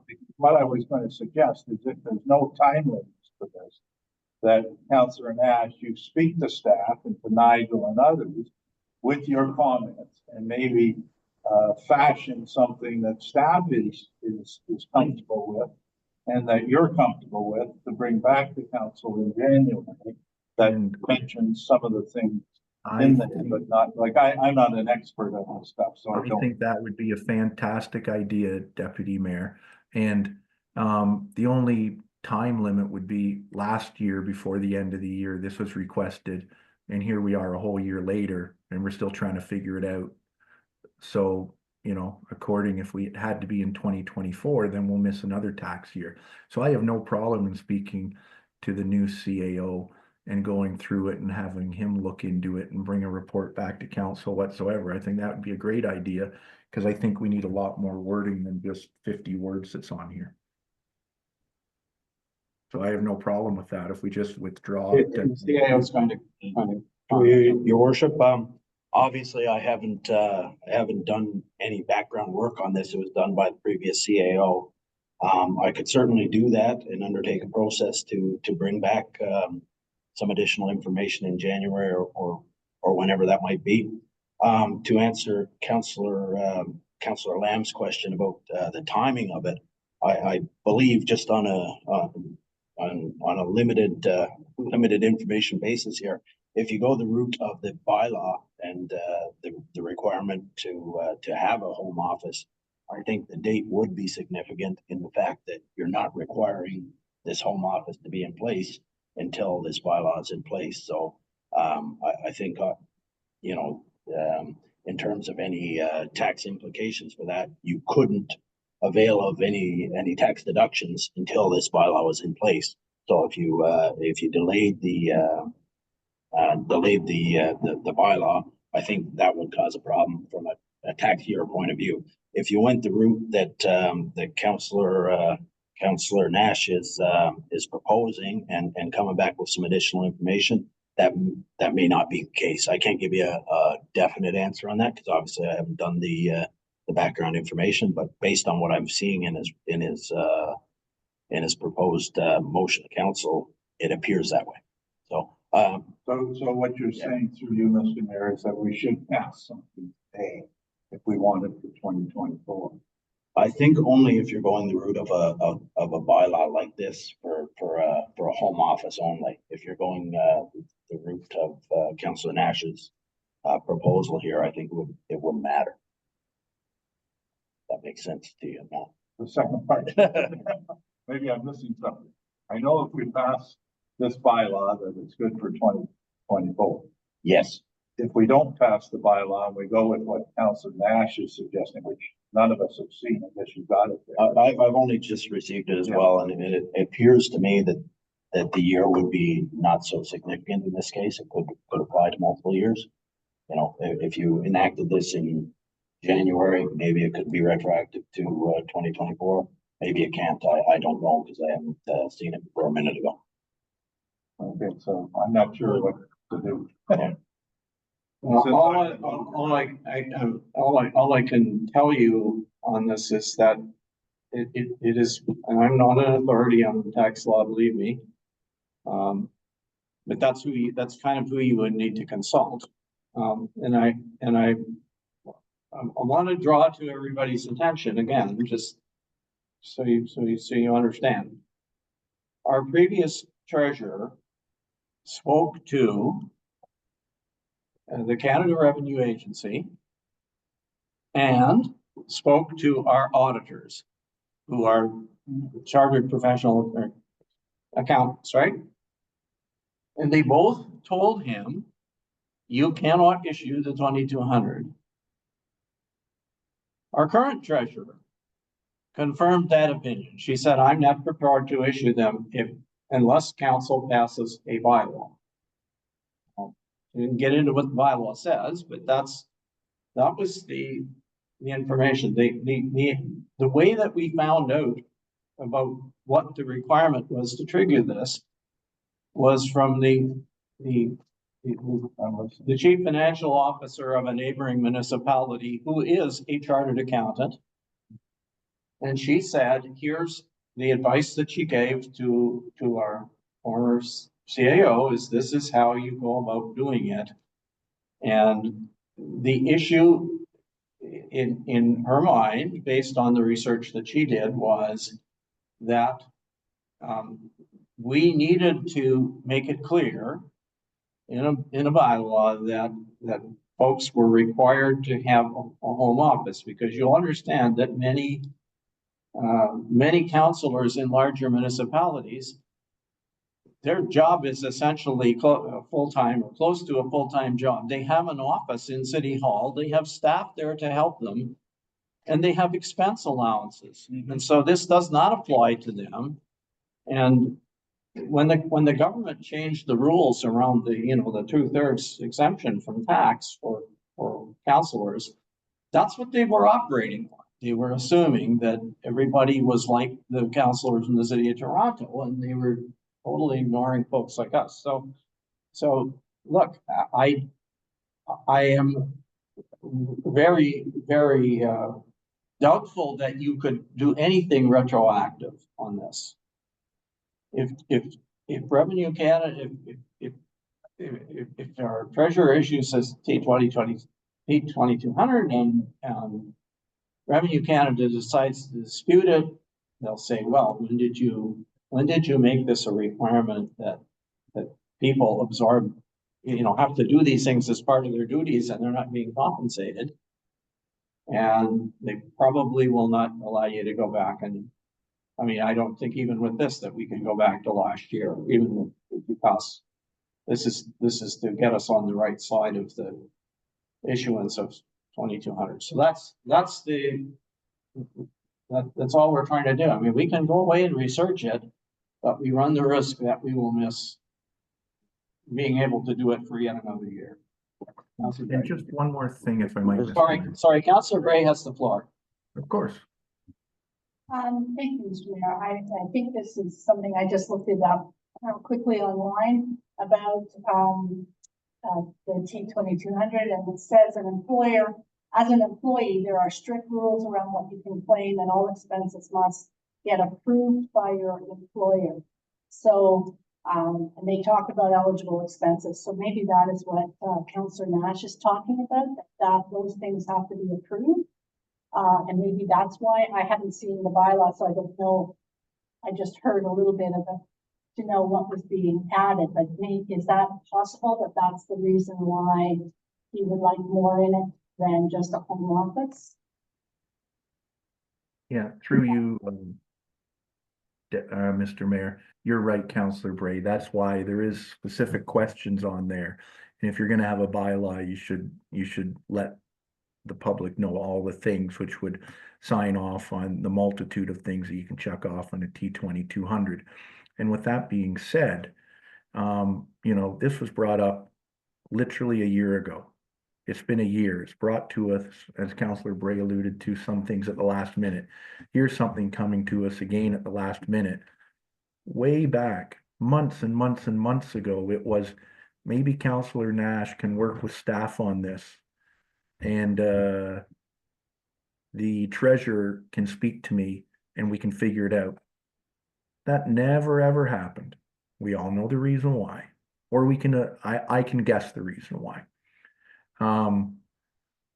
When it talks about as a condition of employment, it's been noted in several articles that everybody stands, the condition of employment can be verbal or written. It doesn't necessarily need to be written. And there's background in tax laws that says people understand that councillors or the mayor are employees of a municipality for tax laws, hence why we get taxes taken off us. But there's one thing, one tax we don't get taken off because there's a special rule for that. So that's all my thing was suggesting here.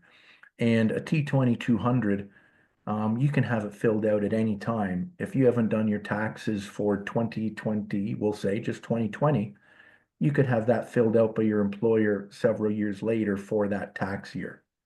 The government's the one that has to accept the T2200. It's not up to the employer to confirm all the information on it. It's up to Revenue Canada to accept it and up to the individual submitting it to prove the expenses they show on it. It's not up to the municipality to prove everything. It's up to the ratepayer, the taxpayer in this case. If not, the municipality would be on the hook for any back charges and taxes. So I think it's coming across in the wrong information that's being presented. And for the city of Toronto, if you look up T2200 for them, they are allowed a T2200 form, except for their office, because they have a full-time office at the municipality. So it specifically says, if you just Google City of Toronto T2200, you'll find it because I read it. They're allowed one, just not for their home office, but for all the other expenses they incur, but not for their home office, because they're allowed an office in the municipality, which is provided to them by the municipality, and it is their office. So that's, I was trying to get around all of this stuff by simply saying, here's something that just says, you know, this is all the things we do. We carry out these items, we do this, we do that. And if we are presented with a T2200 to staff, that they'll sign it. The ability, again, the onus is on the is not on the municipality, it's on the ratepayer, taxpayer, I'm trying to say, to prove the expenses when they're audited. You can't just go and give the government a T2200 and say, oh no, the municipality signed and said, I had $1 million of mileage, I don't need to show any backup. You get audited, they'll come to you and say, we'd like all your gas receipts or your home office receipts, please prove the expenses here. The onus is on the taxpayer, not on the municipality for signing a form.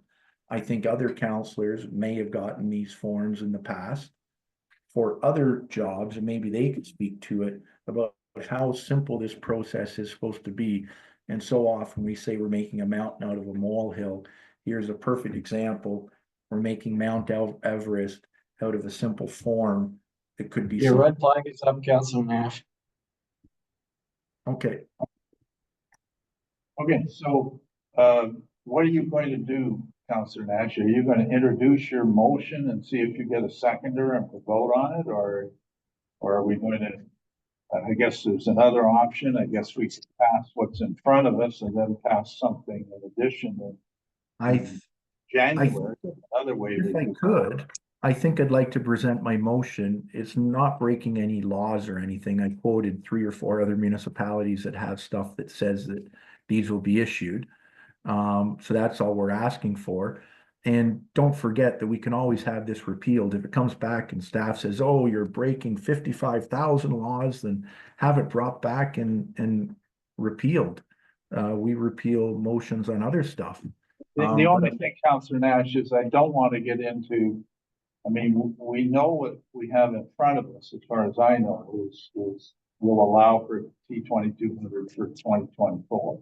I would- hate to, and again, I think some of the things you're saying are correct in terms of your motion, but I don't want to get into a problem where the end result is we don't get a 2,200. So as, So I think I pass what's in front of us and then pass additional clarification of that in January based on your discussions with Nigel. And So I can come back to clarify that it's not only an office, it's mileage, it's whatever, right? the only We cover thing, both ways. Does that make any sense at all? so the only thing with that. Sorry, but we have a dialogue going on between two councillors, Yeah, which okay, is. but so I'm just which is a bit replying. You can go problematic. back and I just forth, want to Mr. point out Mayor, to with- you, You can go. there is a back and motion forth. on the floor. Okay. So there are only two things we can do. We can either vote on this motion, and if the motion fails, then we could entertain another motion. Okay. Or And- we have to move an amendment frankly, my ruling would be that the amendment is so radically different from the current motion and doesn't contain the words home office to the best of my understanding, that I think, and is, then I don't think it's really an amendment. I think it's a new motion, so. Which I would agree with. But just We would either have to defeat the current motion, or the mover and seconder would have to withdraw it or something, because we're not following proper rules of order. Just give me, if you don't Sorry, mind. Councilor Gray has her hand up. Yeah. Mr. Mayor, this one that we have in front of us, that we already have a mover and a seconder, this is the one that our treasurer will satisfy the requirements to be able to fill out a T2200 for each one of us if we ask. Is that correct? That's correct. So that means that would be correct for all the items that were on the 2200 T2200 form. She would be able to fill that out with That is my understanding, yes. Okay, so actually, I'm okay with this now that I've looked at the form and I've looked at this. I'm okay with this because if the treasurer is willing to fill out the form, based on this bylaw, I don't know why we need to go into everything else. If it's going to include all the things that Councillor Nash has been interested in terms of additional mileage, home, office supplies, things like that, telephone, whatever those things are, then if that's covered. Yeah, the reason, by the way, the reason there is a reference to an office outside the municipal office is that is the most liberal condition and the one which is the most difficult to meet of the various things that you can claim. What it allows you to do is it allows you to take a certain percentage of the expenses of your home where you have an office. So a certain percentage of your heat, your light, your power, your water, all those other things, you can claim. And as Councillor Nash pointed out, and people who are self-employed do this all the time. I used to do it. But that's, and the reason, by the way, that the people in the councillors in the city of Toronto don't do it is because they don't just have an office at City Hall. They have an office in their actual constituency, in their riding, which is paid for by the city of Toronto. And you'll remember that when they reduced the size of the city council by half, the remaining councillors doubled their expenses because they were now representing twice as many constituents. So, that's why they don't claim a home office, because they've got a constituency office to go to for local things. But this enables all these other things. You can claim mileage, you can claim your photocopying expenses and your other things that you have. Again, I made the motion, so may I speak to the motion? You may speak to the motion. Well, I don't know. I'm trying to come up with a solution here so we can move on, but maybe we just take the motion that we have and add other miscellaneous expenses or something like that. It's I see what Councillor Nash is getting at. It just talks about an office, right, a virtual office. There are other things, mileage and God knows what, paper and or whatever. So why don't we just put in, for instance, will be required to have an office outside of the municipal office, which will include a virtual or home office, something like, and other miscellaneous expenses or something, right? Is hereby fact. There's some statement to say it's not just an office, it's, where does it say? Mr. Mayor, can I? Sorry, Councillor Gray is responding. Mr. Chair, on the third whereas elected officials may be able to claim expenses against income that are not reimbursed by. No, I'm looking at the original motion. You're looking at a different, you're looking at Scott's motion. Yeah, we're right. Okay, this is a bylaw. There's Bylaw, Oh, I know. I'm looking at the motion. in the package. Okay, where's the page one. It talks about being Okay.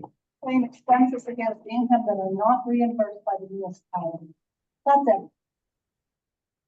And that again would be up to us to do that work and then see if revenue can. Oh, I was looking at Mr. Mayor.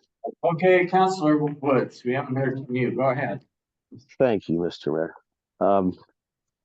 We're having a whole lot of discussion about something in my lifetime has been so simplistic. I don't understand why all the commotion, to be honest with you.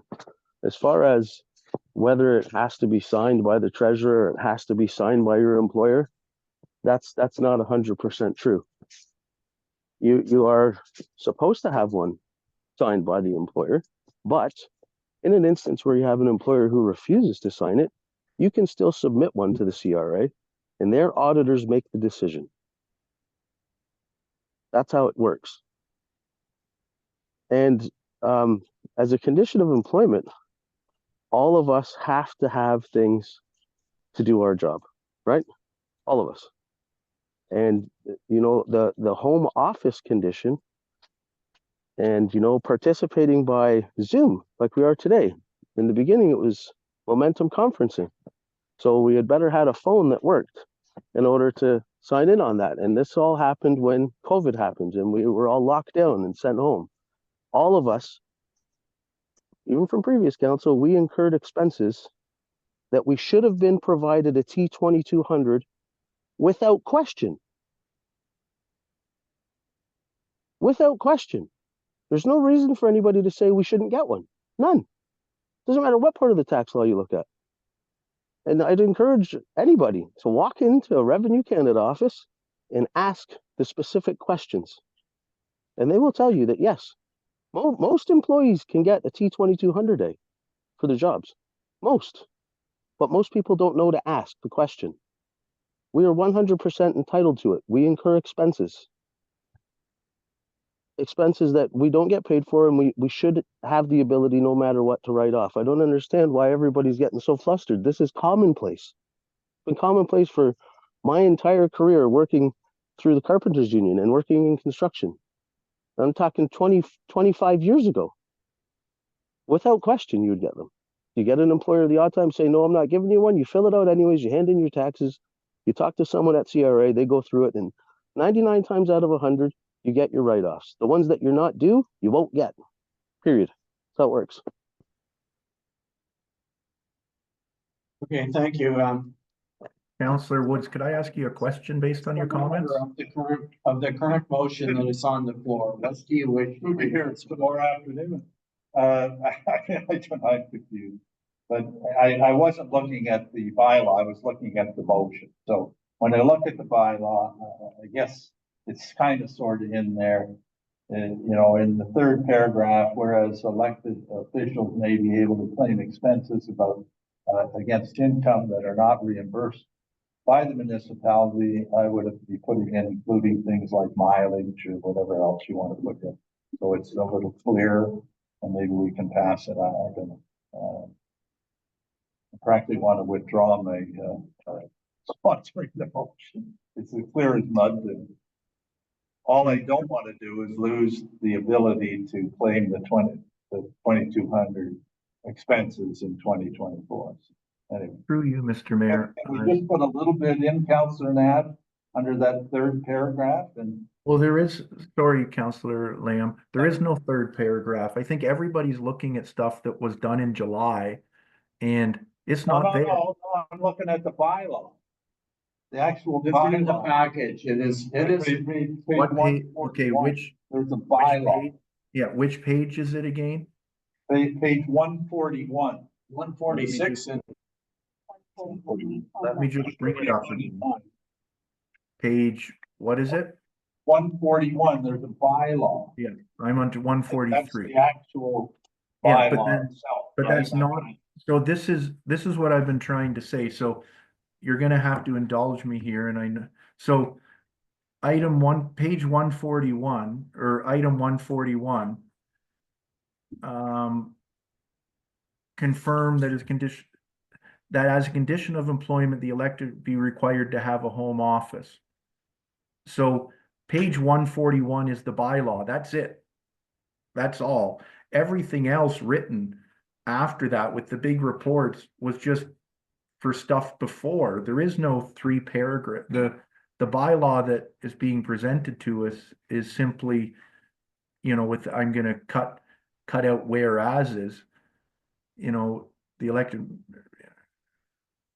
may be able to claim against that are not reimbursed by the municipality, the council, the corporation, the municipality. And that's what I'm trying to say. I guess it's very similar in different ways, but this bylaw 60, sorry, I'm talking out loud as I'm going through it.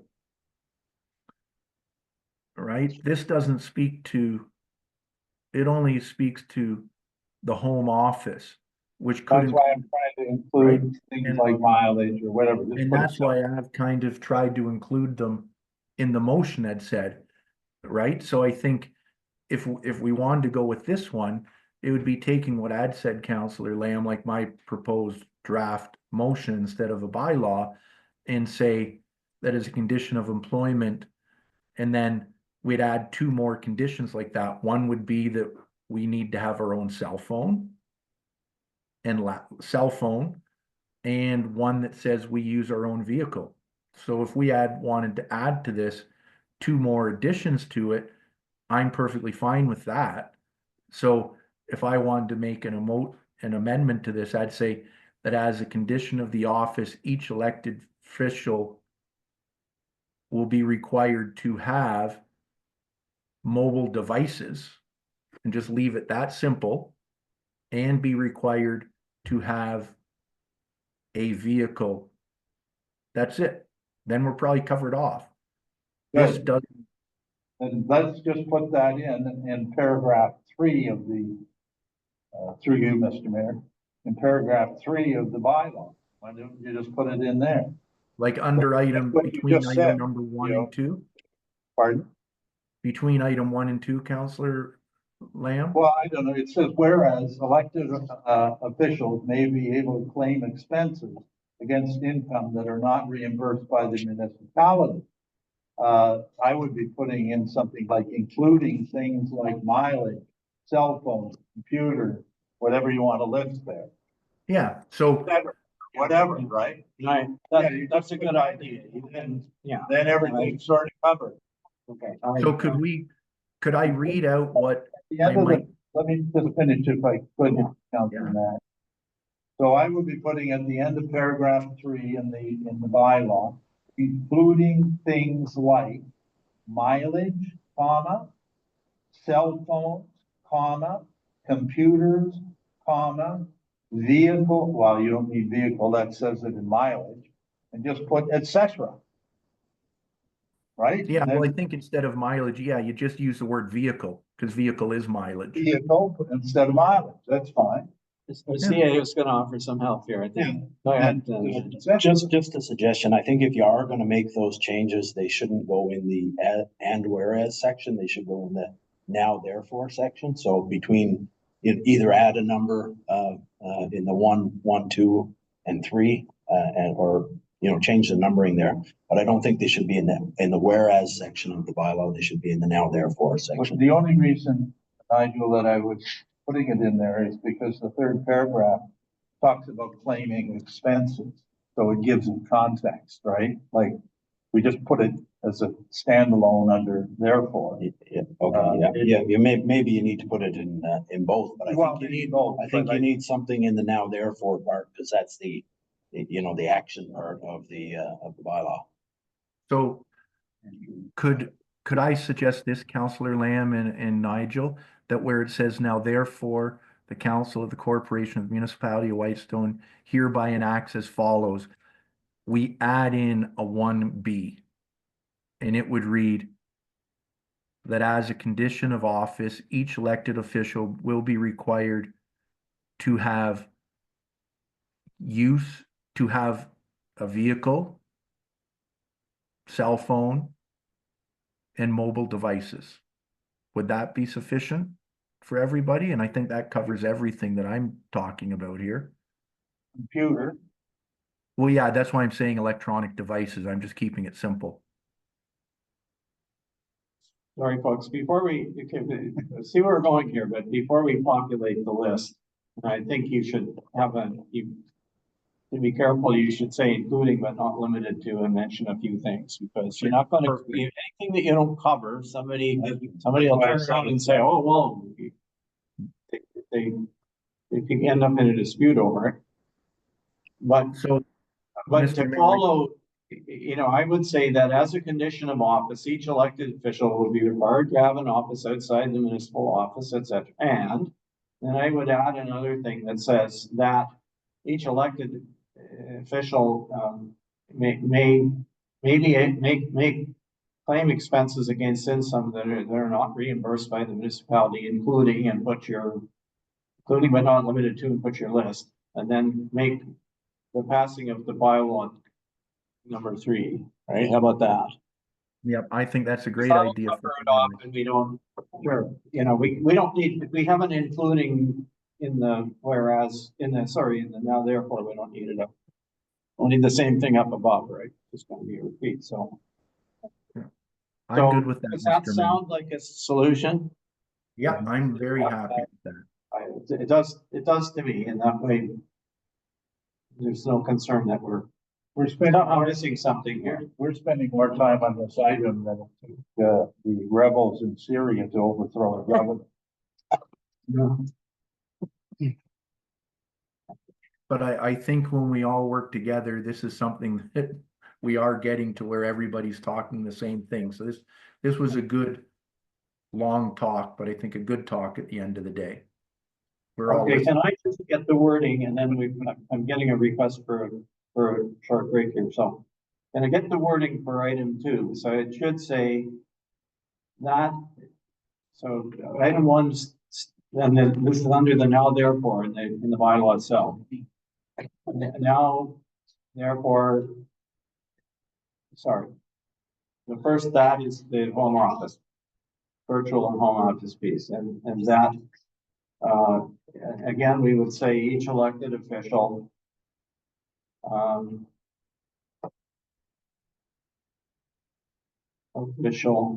may claim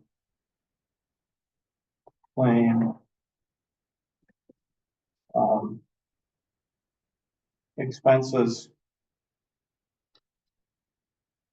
What does it say? Against income that are not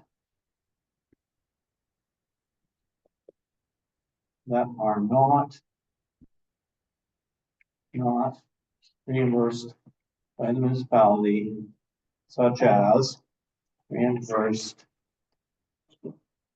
by the municipality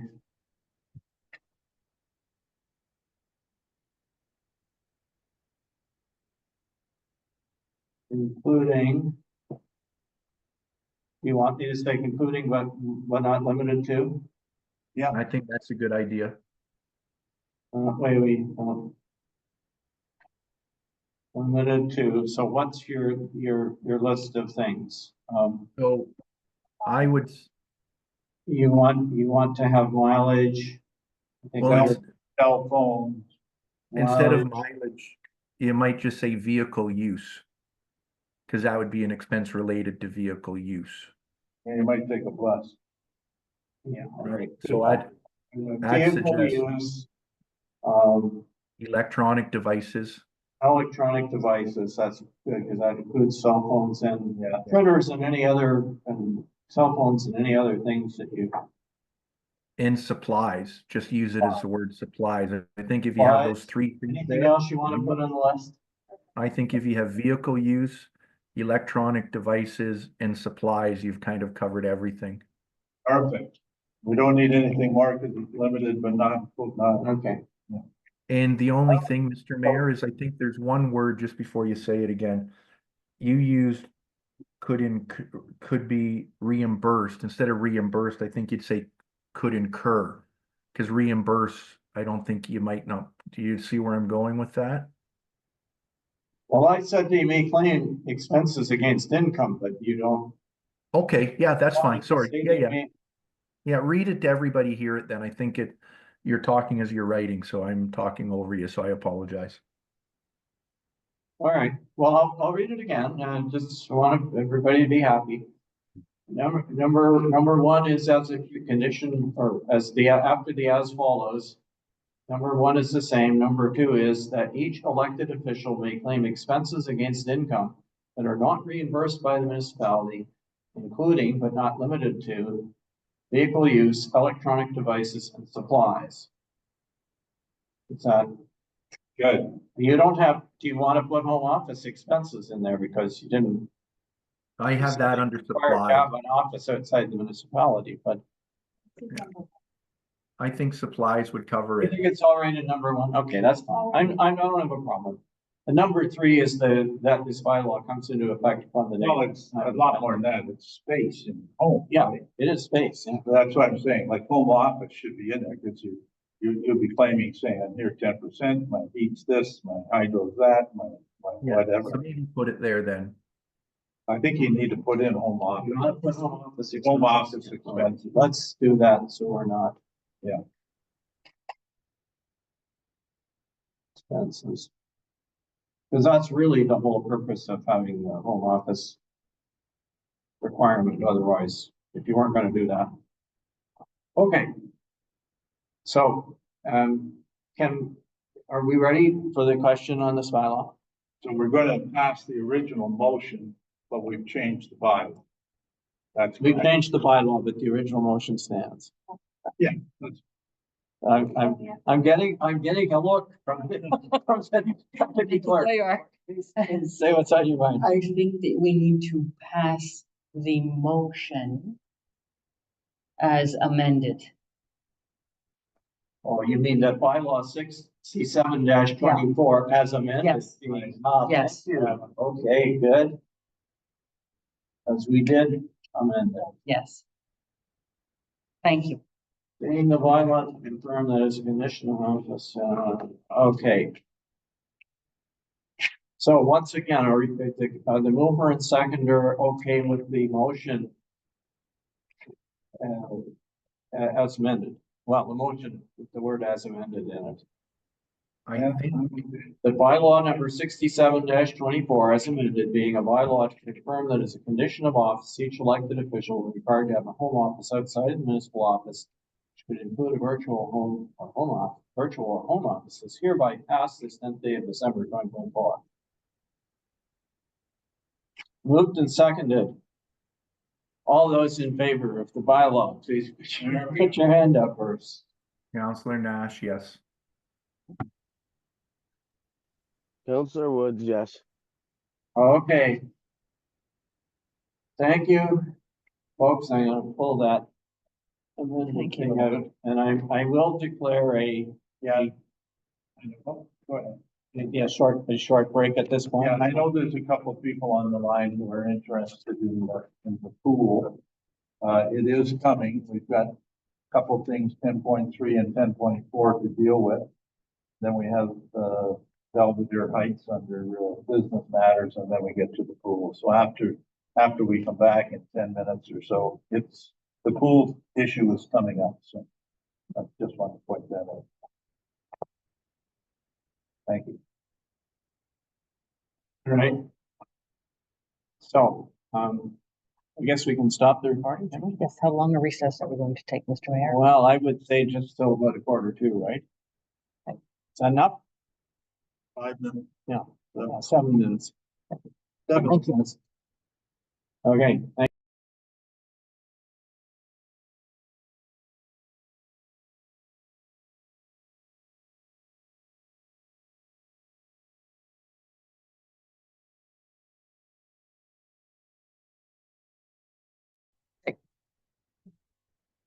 Thank you, folks. We are back again. It's not this time for real. I like this time. I'll make this back. All right, so we're now at 10.3. And 10.3, here's a suggested motion. That bylaw number 68/2024 being a bylaw to authorize the execution of an agreement for a bylaw enforcement officer for the corporation of the municipality of Whitestone, and to appoint a bylaw enforcement officer for the corporation of the municipality of Whitestone, and to repeal bylaw number 10-2022 is hereby passed this 10th day of December 2024. I'm gonna move her and second it, please. I can move that, Councillor Nash.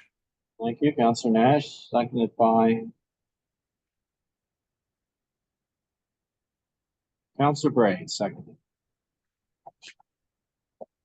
Okay, so, we'll just flip the pages over here. So the bylaw is in the package. I'm not going to read it to you. But essentially what it is doing, so people would know, is that it's appointing, reappointing, if you like, our current bylaw enforcement officer, Paul Rossiter, for a period of 3 months, which he has agreed to. Because as of his retirement date at the end of the year, we would not have a bylaw officer in the absence of the enforcement officer in the absence of this. And so this bylaw would take effect on the 1st of January of 2025 and go for 3 months. While we continue to seek a longer term arrangement. So that's, I think, all we need by way of introduction. Is there, are there questions or comments? You have the bylaw in front of you. I have a comment, if I might, through you, Mr. Mayor, Councillor Nash. Go ahead. Yeah, it was something I just thought of when I was reading this. I meant to bring it up earlier and had totally forgotten until I just saw it again. For this item, I don't think it's going to change the voting or anything, but I might suggest when we come out of closed, could we go back to bylaws and have this reintroduced at that time? Because I know in closed, we're speaking about some stuff to do with the contract.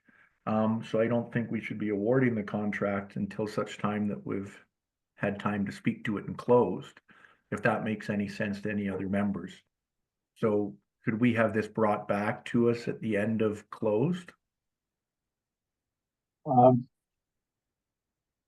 I did raise this question when we were talking about the agenda, and I think that we have two options. Option number one is to go into close right now, which of course would mean that the folks who are sitting waiting for us, well, maybe they are just enjoying our meeting. I don't know, but sitting waiting to talk about something else, or to hear about something else, would have to leave the call and come back, or we could do what you're suggesting, Councillor Nash, which is to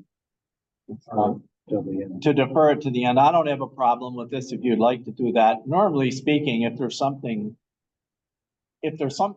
in camera that informs something that's in open, then I would normally try to do the in camera first. So, you know, but rather than have us jump in and out right now, if council is willing,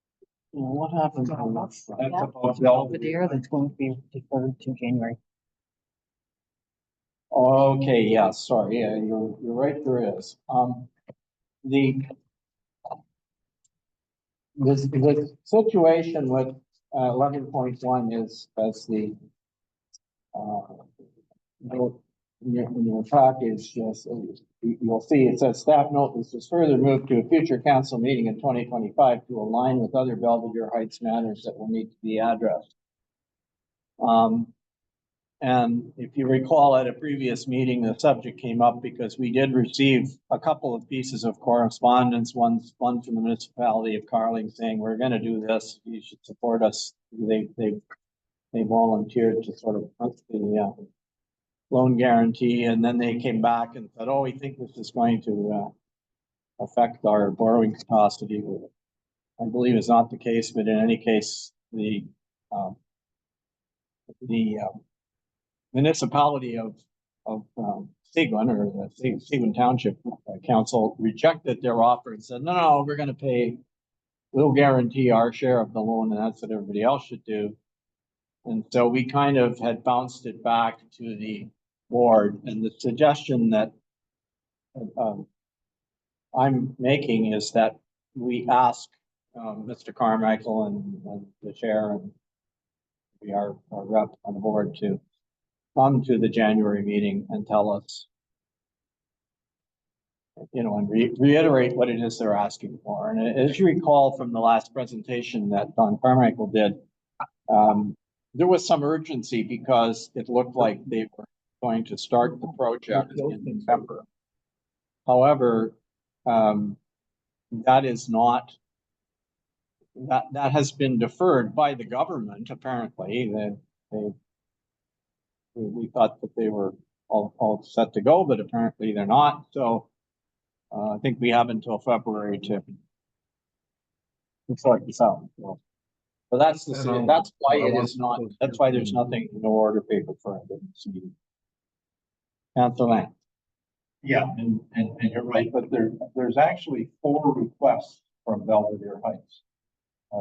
3 that we know of. But again, they had monies they gave us before, and they want them back. So in my mind, they're mixing operating and capital things, but and there's a couple of others that I don't need to go into, but again, our experience with Belvedere, in my opinion, is they seem to be all over the place, and you know, we get kind of mixed messages and whatever. So you're right, we need somebody to know, and it's got to be in January and explain all 4 asks and what they are, so they can decide as a council.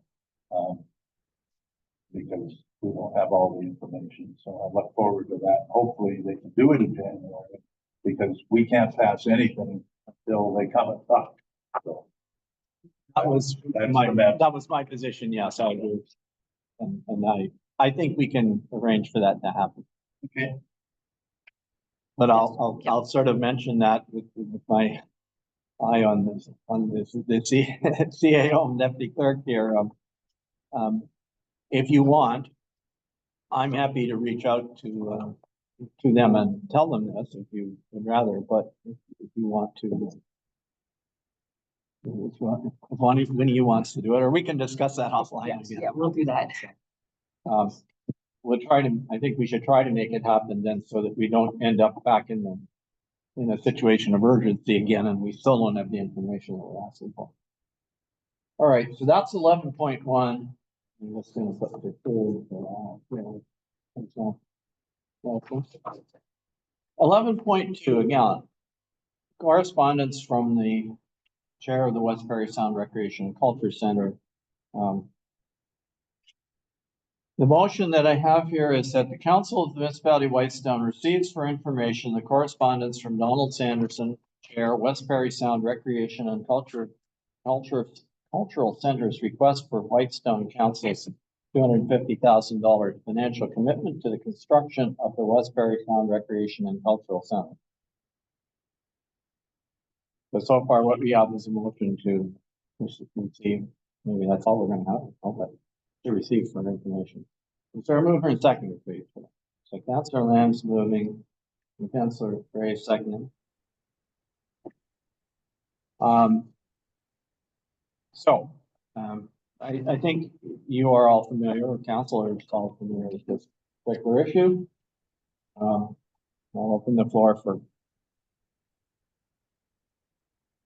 I'm going to take questions or comments, or probably comments, but anyway, Through you, Mr. Mayor, it's Councillor Nash. go ahead. Thank you. I'm just gonna take 10 seconds here, literally.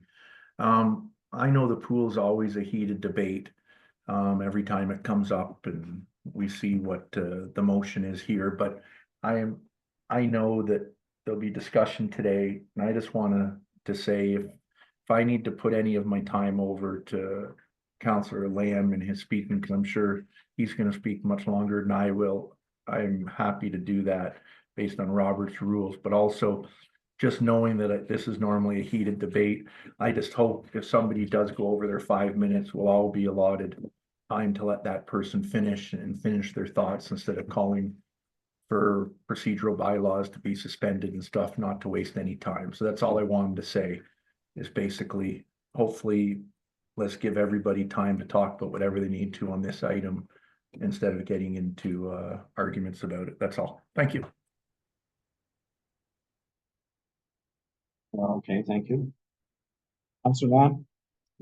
Yeah, thank you, and thank you, Councillor Nash. I'm really disappointed that Donald Sanderson wasn't able to come out today. I put a lot of work into this, and I guess through the years I've sort of, I'll say, led council in terms of some of our decisions on this, good or bad, depending on your perspective.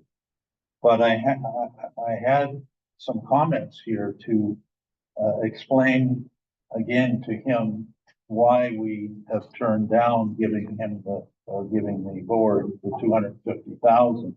And then I had 4 questions of him. So for the public record, I'm going to put in what I have prepared. We put a lot of work to it, and again, my indulgence if I get a red card. I don't want to have to suspend the procedural bylaw or whatever. But anyway, so here, what I was going to do was thank him for coming out. I wanted to congratulate him on his passion and his leadership and his dedication to this pool project. And personally, I sincerely hope that Parry Sound gets a pool and recreation center, but I personally want it done right. I don't want it done on the cheap, and it will, because it will eventually cost the taxpayers much more in the long run. However, it's not a project that the majority of Whitestone taxpayers support. Having said that, council did pass a motion to financially support the project subject to a review by an independent firm before final design. They, the pool committee, did a cursory review, which was not what we were looking for. Following that, I, along with our CAO, Michelle Henry, met earlier this year, I think it was April or May, with Donald and Dale Robinson from McDougall and Clayton Harris, the CAO from Parry Sound, to explain why we would not be sending the 250,000. And I'm not going to go into all the detail on that, but I will like to point out the following. This project looks nothing like was pitched in 2019 or 2020. At that time, it was 4 lanes. Now it's 6 lanes. At that time, there was 2,200 members, and now it's 1,900 members, which I think, by the way, is terribly unrealistic. It was on donated lands at that time at the old Y property. It's now changed locations at a cost of $2 million. It was a 48,000 square foot building. Now it's a 42,000 square foot building, etc. So these are just some of the major changes that have occurred since the time we were pitched and made our decision on this. When they did their cursory review, neither the pool committee nor BDO, who did the study, ever consulted or talked to our council or our staff about anything about the review or what we were looking for. We did not ask for a risk assessment of what were some old numbers, some new numbers, some assumptions, and some guesstimates.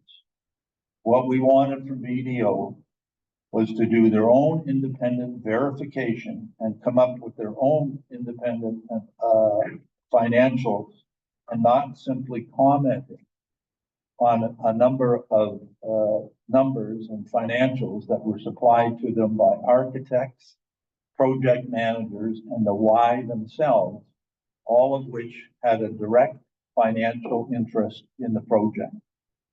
At the time that the review was discussed at this council, we unanimously thought the review would be premature and could not be done at that point in time. And then we only found out the next month that it had already been completed 3 months before. I also pointed out to Donald and the group at the meeting that I had with them that there, in my opinion, had two Achilles heels in this project. One was the $10 million fundraising goal, and the second was projected 1,900 full-paying memberships. These are just some of the reasons that we rejected the review. I think it's a fair question to ask me or ask us why we wanted the review in the first place. Basically, it was because we did not believe in the numbers and the financials that were being put forward at the time. And frankly, I do not believe in them even today. We wanted transparency and full disclosure to the taxpayers in the West Parry Sound area, something that I still find lacking. Your pool meetings or their pool meetings, if you listen to them, are quick, but in my opinion, other than Mayor Robinson sometimes asking questions, seldom are critical questions asked. Having said all this, I have 4 questions that I wanted to ask Donald today. And again, I ask the mayor's indulgence as I go through these questions. Obviously, he's not here to answer them. But number 1, I was going to ask him, is he going to do another review as requested by Whitestone and in consultation with us as a condition of getting any money from us? Sort of yes or no. He's not here to answer that, sadly.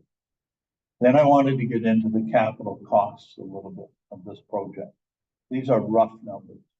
The original cost of the project was $32 million, which was made of $23 million from the federal and provincial governments and about $8 million from the West Parry Sound municipality.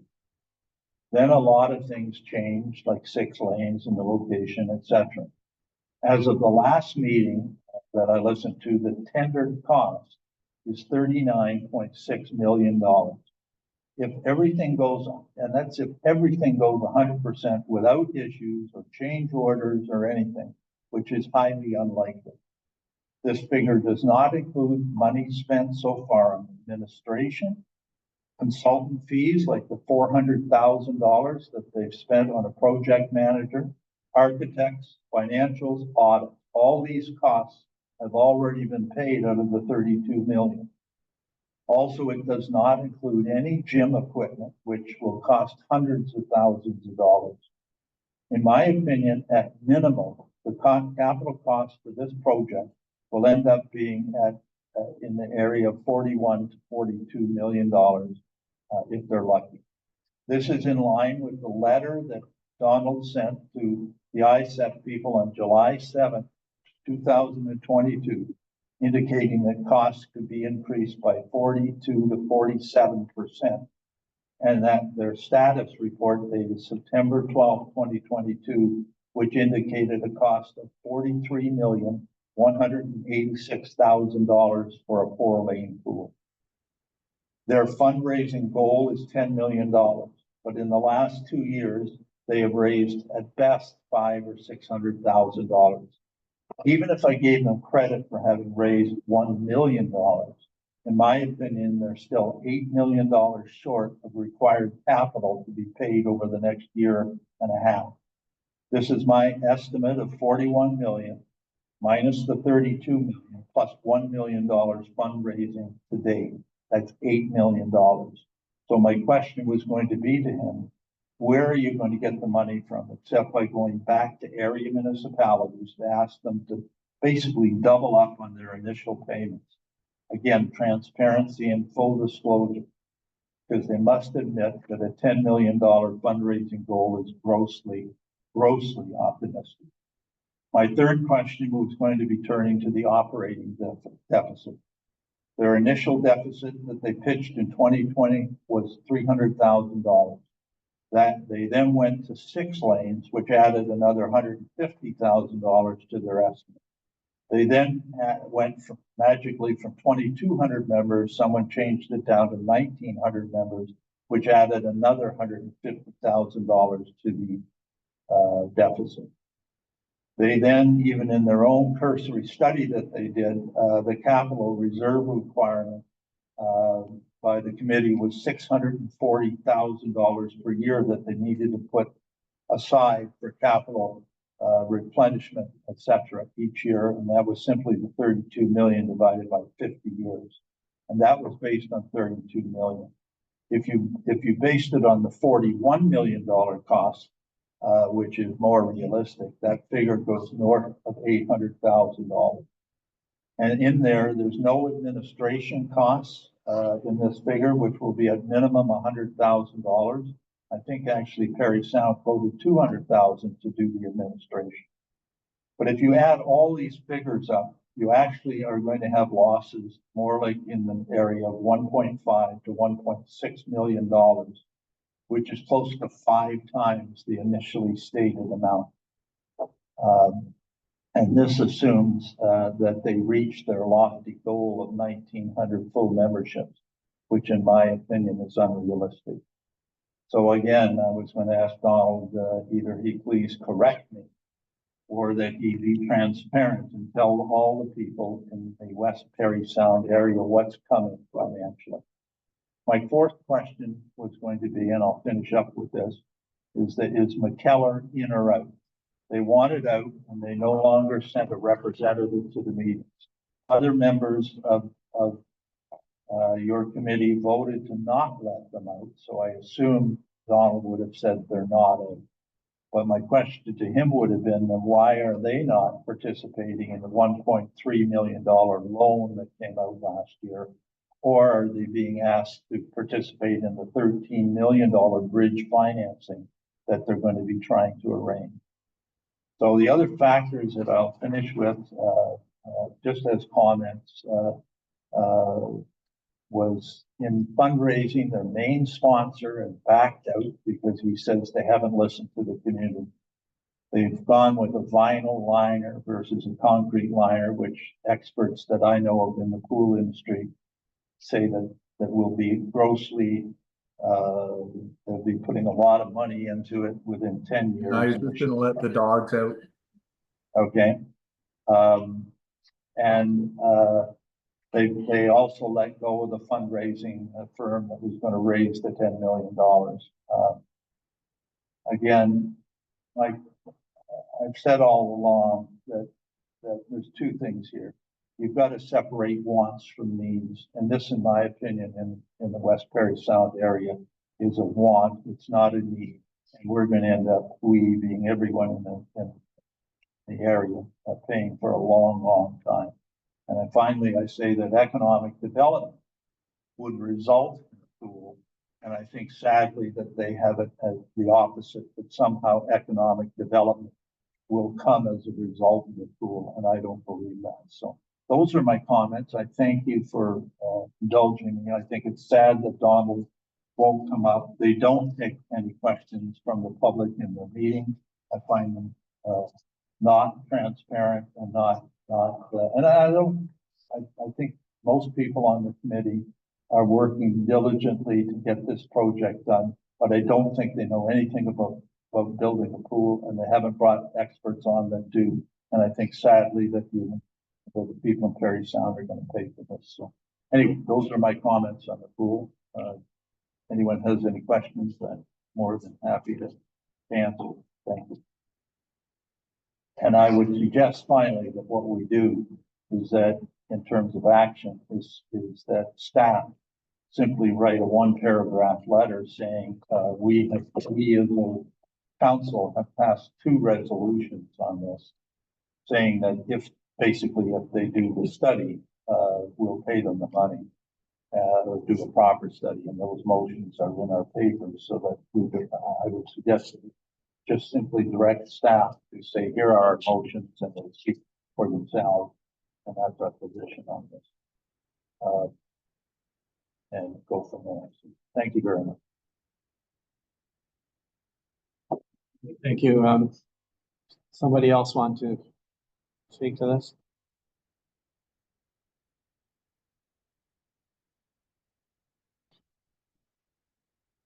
Councilor Gray, you want?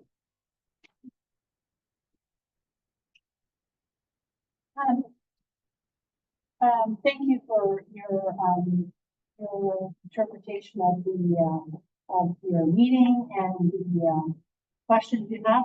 They're good questions. I think it would be interesting to hear what they have to say, and I think it would be good for us to invite the pool people, the committee, to come to a meeting to discuss these things. I'm curious that you don't hear much else from any of the other municipalities on the news or whatever on this. Being that we are not really a member, I'm not sure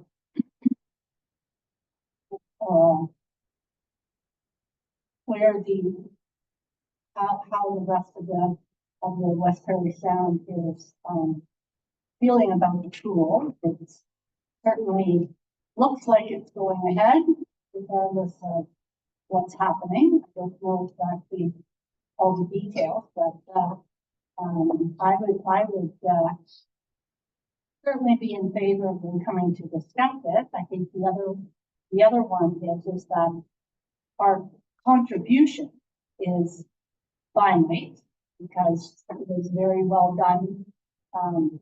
Councillor Lamb, when you proposed it, that the $250,000 is a one-time, and then for 10 years, it's the and can't remember the exact amount, but then with a CPI increase annually for 10 years. It was 18,000. Yeah, great. Thank you. Yeah, I thought it was around that, but I wasn't sure.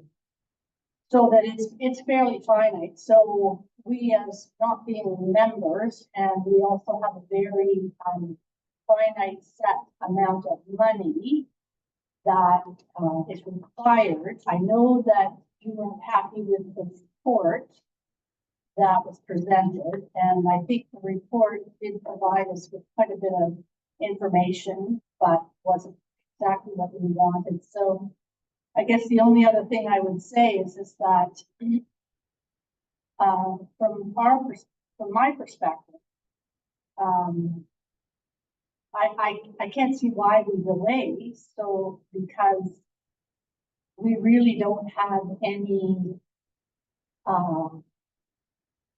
we certainly don't have the risk that everybody else has. And I'm surprised that hasn't come up with any of the other municipalities, that we haven't heard about that risk or about their concern or about any of these things. And they have reps on the committee.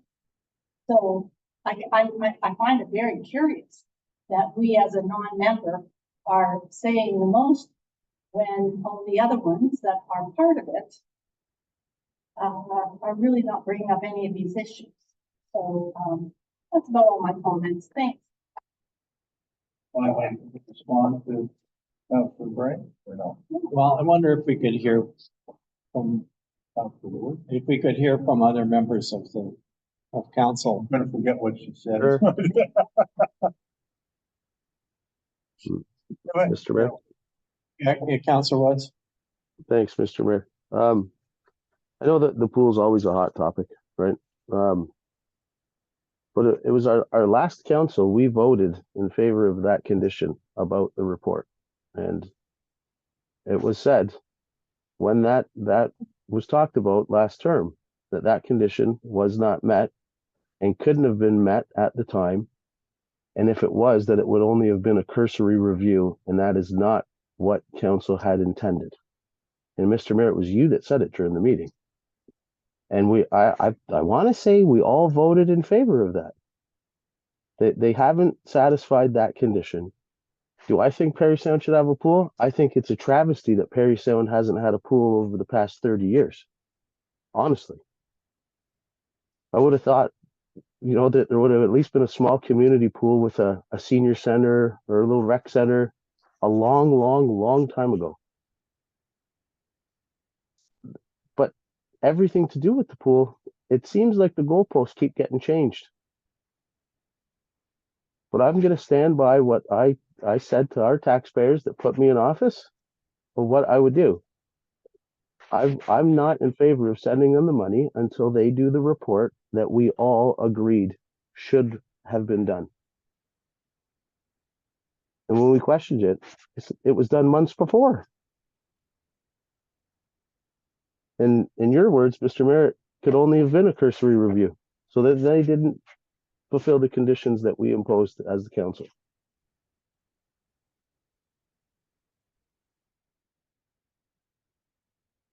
Okay, thank you. Councillor Nash, did you have any comment? And I got the dogs back. Yeah. No, I don't really have too many comments. I just think part of the reason why we're not going to hear from some of the municipalities, well, we have in a little bit. One municipality's tried to drop out, I'll call it, or froze how much they're going to pay. So we've heard about that. And then a number of the other municipalities are very close to the pool, right? Be it Seguin or Parry Sound, of course they're going to be in favor for it. They're right next to the pool or within the city, being Parry Sound itself. So I don't think we'll ever hear much back from them. They just want everybody to help contribute the best people can for a pool that's in their backyard, very close to their backyard. And we are the furthest municipality away from the pool. And I think we did the right decision in saying we'll give a donation and nothing more. I think we're really lucky if some of the numbers that Councillor Lamb's spoken to, you know, we'd probably be on the hook for, well, it would be hundreds and hundreds and hundreds and hundreds of thousands more. Instead of the 250 just for the original loan, plus it's probably going to double or whatever was said. And the 10-year operating thing, you know, at least we're capped instead of it being 100,000 or 200,000 a year. So I think we're really lucky that that was done, and good for the past council to be saying it and having a motion like that.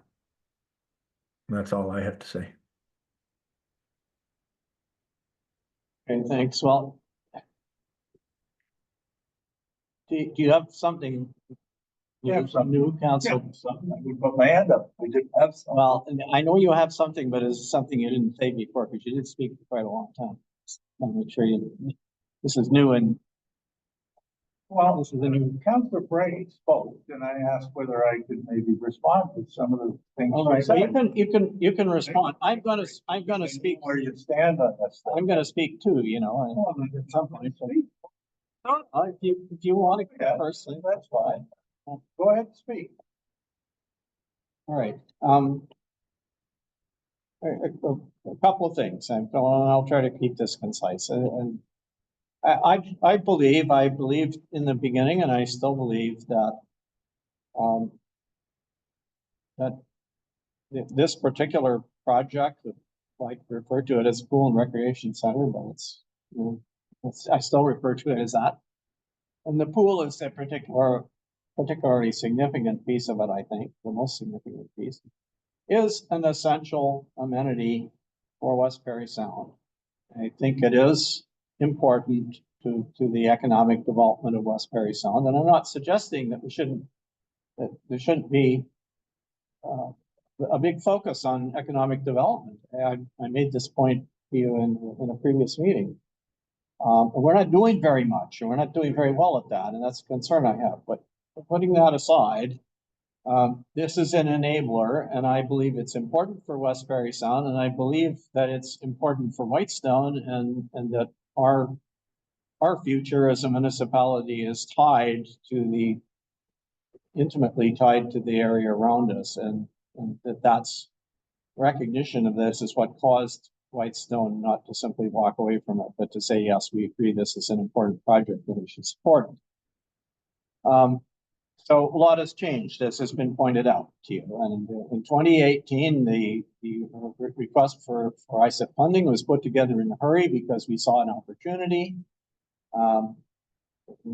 Then we had a pandemic, we had huge increases in costs and everything. So yes, the costs have gone up, and you know, the model for the operating of the pool has changed, and it will continue to change because the demographics of Westbury Sound are changing, and I believe they're changing in a favorable way, not in a less favorable way.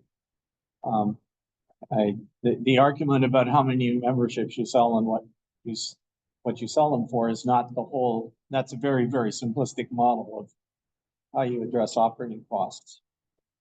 So, but let me talk about mostly about the condition that we kind of hung our hat on, and the question really is, what was that condition about anyway? And I'm actually the person who drafted the wording of that condition. If you go back and listen to the debate, what the intention of it was that there would be a review of the economics of not so much of the project, the capital project, but the economics of the operating model while the functional program for the pool was being established. And this is a really, really important point. Okay, functional programming or facilities planning, whatever term you want to use, is a pre-architecture step. And if you look at our condition that we put, it said it has to be done before construction starts. Why? Because once the design is finalized, it's a dead issue.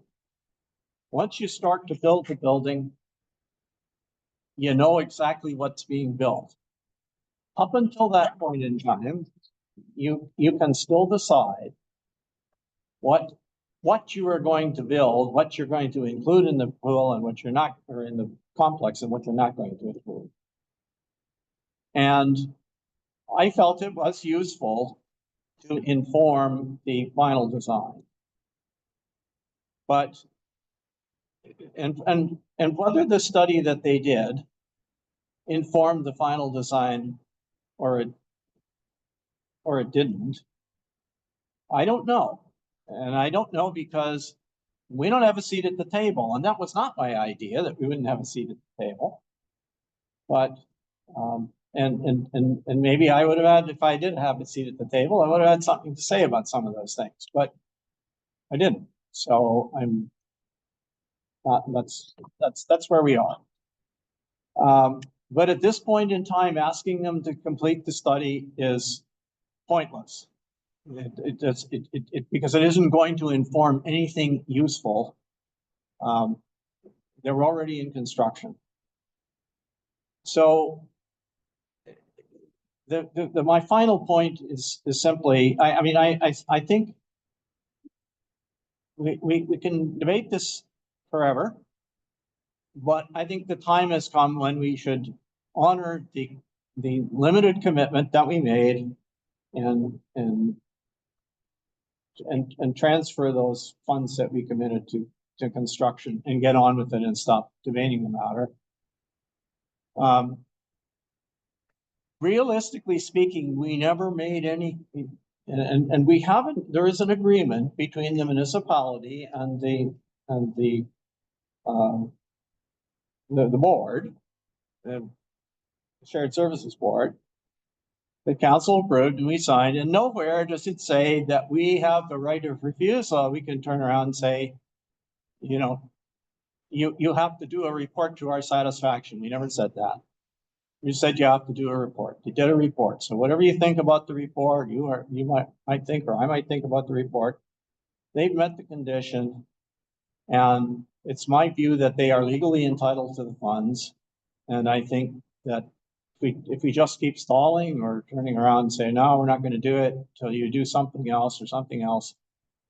Then it's a significant enough amount of money, and their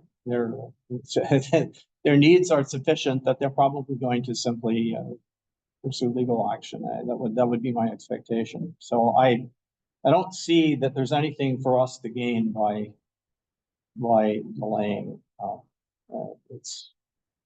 It is time to move on, folks. This debate is not helping anything to happen, and we're not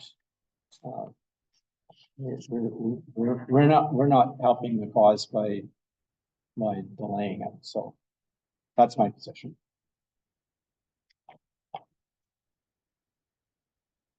You wish to respond now, Councilor? Yeah, lots of comments.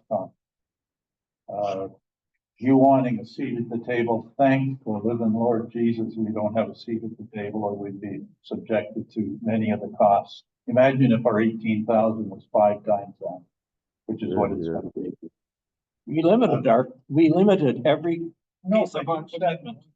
Seat at the table has nothing. I have the floor and you're interrupting me. All right, sorry, carry it. Yeah, thank you. We had a seat at the table, we paying 5 times as much. You know that, part of an answer to Councilor Bray, we were the only community that really did a survey of our citizens. The rest didn't. They burrowed down, they didn't tell their citizens enough. They sent the money in, and now they are now starting to realize, some of the smaller communities, the injustices that are here. You've got McKellar who are up. They're not sending them any more money. They don't go to the meetings. They voted them to stay in. But anyway, McKellar the McKellar Council is not happy at all with what's happened. There are some people in Carling that question. There's a lot of ratepayers in Carling that are pretty upset at this. But the bottom line is, nobody knows, because they're not publishing the numbers. If my numbers are wrong, then publish them. Go to a meeting and say, here's what we're looking at in the next year and a half in terms of operating losses. Here's what it is. Update people. They're not updating anyone. They've got their head in the sand, barreled down. They don't know anything about building a pool. They're just good-hearted people who think that a pool is a great thing, so let's do it. And I guess we'll just pass the costs on, whatever they are, when they occur. They know it's going to be it's bid at nearly $40 million. They know there's going to be a gap of whether it's 8 million or 7 million or whatever, and they have to pay that in the next year and a half as they build it. They know that. Why don't they simply say, you're right, we're going to have to tax them and just tell the truth? That's why we wanted the study to begin with, was to expose the true number, and they're not being exposed. I don't know why. If you listen to the meetings, they never take any questions from the public. They do a lot of stuff in closed, which I'm sure most of it or all of it's legitimate, but they come up, they don't ask critical questions, and a lot of people simply don't know. And the press doesn't do a good job of covering these things in Parry Sound, so it's the hard copy newspaper than anything. But believe me, I would love them to come back and say, you're full of baloney, Councilor Lamb, but I don't think I am. And they've been invited. Donald was going to come last month. He didn't come. He's coming this month. He didn't come. They're not going to come because they don't want the hard questions and they don't want to answer them. And they want to burrow their head in the sand and what's going to end up. And thank God, at least I am representing the vast majority of people in Whitestone. And that's what I'm employed for. I'm not employed for what my own personal thought is in a pool. I'm employed because 80% of 400 people who in a survey wanted very little to do with a pool or a financial contribution to that pool. That was the facts, and Councillor Woods and I went over all 400 emails. And that, you know, I might be up 2 or 3%, but that's what it is. That's the feeling in Whitestone. And if you did a survey right now and asked them the same thing, it would come into the same result. But the mayor went to council and went in there and apologized for our decision, called us all detractors, said it was just a group of no good troublemakers in Whitestone. This goes way back. He should be representing the citizens of Whitestone, not the citizens of George Comrick's world. Okay, Councillor Nam, you're. Excuse me, I'm gonna finish with this. Well, How dare you say they're gonna sue and we should do and whatever. Thank you for backing up the people in Whitestone and telling everybody and telling the world that they're gonna sue and what you think. That's inappropriate as a mayor and you shouldn't have said it. And I'm finished. Thank you. And if you want to keep debating, I'll debate on it. no, I Debate on some of the figures, George. Why don't you tell me where I'm wrong on the figures if you're so smart? as I said before, I don't have any information other than the information that you have. I'm not in the position to speculate about. Well, believe me, these I know things. an awful lot about this and I know an awful lot about my. I know, And there's a lot of things that I'll tell you this, I'm prepared whenever I come on anything and I'm really prepared on this thing. And I'll debate anyone on anything. we know. They don't even have a gym that's regulation. They've cut back everything. They didn't have a viewing area and they want to do competitive swimming. So what do? They chunked the change rooms back to so small you wouldn't have a competitive team there. Anyway, they can't even get in the change room to change. They're making mistakes monthly, trying to keep this cost down. And it's going to cost them millions into the future. And they beneath the scene know it. At least some of them do. So I guess we could go on, but I'll debate you on any fact here. Well, all right, I think everybody's had their say. The motion in front of us is simply to receive the correspondence. But I'm gonna add to it. And I would like to, direct staff, So you're moving an amendment, are you? yes, and direct staff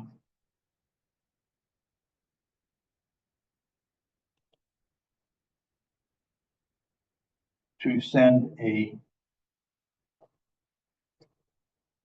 brief letter to the board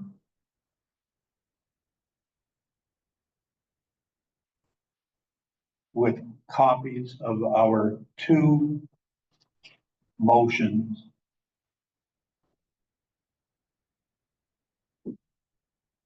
which are self-explanatory. Sorry, what? Which are self-explanatory. Well, maybe that's the wrong one. Direct staff to send a short communication to the board along with our 2 motions which are self-explanatory. They speak for themselves, right? They say, we're not giving you the money unless you do a proper study. We don't have to get into a bunch of reasons that they can listen to this tape or listen to what Michelle and I told them 6 months. Okay, so that is an amendment moved by Councillor Lamb, so it's just an end. We got an answer. They sent a letter asking for the 250. Yeah. Just have to say, here's our 2 motions and they're self-explanatory. Thank you. Is there a seconder for this motion? I'll second, Mr. Mayor, Councillor Woods. Okay, thank you. Are you ready for the question on the amendment then? If I could say just one quick little thing, Mr. Mayor, before we vote on that. Go ahead. Thank you, Mr. Mayor. Through your whole commentary there, Mr. Mayor, and I think even Councillor Bray may have said something. Don't remember if Councillor Nash did about, we've got limited contribution. don't even have a seat at the table. It was before the planning phase that all this was intended to work. I'd just like to point out to everybody, that's exactly how we would have been treated if we were at the table anyways. It just would have cost us a heck of a lot more money, because with only one vote, we didn't count at that table anyways. We never have. So I'm glad the last council made the votes that we made, and Councillor Lamb and I fought as hard as we did to try and limit our contributions and keep us away from that table.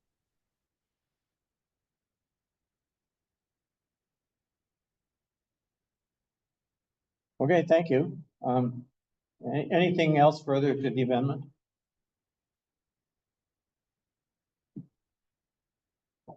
All right, so I guess we'll call the question on the amendment.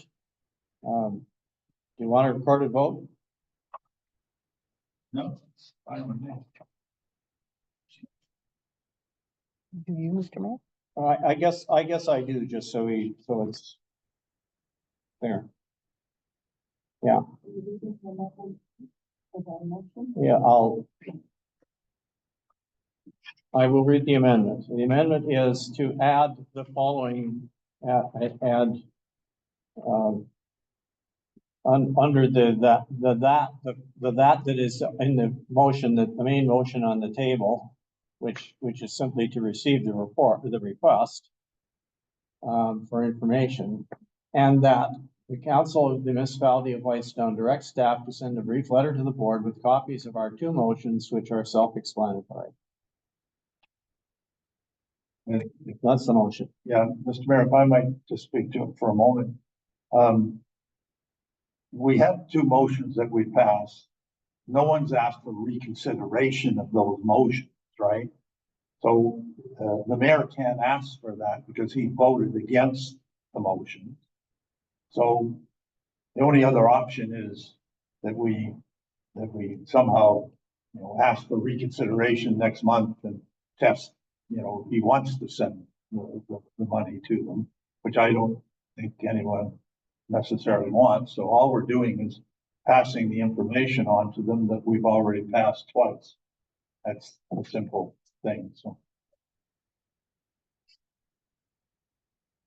Thank you. Well, I'm not suggesting that we reconsider the motion at the time that we passed that motion, which was, when was it? It was April or something. Wait, Yeah, we passed two motions actually during the year. okay, but my point is that at the time, it was a relevant motion. Still a relevant motion. Well, okay, that's where we disagree. I spent some time trying to convince you that it's it's not relevant. So anyway, that's the disagreement. So I'm not arguing about whether what we did in April was the right thing to do or not. I'm arguing about whether there's any point in continuing. And that's really a separate motion. It's not a reconsideration of anything. I'll argue procedurally, it's a separate motion. But anyway, when it's not on the table right now, so let's deal with what we got. And this is an amendment. Recorded vote, please. Recorded vote on the amendment On the to the amendment. main motion. Thank you. Councillor Bragg. I'm abstaining again, thanks.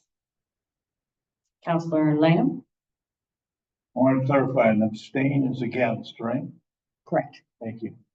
Yes, I'm for it. Councillor Nash. Yes. Councillor Woods. Yes. Mayor Comrie. No. Thank you. That motion, that amendment is carried. Okay, so now we have 11.2.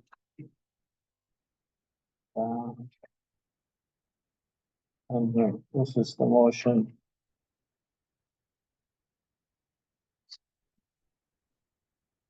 So again, it's to receive and then the amendment that we just passed. Any further discussion? Okay, once again, let's have a recorded vote. Thank you. Councillor Lamb. Yes. Councillor Nash. Yes. Councillor Woods. Yes. Counselor Bray, No, Mayor Comrie. No, Thank you. That motion is carried as amended. okay. All right, thank you. Don't. All right, 11.3 is correspondence that you've seen before. It came to us in correspondence, actually. From the Perry Sound Community Radio Association, and this is simply a request for a resolution of support.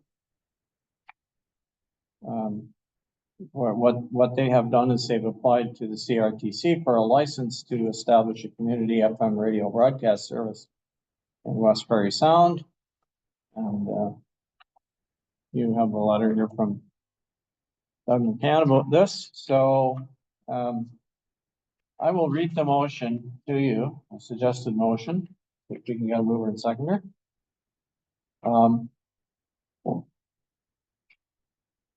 The motion is that the Council of the Municipality of Whitestone receives for information a correspondence from Perry Sound Community Radio Association.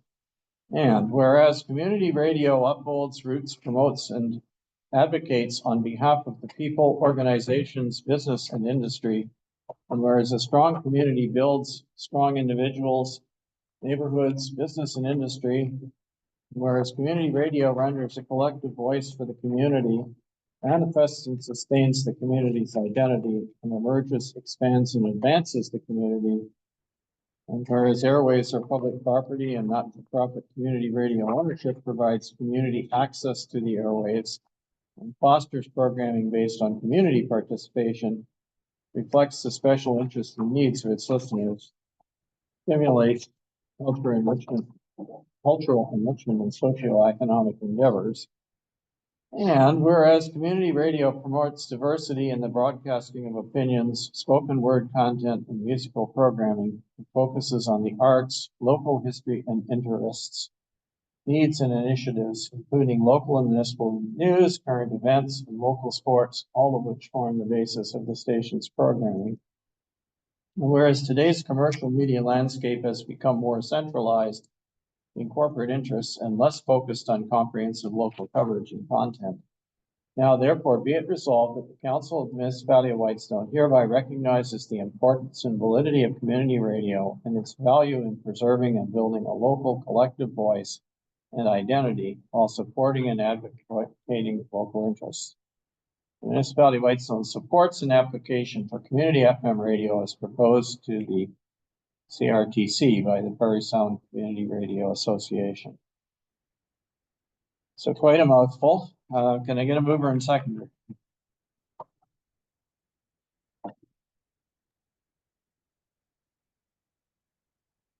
Councilor Bray moves. Seconded by. I'll second, Mr. Mayor. Thank you, Councilor. Any discussion? Yeah, Councilor Mann. yeah, through you, Mr. Mayor. They've applied. We already have an FM station, Perry Sound, called the Moose 103.3. I don't get why they would apply for a second FM station in Perry Sound. Doesn't make a lot of sense to me. But if they do, and if this is going to pass, I would move some sort of amendment that it's without any financial commitment from Whitestone. Isn't coming back a year from now saying, well, you supported it. Now we need 100 grand, 50 grand because we don't have enough advertising, whatever. There should be no financial commitment from Whitestone if we're going to pass it. But I question even why there's a need for a second FM station in Perry Sound. Unless but maybe there is, maybe I'm missing something. Well, let me try and tell you, and I'm not behind this initiative, although I do know Doug McCann, but this is community radio. Moose FM is a business.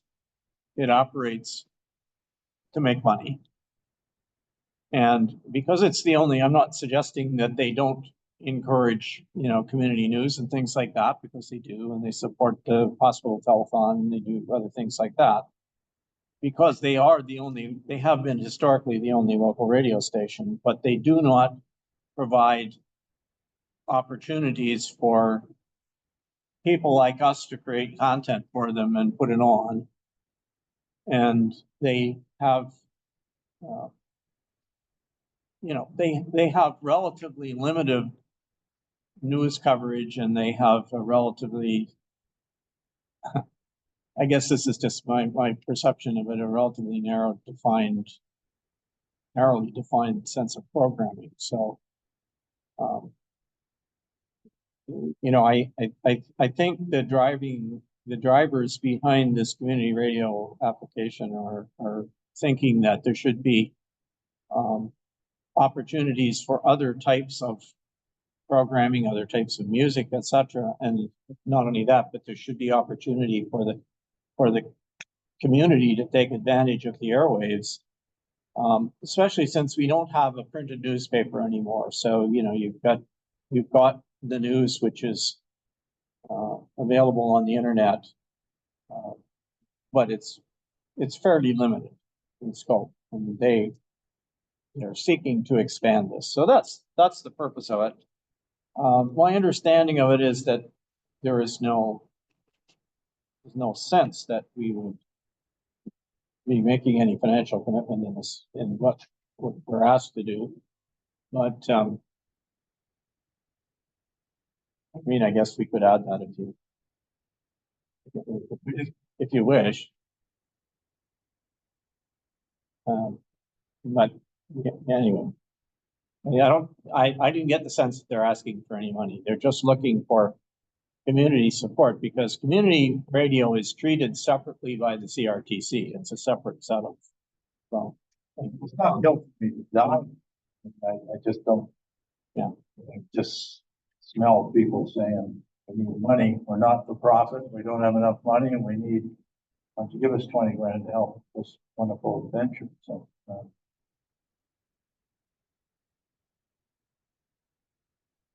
well, again, if you want to make an amendment, you I'll can. leave it, unless someone else wants, I'll certainly second if someone agrees. I'll leave it. Okay, so are there other comments or questions about this? If I might, through you, Mr. Mayor, Councillor Nash. Go ahead. Thank you. I don't know if others has gone on to their website, but I went onto the website just to try and get an idea of it. I understand they're not for profit radio station. That's what they're trying to do. Doing different types of music and stuff like that. The only thing is, you know, I think of there's that TV channel that they're always asking for donations on. It's been around for years and years.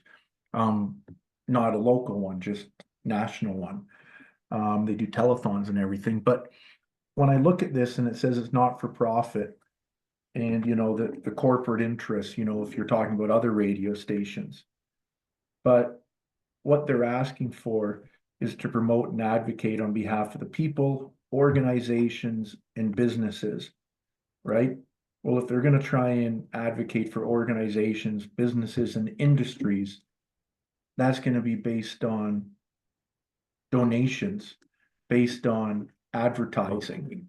So even though it's not for profit, they still have corporate interests in that they're going to need to have certain corporations or whatever run it, right? So just when I see stuff like that, I have no problem with another radio station being around if they want to. I don't think we should have to pay for another radio station being around, but if another one wants to have a go at it and see if they can succeed, great on them, and I hope them all the best. And I hope it can work in today's world. Unfortunately, when so much stuff is going to live streaming and, you know, so many different platforms that you can do, but I wish them all their best in it. and hope that they can succeed in it. So that's all my comments. Okay, thanks. Anything else about this motion? All right, then I guess we'll call the question. All those in favor of the motion, that's 3 hands up in the room here. On the Councillor phone. Woods, yes. Councillor Nash, yes. Okay, thank you. That's carried. 11.4. This is an item that says the item requested by Scott Nash, and this is in regards to metal recycling. And there is a motion. Otherwise it would be in here, I guess. Whereas the council of the municipality of Whitestone has discussed the Alds Road and Church Street landfill sites metal recycling. The council of the municipality of Whitestone asks staff to prepare either a request for proposal or tender for the metal recycling services for the municipality of Whitestone landfill sites. And that the procurement for metal recycling services follow the protocol for bylaw 14-2017, which is a bylaw to provide policies with respect to procurement of goods and services, i.e. procurement bylaw. So that's the motion that I have is, are you Mr. moving that, Mayor. Councilor Nash? Yes? Mr. Mayor, that's not the motion I presented. Can I read the motion that's in our brochures? Whereas the council of the municipality of Whitestone has discussed the Alds Road and Church Street landfill sites metal recycling, and that the council of the municipality of Whitestone would ask staff to prepare either a request for proposal or tender for the metal recycling services for the municipality of Whitestone landfill sites. That a minimum of 3 bids be required in order for a contract or purchase order to be voted on by council for the, and it should say for the award. And I just want to say something here. I work hard trying to get motions put forward. Actually, you know what? I'm gonna wait until after it's first and seconded first before I go on. I don't want to do it the wrong way. But what you read was not what the motion was in my booklet. Okay, You so chose I staff's recommended motion, not my motion. I'm simply reading what's in front of me, but I can guess why, if this is not what you intended. It sounds to me, if you take the motion on the surface of it, that if there aren't 3 tenders received, that you don't award anything. I mean, is that really what you want? What if nobody bids on it? That is, to be honest, Mr. Mayor, that is 100% what I want. We don't get enough bids, but unless I'm wrong, and I guess I'd ask the deputy clerk, I'm gonna put her on the spot, but page 5 of 9 on my motion sheet. I don't know what motion you're reading from, but page 5 of 9 of the motion sheet, I just read you what the motion was, Mr. Mayor. That's the one that all of council has, not the one you read. It says next to it, notes, staff recommend that. Sorry, last where act are read you, the following. where I am seeing what you're talking about? Looking at the blue sheet. Blue sheet. and the list of motions. That's where I get confused too. I don't.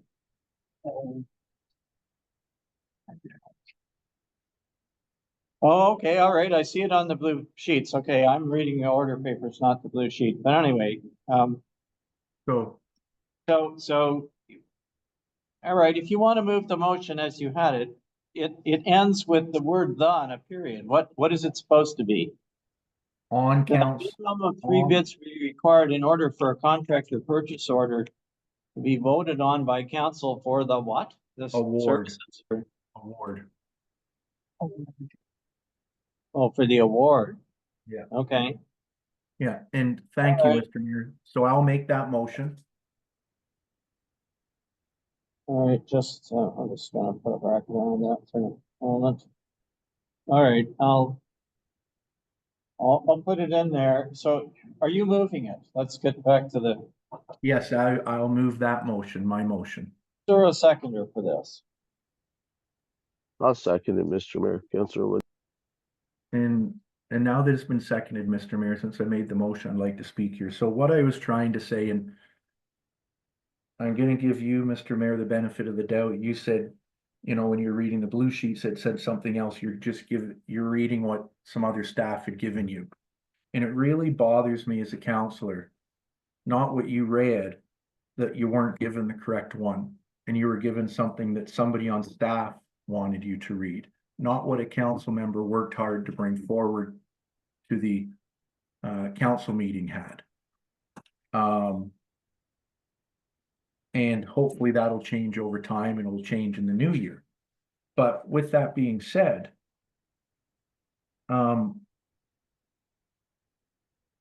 never once seen on a proposed motion that under it says, no, staff recommend that the last something, the last that read as follows. I submitted this almost 2 months ago, I'll say, beginning of November. Staff, the CAO who would have looked at it at the time, never got back to me and said, I'd think of something different. When this was supposed to be on the last council meeting, no documentation was provided that I asked to be included. Now, I did get an apology email from the deputy clerk, which is fantastic, and I really appreciate that. But none of the information I'd asked to be included was there. So I'm really thankful that all the information is here now. So now that I have that out of the way, hopefully now I'll take my 5 minutes. So the reason I asked for this to be on was I saw the metal recycling pile growing and growing and growing. So I'd asked for it to be on the agenda. And then, unfortunate to me, after I'd asked for it to be on the agenda back on November 2nd, just before the council meeting of November, I think it was the 19th, I think, I noticed that the scrap metal had recently been taken away. And staff had gotten back to us with their apologies on some stuff and had mentioned that it says, I'll just say the public works manager arranged for the scrap metal pickup in August with the reminder again in late October. He indicates it normally takes 4 to 6 weeks. Part of the reason why I'm wanting council to make a decision on this, and yes, you'd asked if I want to make sure there's 3 bids. I want to make sure there's 3 bids. This is companies paying us to give them metal. We want to make sure there's bids. We want to do the best for our ratepayers. But when you look at their contract, which we all have a copy of in our agenda package, it clearly also notes that the contractor is responsible. This is page 6 of 11 of their agreement. Scrap metal should be picked up at the site when the municipality determines it to be necessary, i.e. space is at a premium, and will provide minimum 72 hours of notice, right? So we asked it, but it's taking a long time, right? It's 4 to 6 weeks. But this contract, so I'm really glad I asked staff, and I'm really happy staff gave me the information. The form of agreement, the length of this contract was 1 year. If we just look at page 5 of the agreement, item number 19, term of contract, 1 year in 2020. We're now in 2024. Yet we didn't retender it. We didn't ask for a request for proposal. It took a counselor to ask what's going on. Can we please put it on the agenda for an award? They showed up, they got rid of the material this year. It was prearranged, but we're working on a contract that isn't even valid. It was from 4 years ago with 1 year term. What are we doing as counselors? We have to be on top of this stuff. We have to make sure stuff's being followed. Before it got picked up this year, we really should have made sure that there was an actual contract in place. The 1 year contract, it says it plain as day on page 5 of 11 of the contract. And, you know, the other hard part is, you know, I'm always one for following the procurement policy, which says we should try and get 3 bids. We don't know the amount of money we're going to get for our scrap metal until it's done. But normally contracts cost us money, right? We're awarding something that's gonna cost us, be it 30,000 or 20,000. In this case, we're being provided with money by a contractor for taking our materials. So I don't. Okay, know thank what- you. Mr. Mayor. let Please me wrap it up, Councillor Nash. You're over your time. Okay. Well, I still have a couple minutes left. Hopefully you'll allow me to continue. Well, I will, but I think we all understand what it is you want to do. I mean, I just trying to move things along, folks. Perfect. It's already So, past 5 o'clock and we have yeah, a so, number of other items to do yet. yeah, so, thank you, Mr. Mayor. So in the procurement policy, it doesn't really speak to when items are gonna be sold by us, I'll call it. It speaks to when there's gonna be stuff done that costs us money. That's why I wanted council to make the decision, because it doesn't really speak to that in our procurement policy. So that's one reason why I wanted it done like that.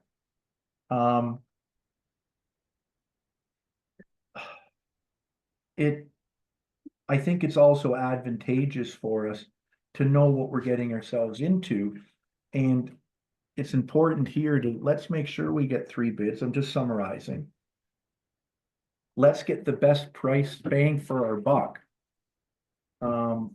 I made a couple quick calls as an ratepayer, not as a counselor, didn't say I was a counselor, to try and find out about scrap metal prices and what it might cost from people in the area to do stuff for us. And the current contract we have, which is public knowledge, they take $82 a ton off the posted price.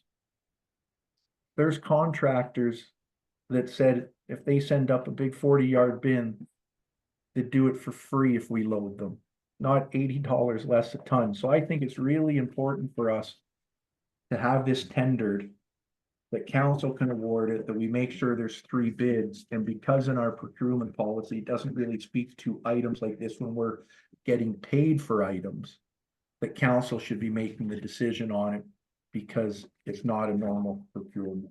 So that's why I brought this forward and I'd asked for it to be passed the way that I presented it. Okay, thank you. Yes, sir. Are there any other comments on this item?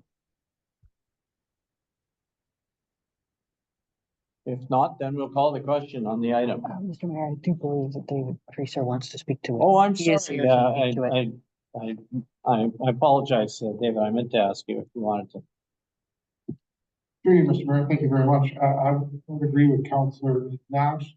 Our bylaw, number 14-217 does not apply to the steel here. It is for the procurement of goods and services. That's where we obtain goods, and in the definitions, it does not apply. So we can follow the same procedure. So when I read it here, purchase means to acquire goods and or services by purchase, rental, lease, or trade. We're going goods means in relation to procurement, which we'll go back to as means obtained. Movable property includes lost goods, installing, operating, maintaining, manufacturing such movable property, including raw materials, products, equipment, and other physical objects. In every description, it goes on to describe liquids, gases, different forms, goods, service. The service means an intangible product that do not have any physical presence, include professional services. So our procurement bylaw doesn't apply to this. We actually can follow part of it if that's council's direction. It was back in 2020, looking back, that this was done and made aware. I wish I had a little more information in front of me from a previous, from a recent invoice that was provided or from AORs to have the cost. So I could share that with you, but our treasurer has, Manish did not get back to me in time. We apologize for that. But since AORs has been doing our pickups, And we did get it picked up before the winter did move in. And I did reach out to surrounding municipalities to gather insights into both the scrap metal services. Besides McKellar in 2024, they released a tender for scrap metal pickup, and they received no bidders for that. Magnetalon, they used AORs this year. Carling's, they just requested a quote. They call people up and get a quote on the tonnage cost. They call 3 people. 2 of them they said were AORs, Adams, and I couldn't remember the third. Seguin, this year the price was, best price came from AORs as well. McDougall, they got 3 prices this year, 3 quotes as well. The best price was from SLM. And they also will get prices from Adams and AORs. And McKellar is currently using Adams Brothers in a bin. They just come provide the service for them. They did not bid on. They said the cost of the services went up after they put a tender in because we never got any prices back. We're happy to put a tender or quote. The neighboring municipalities is what they're doing is they're calling for quotes. What's your price per ton? We've got a pile here at the end of the year. And Carling uses their money to offset the grinding costs. It's kind of a balance for that. But it does help the balance sheets. We can do whatever council would like us to do. We put a request in for proposal and see who can do what. I'm sure there's lots of people out there that maybe we're not aware of. The neighboring municipalities are all using, as I indicated, mostly AORs, but supposedly SLM gave an attractive price to McDougall this year. So there is options moving forward, but the procurement policy does not speak to scrap metal. Through you, Mr. Mayor, sorry, I couldn't hear David there. Dave, were you saying we don't need, or we're not following it because of item 32.7? I just couldn't hear the number you were referring to in the procurement policy. Sorry about that. Policy, from the beginning, being a biological policy in respect to the procurement of goods and services. And under the definitions, I couldn't see anywhere it applied. Reading through it. You were right when you said it just doesn't really, it's not a clear vehicle to use, but it does have some very good procedures. We could apply. We could absolutely apply just what is the procedure, and I'm happy to do whatever council directs. Okay, thank you. I guess my interpretation of this would be that what we're tendering for, or what the suggestion is, we tender for something, we're tendering for a service, which is to recycling of scrap metal. So I would argue that our procurement policy does apply, but regardless, the ask is very clear. I don't think we need to debate whether this is the right thing or not. If that's what council wishes to do, it's certainly in order. So are there any other comments? Just to finish it off, Mr. Mayor, I just hadn't finished when I asked the works manager there the one question. So I think it's very simple what I've shown, but purchase under 2.27 of the definition means to acquire goods and or services by purchase, rental, lease, or trade. Well, we're purchasing a service. That service is them loading up scrap metal, putting it into a bin, taking it away. So that is a purchase, means to acquire a goods or service. I'd also argue that goods is there, but anyways, but the thing again that really hit me the most was that we didn't have a contract in place for this. We're talking thousands, tens of thousands of dollars, and we don't have a contract that's in place. It expired 4 years ago. We got to really make sure to be on the ball with this stuff, especially our treasurer. whoever that might be. That's what concerned me the most when I got the information. So I'm glad that, you know, hopefully we can put out a tender and we'll get 3 bids. And I think, again, it's end of the day, so the data usage gets a lot where I am right now.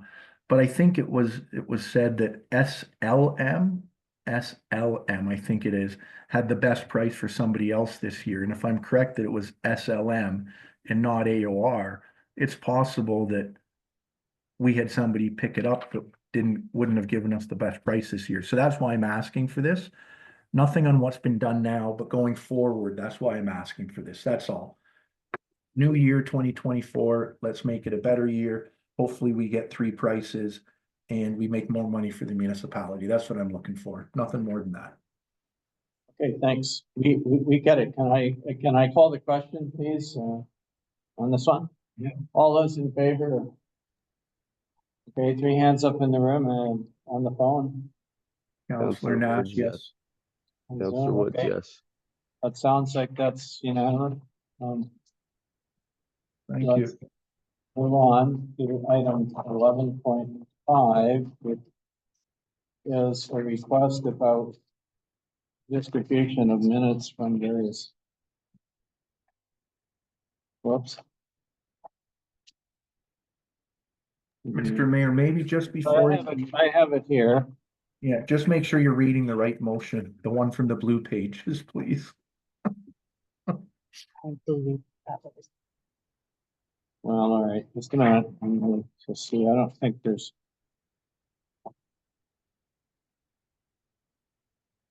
Yeah, I know that's just an implementation comment, okay, but, here's the suggested resolution, whereas the Council of Municipality of Whitestone has discussed the current method of how the meeting minutes for Belvedere Heights, Perry Sound Board of Health, and EMS Advisory Committee are currently provided to council members via email from municipal staff. That the Council of the Municipality of Whitestone would ask staff that on a go-forward basis, the meeting minutes for Belvedere Heights, Perry Sound Board of Health, EMS Advisory Committee, and Perry Sound Area Planning Board, additionally be included in the council agenda packages under correspondence for greater transparency for ratepayers. So is that your motion, Councilor Nash? That's it, word for word, and I'd make that motion. Thank you, Mr. Mayor. Seconder? Awesome. All right, And- seconded by Councilor Lamb. If I might, I'll take 30 seconds here, no more than that, and we can move on. So, I just brought this in, as we all know, sometimes we're forwarded meeting minutes as the weeks or months go on or whatever it might be. And I just thought, you know what, I really think we're doing an in-service to the ratepayers if those meeting minutes don't make it to our minutes. We read them, but others don't. So where possible that they be included. And when I'd mentioned this to Councillor Lamb or Deputy Mayor Lamb, he'd actually said, oh, what about the planning board as well? So he'd said he was gonna see if that could be included, which I supported having that there. I know, you know, under something it says about possible links. And the reason I'd asked for the paper to be there, today we're 250 pages, sometimes we're 500 pages. We can make sure to use recycled paper. But when there is a link, I've said this for numerous things, when it only says see here for a link, people don't click on it. Some people don't have that technology, especially some of the more senior people. People like to see it on paper. It's proof of what it is instead of clicking on a link. Maybe the link's not there down the road. You have a hard copy, you have it forever. So I'm one for always having a hard copy instead of the links. So I think it be passed the way it is, and I think we'll do great service for the community by, again, this is just opening up more transparency to everybody, that they can read all the minutes. And that's it. Thank you, everybody.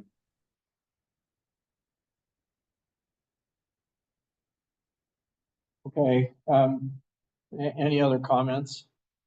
Well, yeah. Councillor Bray, sorry. Oh, sorry. Oh, sorry, Councillor Bray had her hand up first. Sure. Yeah, I I would hope that we're not going to be printing out all of these, because I don't mind them being actually on the screen when I'm reading through it. But I'm hoping that we're not going to be printing these out every month for everybody, because that is a lot of paper and a lot of waste. But anyways, I would also suggest that you put in the DSAT board, and you also put in the ice cap minutes. If you're gonna do all minutes, then I think we have to add a bunch more minutes. DSAT, ice cap, and probably the West Perry Sound OPP. Advisory. Yeah, board when we get minutes. Planning board. Yeah. So. Yeah, here, and if Councillor Bray would like to make that amendment, I'm be all for those three: ice cap, West Perry Sound, OPP, and I forget the first one you'd said, Councillor Bray, but all four of those being included as well. I think it just gives a lot more transparency, so great idea.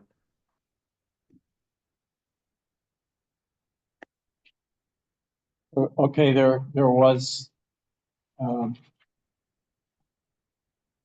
so there's a suggestion to add other, there were three suggestions to, DSAP was one, the OPP detachment board, right? Ice cap, that was three. Ice cap. Fourth one. Provincial offenses, and Yeah, then the- West Perry Sound.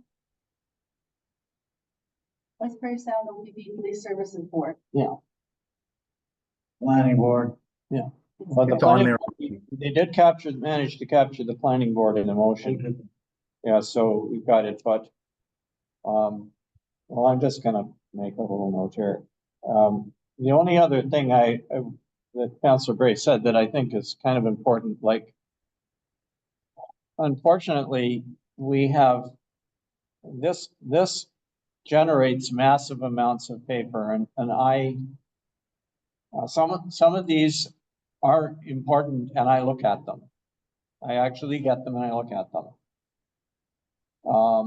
But I would prefer to look at them online. If we keep in mind, we make paper copies of an agenda, we're gonna end up printing we're gonna have a 750 page stack of paper like this, and they'll be sitting out in the mailboxes and whatever, and then they just go into recycling because people won't pick them up. And I'm afraid I realize there are some people who need them, and they should be able to ask our staff and get them. No argument there. But to just say everybody is gonna get that in their package, then, we have, and the note that you see at the bottom of this is that we have in our strategic plan an item that says reduce paper burden for council meetings. Mr. Mayor, And so in order to that's respond, not, no, this is not part of the motion, but it's, I think the understanding was that people could get it if they asked for it, but not. but in order to respond to yourself and Councillor Bray, Mr. Mayor, I made this motion and I'm I'd responding to it. I'm entitled to I'd do like, that. no, I understand that. And I'd like to see it in paper. At the same time, we have staff reports, we have a landfill report. We have the Benzic monitoring reports. They're included. Why can't minutes be included? Who's gonna pick what should and shouldn't be included? If it's a agenda package and it's a printed copy, it should include every single page as the PDF. If a staff member or council member don't want a printed version of a agenda, they don't need to have a printed version. I don't think we normally print too many versions for the public. So I don't think we're talking here about killing hundreds of trees a year. We're using recycled paper. We're talking about a few extra 100 pages of print in order to get information out to people. And it's the elderly people or people on low data service or bad eyesight that might not be able to read the minutes if there's a link, or would totally miss it and then would say, oh, sorry, it was in a link, sorry you missed it. Instead of just giving them the information. We talk about being transparent, but then we try and hide stuff. I notice a lot of the time that some reports that you'd think should be in our agendas are they're only a link, and then people don't get to read it. So we should be promoting to get all the information out there. By all means, if Councillor Bray, for example, doesn't want to get a paper copy and only wants digital, I think that's great. But if somebody else wants a paper copy, they should be allowed to get it, not have to ask for individual minutes to be printed. So that's why hopefully it will be passed on the way I have the motion presented. And I would ask for a recorded vote on it if possible. Thank you.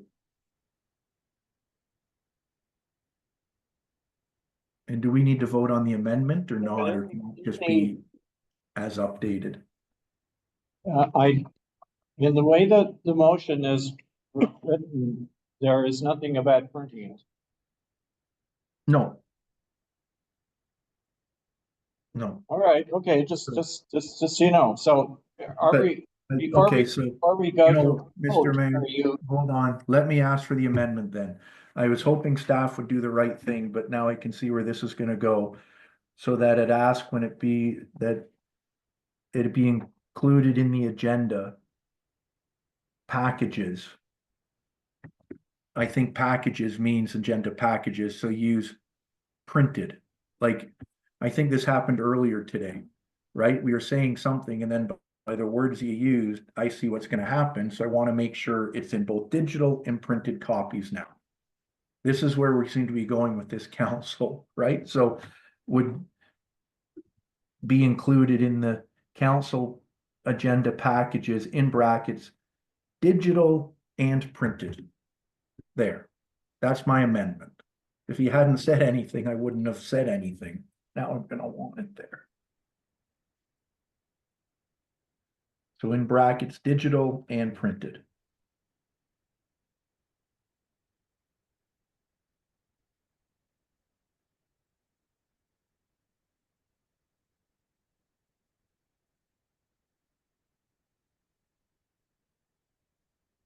okay, so what is being, just again, what, I want to be clear what we're adding. We're adding the minutes of DSAB, the OPP detachment board. This is in addition to the ones that are already written, like the Board of Health and EMS advisory, the planning board, etc., and Belvedere.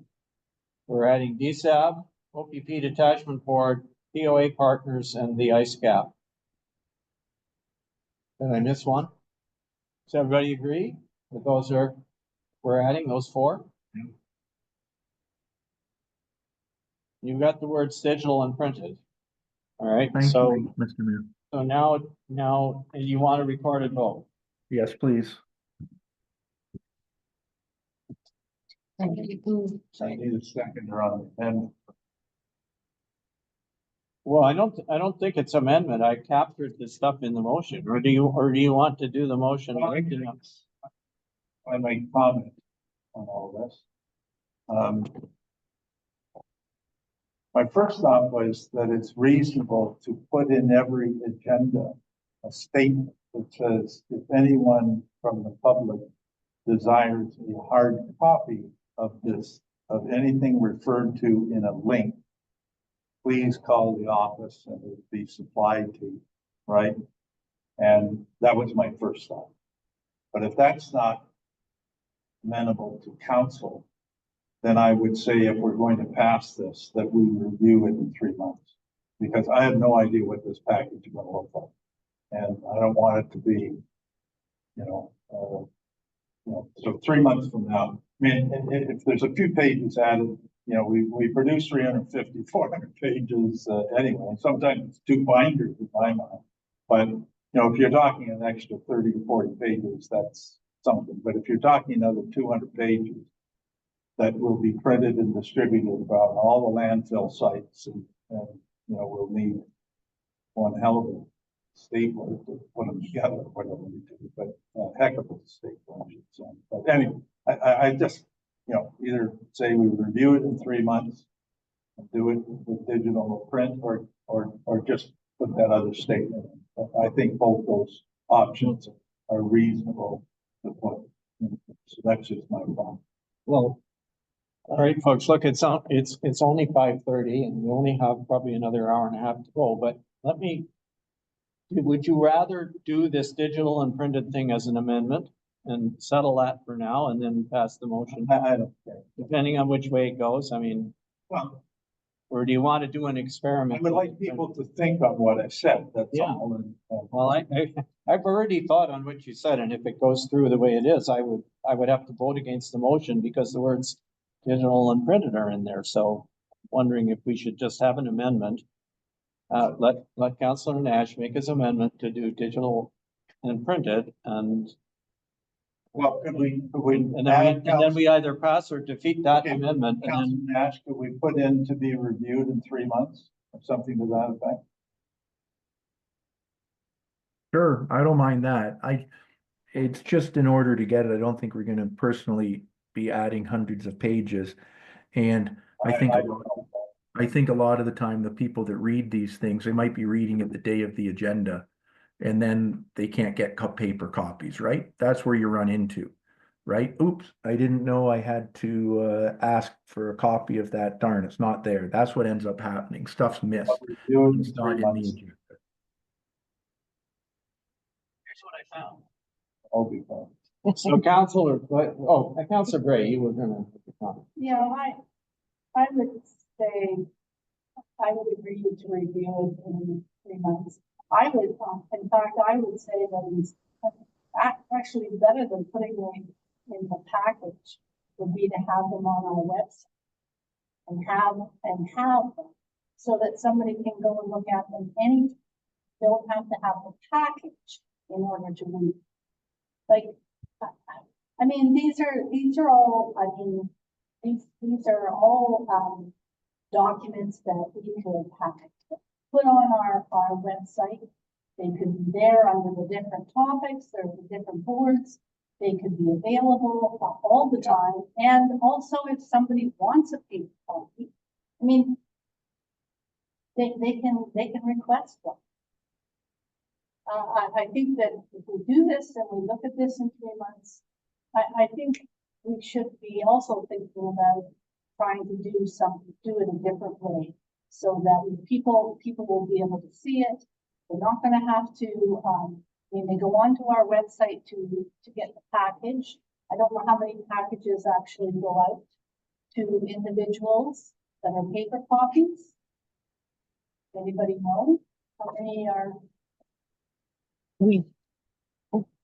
Yes, The clerk knows. sorry, through you, Mr. Mayor. There are, it's up to the discretion of staff. Heavier agendas, I try to only print out 3 extra copies. This month was 4 extra copies. I did forget to stop by the mailbox this morning to see if either of the copies were picked up from across the street. And are there months that are heavier, times when people will pick up a copy, or are they, how are they, like?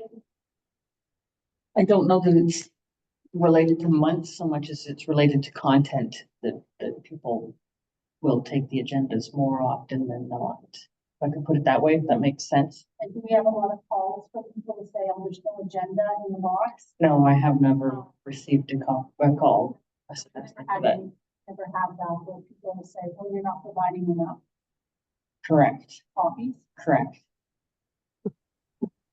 Are all the copies being taken from all the spots? Oh, and that's, I do believe it's rare. We usually send 2 up to Alds, and I believe only 1 person takes them from there, so that's an extra one that doesn't get collected. And then the one out here, like I said, I forgot to check to see if anybody had picked them up this month. Last month, only one of 2 were picked up.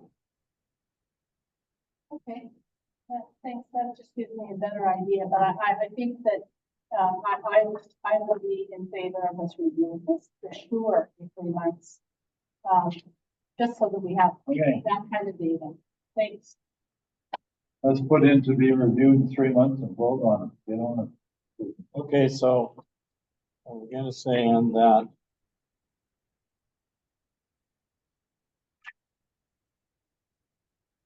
council review this practice in 3 months? Or what you want?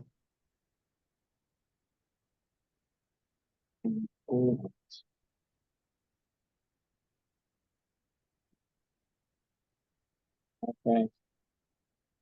So we have what we have in addition to what's already in front of you is this, the, in brackets after council in the last that. Well, the last line, it's actually the first that. There's a whereas, and then that the council of the municipality staff asks staff on a go-forward basis to include those meeting minutes. And there are 4 additional ones that have been mentioned, the DSAB minutes, the OPP detached report minutes, the POA partners minutes, and the ISCAP minutes. And, after agenda packages, we've inserted digital and printed, and then we finally, and the council view this practice in 3 months' time. So that's what I have as the motion. Mover and seconder, are you okay with that? I'm okay with that as the mover. Yep. And we call the question then. Do you still want a recorded vote, Councillor Nash? Sure, since I've asked for it, I won't take it away. Thank you, Councillor Nash. Yes. Councillor Woods, Yes. Councillor Bragg, Yes. Councillor Lamb, Yes. Mayor Comrie. Yes. Thank you. That motion is carried. All right. 11.6. This is a Benthic monitoring report. The Council of the Municipality of Whitestone received for information the 2024 Whitestone Environment Report titled Benthic Monitoring and Lake Partner Programs for Lorimer Lake with an update on Lake Washkish and Whitestone Lake. Mover and seconder, please. I can move that, Councillor Nash. Thank you. Councillor Nash, seconded. Anybody? I'll second it, Mr. Mayor, Councillor Wood. Councillor Woods. All right. Any discussion on this one? If I could, through you, Mr. Mayor. Okay. Go ahead, Thank please. you. And it's just bringing up a point that we just spoke to. So this is item 11.6 in our agenda, which would be page 202. But there's nothing here. There's nothing that says that it's there's a Benzik monitoring report available online or anything like that. There's just nothing. 11.6 isn't even noted here. So that's probably because it was a fairly detailed report. And I would say, especially as a member of the Environmental Stewardship Committee, many people would love to know what's happening with this type of testing. Instead of, if you didn't read the agenda, you'd never know it was there. And if you were just flipping through the agenda, there is no 11.6 showing. So this is a perfect example of why I think it's very important that these items are shown in print where possible, being meeting minutes or reports. That's all I really have to say on this item. I think, you know, what's real on that topic of the item, what's really been shown on the testing that we did is our lakes are fairly healthy overall. There hasn't been much change when we've done these reports. They cost quite a bit of money, but it's not showing anything negative. It's not showing too much information that's changing a lot. The Benzik monitoring is looking at the inverts deep down in the lake for anybody on the call or in the audience, if there is anybody that don't know about it. But I don't know going forward personally when it comes to budget time, if we need to do any more lakes. I'll just make that known now. But I do think it's something again that I guess would have been nice if it was actually in the agenda. So thank you. Okay, thank you. Any other comments? We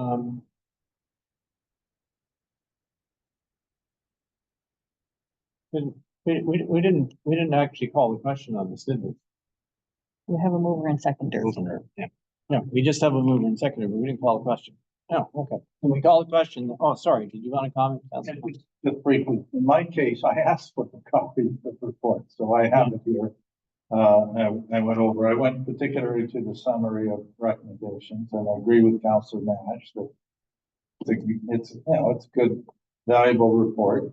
Says we should continue doing a bunch of stuff on Lorimer and Wabash and Whitestone, fencing monitoring, etc. What isn't in here is any cost to do that. So I guess at budget time, we're gonna need what the cost of these programs are. I like to think he did, read that our lakes are in pretty good shape. And we've been testing for a number of years, and this fencing monitoring is, I think, been on for about 5 years, if I'm not mistaken. So we'll see come budget time what the cost of all this is, and whether we continue doing it on the lakes that we've done it, which basically say that we're doing okay, or we expand it to other lakes. So I guess that's a decision council ought to make in the meeting. Thank you, but it is a good report. And I agree with Councilor Nash. There are people in the community, I would think all the people on the environmental committee would be very interested in this. And others in the community might read it if it was in the agenda. Right? So, okay, thank you. Thanks. All those in favor of this, receiving this report? 3 hands up in the Councillor room. Nash, yes. Thank Councillor you. Woods, yes. Thank you. Okay, 11.7 is a resolution from the Whitestone Environmental Stewardship Committee regarding terms of reference. That Council of the Municipality of Whitestone received for information the proposed revised Whitestone Environmental Stewardship Committee terms of reference dated July 2024. And that the Council of the Municipality of Whitestone approves the Whitestone Environmental Stewardship Committee terms of reference as revised. Is there a mover and seconder for this? I You're can make that moving? motion. Yep. All right, Councilor Nash moves. Who's seconding? I'll second, Mr. Mayor, Councillor Woods. All right, it's on the floor for discussion. Any question or comments? And Mr. Mayor, I can speak to this item. As you'll see by the motion, this was brought back in July at the WESC, or the Stewardship Committee. And basically all attendants at the meeting, which we had quorum for, went through the terms of reference. I'm just going to highlight a few things. We noticed that we call ourselves WESC a lot, but you know, in the terms of reference, it notes Environment Stewardship Committee. So we just wanted to add the words WESC. The second update was simply updating when it was updated, being July 2024. And then going through it, we noticed a few items, like item number 3, it said task force. So we took that word out. We added some items in under item number 4. That the vice chair and chair to be selected by committee or upon resignation of a position. We had a little turmoil in the committee, just with positions changing and people leaving and people being added. So we thought that was important just to update. We wanted to note a couple more duties. For example, that the chair was to prepare the agenda and solicit agenda items from members. Duties of the vice chair, that in the absence of the chair, or if the chair is unable to perform their duties, that the vice chair can step in. And then the duties of the recording secretary, assist in the teleconferencing, video conferencing facilities when made available. And we also updated just meeting frequency and time commitments and the meeting types. So we made updates, items 5, 6, and 7, we kind of added. We spoke about it being audio, video conferencing instead of teleconferencing. And that basically that in some cases it will be video or teleconferencing, but we aren't going to have it like a Zoom meeting being recorded, that everything gets posted. That's just for the members, basically. If people want to attend, they're able to, but it's not going to be posted online. And then the last one was just, we want to try and get as many members out as we can, as often as we can. So we added, members are encouraged to attend meetings to the best of their abilities. Basically, that's there to kind of say, hey, we'd like everybody to attend the best that we can to try to ensure we get quorum. I know it's a bad time of year, but for example, just at the last meeting, we weren't able to get quorum because there were several people away. So that's why we kind of put that in there. So these are just easy things, but it was voted on by all the members. Every member that wanted to was able to put in any updates into this.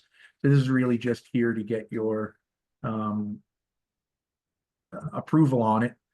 So it can be changed from the color coded one here, and it can get reposted on the website. So hopefully I've answered all the questions that may have come up from it. So thank you. Okay, thank you. Anything from any other council member about these? Look fine to me. All right, can we call the question then to receive these and approve these terms of reference? Okay, we have 3 hands up here. I assume you're okay with it, Councilor. Councillor Nash, yes, sorry, I muted. Councillor Woods, you're in favor? Yes. Okay, thank you. And 11.8, which is the last business item, I guess, is a response to a council resolution from our planners, MHBC. So I'm looking for this motion that Council of the Municipality of Whitestone received for information the memorandum from MHBC Planning Consultants dated November 27th, 2024 in regard to an amended proposal for the official plan review and comprehensive zoning bylaw update. That letter is in your package. Mover and seconder, please. And Councillor Lamb is moving. Anyone seconding? I'll second, Mr. Mayor, Councillor Woods. Woods, seconds. Any discussion?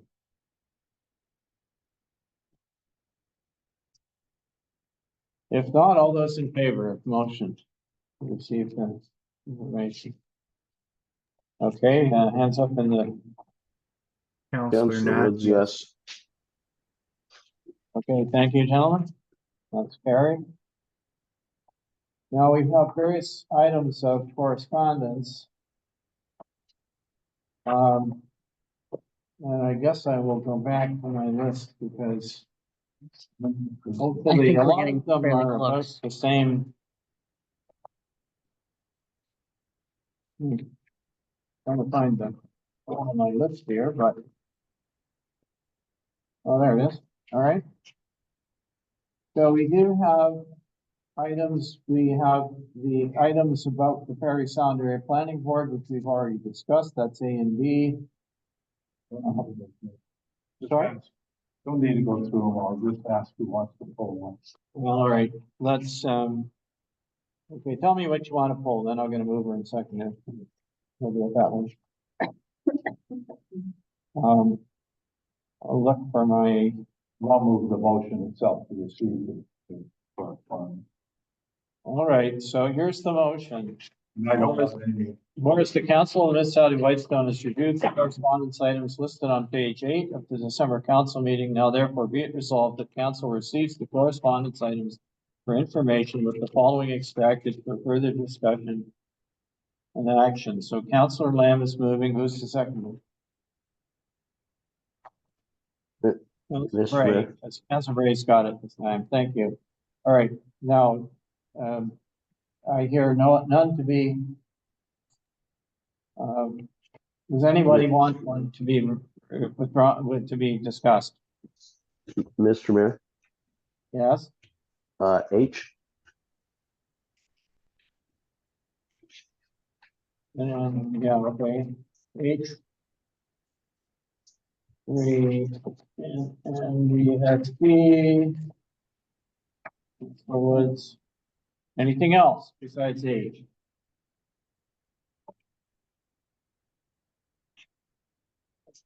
Okay,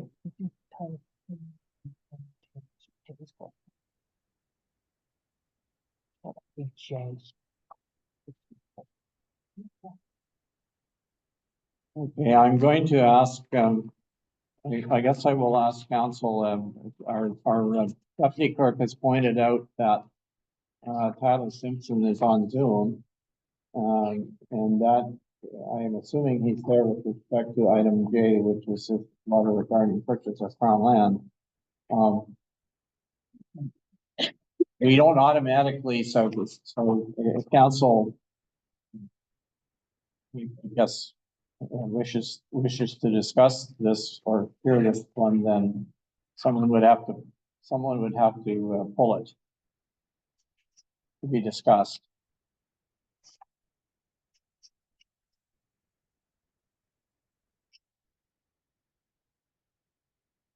I'm hearing nothing, so unfortunately, I think it is not going to be discussed, and I apologize to Mr. Simpson for waiting all this time, but it's not an automatic that you get to speak to these things. The correspondence. Okay, so Councillor Woods, the Near North District School Board item. Mr. Mayor, sorry, I was trying to take myself off mute there.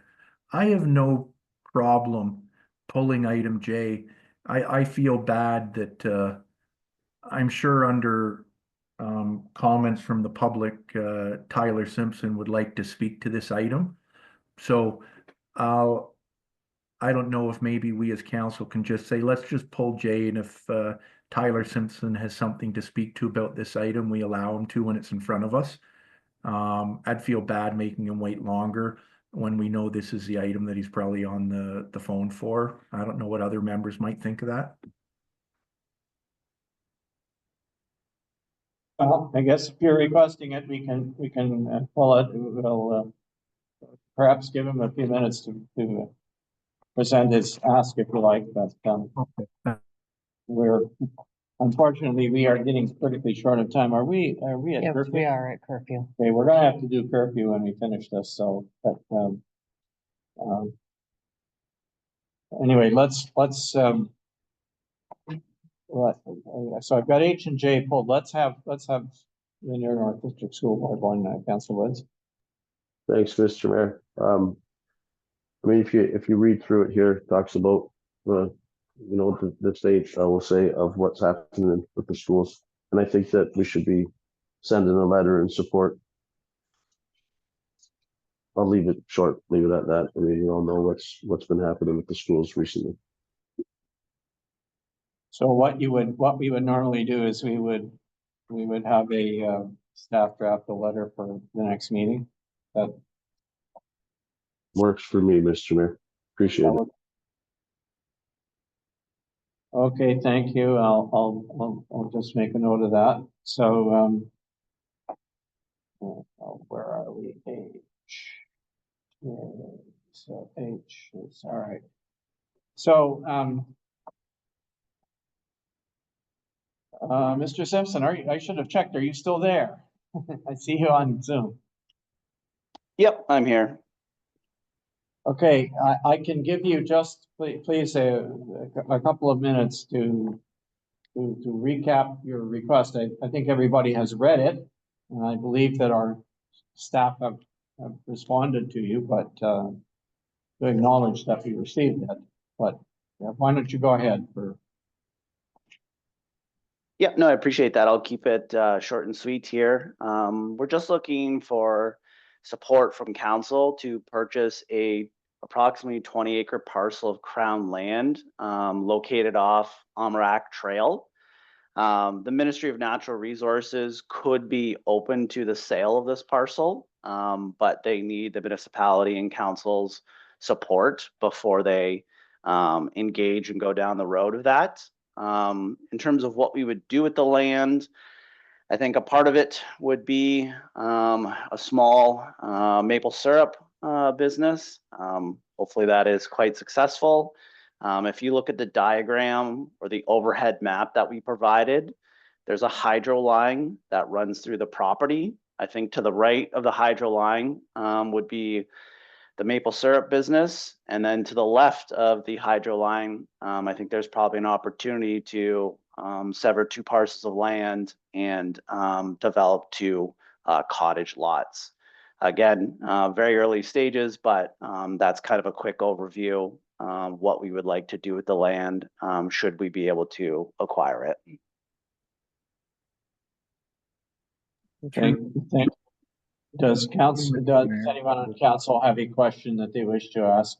Mr. Yeah, a Simpson? couple questions if I could, Mr. Mayor, on it. Thank you. So, Tyler, when I read this, so you're looking to purchase this Crown land, not by the municipality owning it, but you taking private ownership of it. Am I correct? Correct. Yes. Yeah. And then you're looking to sever the lot into 2 cottage properties and just have a small portion for sustainable maple syrup on the back, right? If we're allowed to, I think the maple syrup would be the larger portion. I'm just guessing here, but I think that the cottage lots each would be around 3-ish acres. So total of 6 if you get 2, and then about 14 acres for the maple syrup business. Yeah. And no, the reason I was asking that, I noticed in the correspondence that I'm sure you've read it in the response back to one of your family members, I think it might be, where they go that Crown land sales that basically it doesn't happen except to municipalities sometimes. I don't think it would be that you do this and then we're going to support it to be sold for a maple syrup and then it turns into 2 additional lots. When they replied back, they said, however, for certain government initiatives and priorities, the ministry will work with individual communities and municipalities to make Crown land available for social and economic development, right? I don't think that's really in keeping with this idea. It's basically you're telling us as council, you want to buy it, have a little maple syrup business at the back and split 2 lots off it, right? So that's what I just wanted to understand when I was reading it before, but what you said is what I thought it was. At first I was thinking, oh, you're wanting to try and do this and only have a maple syrup production. And I was going to say maybe this is an option you could do for another piece of Crown land that wasn't near the waterfront and more off a beating track and see if the Crown might be open to having a maple sugar bush somewhere like that or a lease on it, if that makes sense. So thank you for listening to me. Yeah, just a quick little comment. I think that the opportunity here is, this piece of land isn't really generating any revenue for the municipality.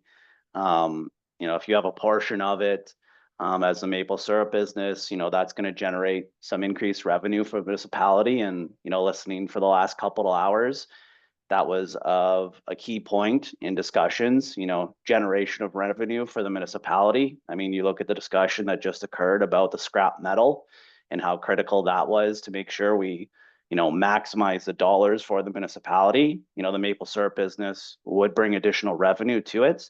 And, can those additional parcels be split off for cottage lots? I don't know. I mean, there's an application process you'd have to go through.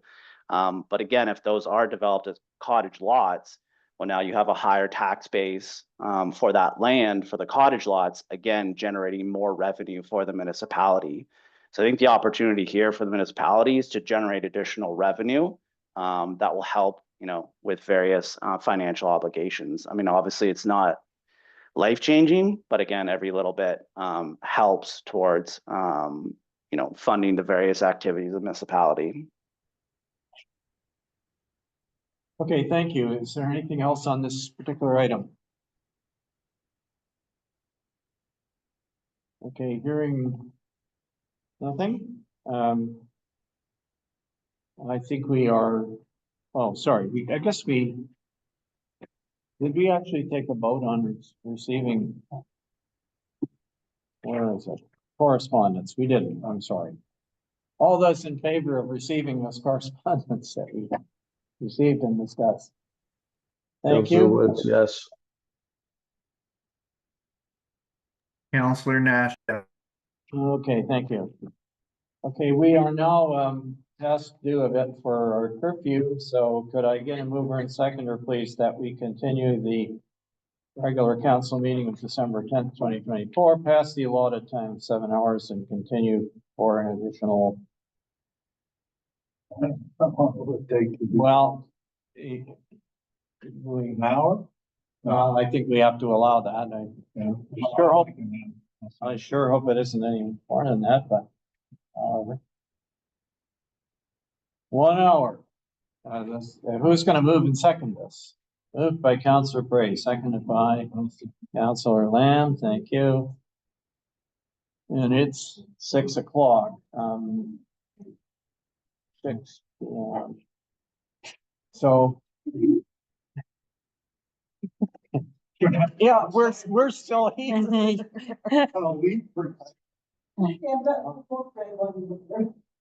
Well, okay, folks, we are, we're We could go take a vote on the. oh, sorry, we didn't take a vote on the curfew, I'm sorry. All those in favor, please indicate. Counselor Nash, yes. Councillor Woods, yes. Okay, thank you. So, the next item that we have is, councilor items. And, well, we have councilor items and questions from the public. Are there any councilor items? Yes, Councilor, what, Councilor Lamb, sorry. Yeah, thank you. Just all up to the. Put this on there. Oh, maybe it is it on?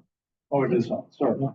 Yeah, 2 or 3 things. First of all, I wanted to thank staff for a great volunteer appreciation night. It was great, it was well organized. You did a great job, and I don't think people realize all the work that goes into it. And actually, Paul is still here, so Paul and Wendy played a major role along with others in the office. I want to thank you. And it was a good evening. I thought George, you did a great job of seeing it. Yeah, thank you. I think a good time was sort of had by all, so very successful. The second thing was I wanted to also compliment the recreation committee and the tree lighting ceremony out here. It was good. We got our tree, and I want to thank Councillor Nash for his part in getting a very inexpensive tree compared to what we would have paid, and our roads department for going down and picking it up and planted and lights on it, whatever. Unfortunately, we had a foot of snow or more, and the roads crew from the province went by, and the banks are so high you can't see the tree. So anyway, maybe as the tree grows, we'll see in the future, or we get less snow. I don't know. So, the only other thing I'd like to report is I did have attend a thrift shop meeting this month. They did decide where they were going to give all the money, and that'll be coming back to council, I'm sure, in January. We should make a note of that, the thrift shop come back. What they do is allocate the money. They did make something in the area of $18,000 again this year. So, again, they did, I don't think they quite made, I think last year they made 19, but anyway, it's in that area, and the people on that committee, of course, do it for free, they're volunteers, and they do a spectacular job. So that will be coming to council, but I wanted to thank them. So, okay, that's all I have. Thank you. Any other announcements by councilors? No? Mr. Mayor, I think breakfast with Santa went on pretty well too. There seemed to be quite a few people and quite a few children. They were great. Even though there were other things going on in the area, which did mean that they didn't think to have as many people as they thought. Yes, I mean, I was tempted to comment on that a bit, too. Breakfast at Santa, which was on the Saturday, was actually not as well attended, and I think part of it was weather, and part of it was the fact that there was an activity that a lot of kids in the school participate in, and it was in Prairie Sound, but it happened to be at the same time. Yeah. There was also on the Sunday afternoon in here, there was a thing called that we refer to loosely as the Secret Santa shopper. And what happens is that youngsters are able to come, and there are some gifts here that they can get that have been donated for the most part, that they can that they can give to their relatives. And there's some of them are quite young kids, and they come and they pick something out that they want to give to their siblings or their parents or grandparents or whatever.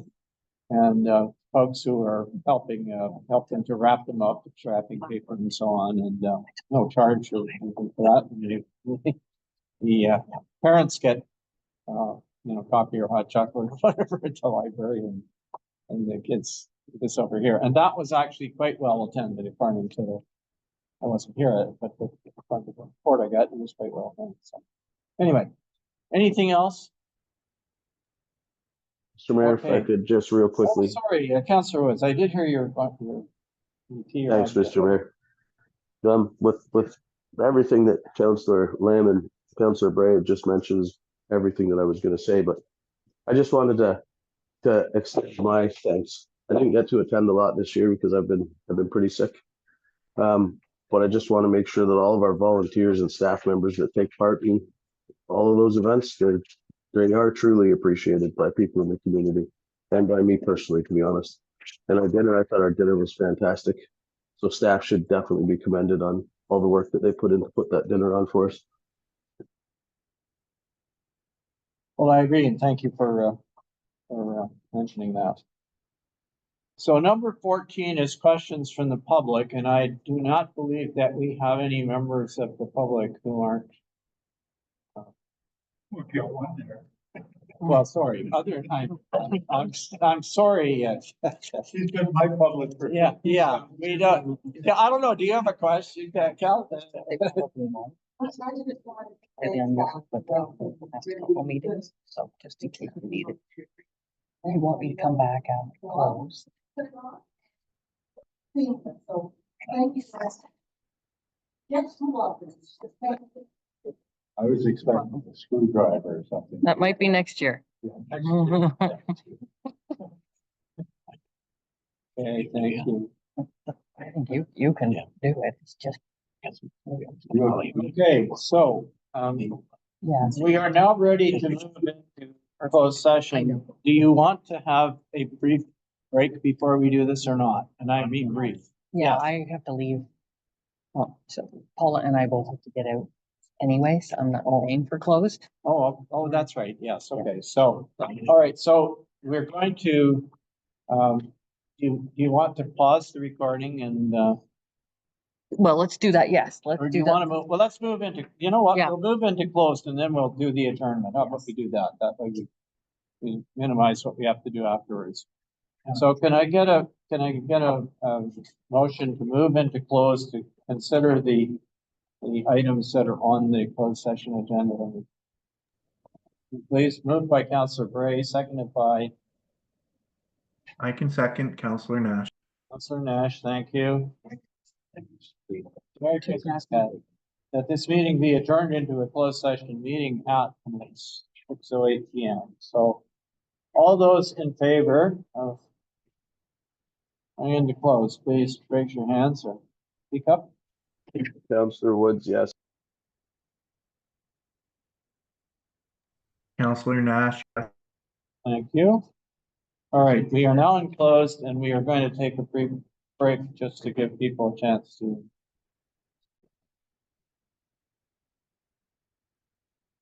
So matters arising from the closed session. 15.1, mover and seconder, please. The Council of the Municipality of Whitestone hereby approves the regular closed session council meeting of Tuesday, November 19th, 2024. I can move that, Councillor Nash. Thank you, Councillor Nash. Seconded. Oh, I saw Councillor Lamb's hand up. Okay, so we'll take that. All those in favor, please indicate. Counselor Thank you. Woods, yes. Councillor Nash, Councillor Nash? All right, thank you. That's carried. That the council of the this is 15.2. That the council of the municipality of Whitestone receives for information the memorandum of CAO Clerk Henry dated December 10th, 2024. And that the council of the municipality of Whitestone receives for information the cybersecurity report from Dan Hildebrand, Microsoft certified systems engineer and systems analyst level 4 network architect, systems and security specialist at MyTech Information Technology. That's his company. So could I get a mover and seconder for that, please? Councillor Bray moves. I can Seconded by second. Councillor, Councillor Nash. Thank you very much. All those in favor of receiving this report? Counselor Woods, yes. Councillor Nash, yes. Thank you. Okay. So, this is the human resources matter by law enforcement, and I'm going to I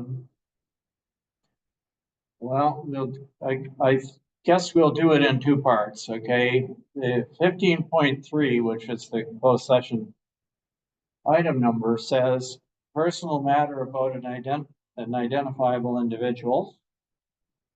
We need a mover and seconder that the council of the municipality of Whitestone receives for information the memorandum of CAO Clerk Henry dated December 10th, 2024. I can make that motion, Councillor Nash. Thank you. Seconded by? Standing up because I'm getting a cramp in my leg here. Councillor Lamb is seconding. Thank you very much. All those in favor of receiving the report? Counselor Woods, yes. Councillor Nash, yes. Thank you. That's carried unanimously. And then we will pick up item 10.3 from the main open agenda. Need a mover and seconder that bylaw number 68-2024, being a bylaw to authorize the execution of an agreement for a bylaw enforcement officer for the corporation of the municipality of Whitestone, and to appoint a bylaw enforcement officer for the corporation of the municipality of Whitestone, and to repeal bylaw number 10-2022 is hereby passed this 10th day of December 2024. And we actually earlier on in the open session moved, Councillor Nash moved that motion and Councillor Bray seconded it. So it is, and then we suspended discussion until after. So are you prepared to allow your? Sure. I am Councillor Mayor Comrie. What's that? I am Mayor Comrie, willing to. Okay, fine, thank you. So we have a mover and seconder. All those in favor of this appointment, please indicate. Councillor Nash, yes. Thank you. Counselor Woods, yes. Thank you very much, gentlemen. That's carried.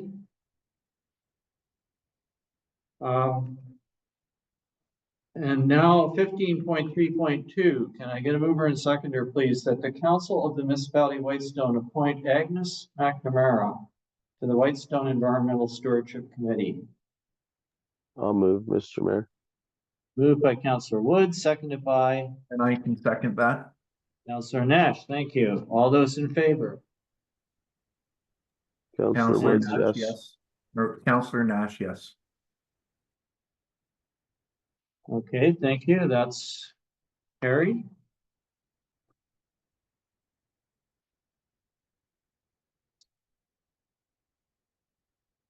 Good news is I'm running out of papers here. Number 16, confirmatory bylaw. Mover and seconder that bylaw number 70-2024 being the confirmatory bylaw for the regular council meeting of the municipality of Whitestone on December 10th, 2024 is hereby enacted as passed this 10th day of December 2024. Just gonna move that one. Councillor Lamb moves, seconded by Councillor Bray. All those in favor? Councillor Woods, yes. Counselor Nash, yes. Thank you. That's carried.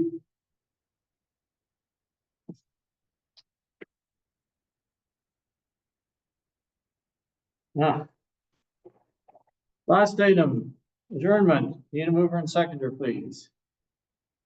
I'll move, Mr. Mayor, Councillor Woods.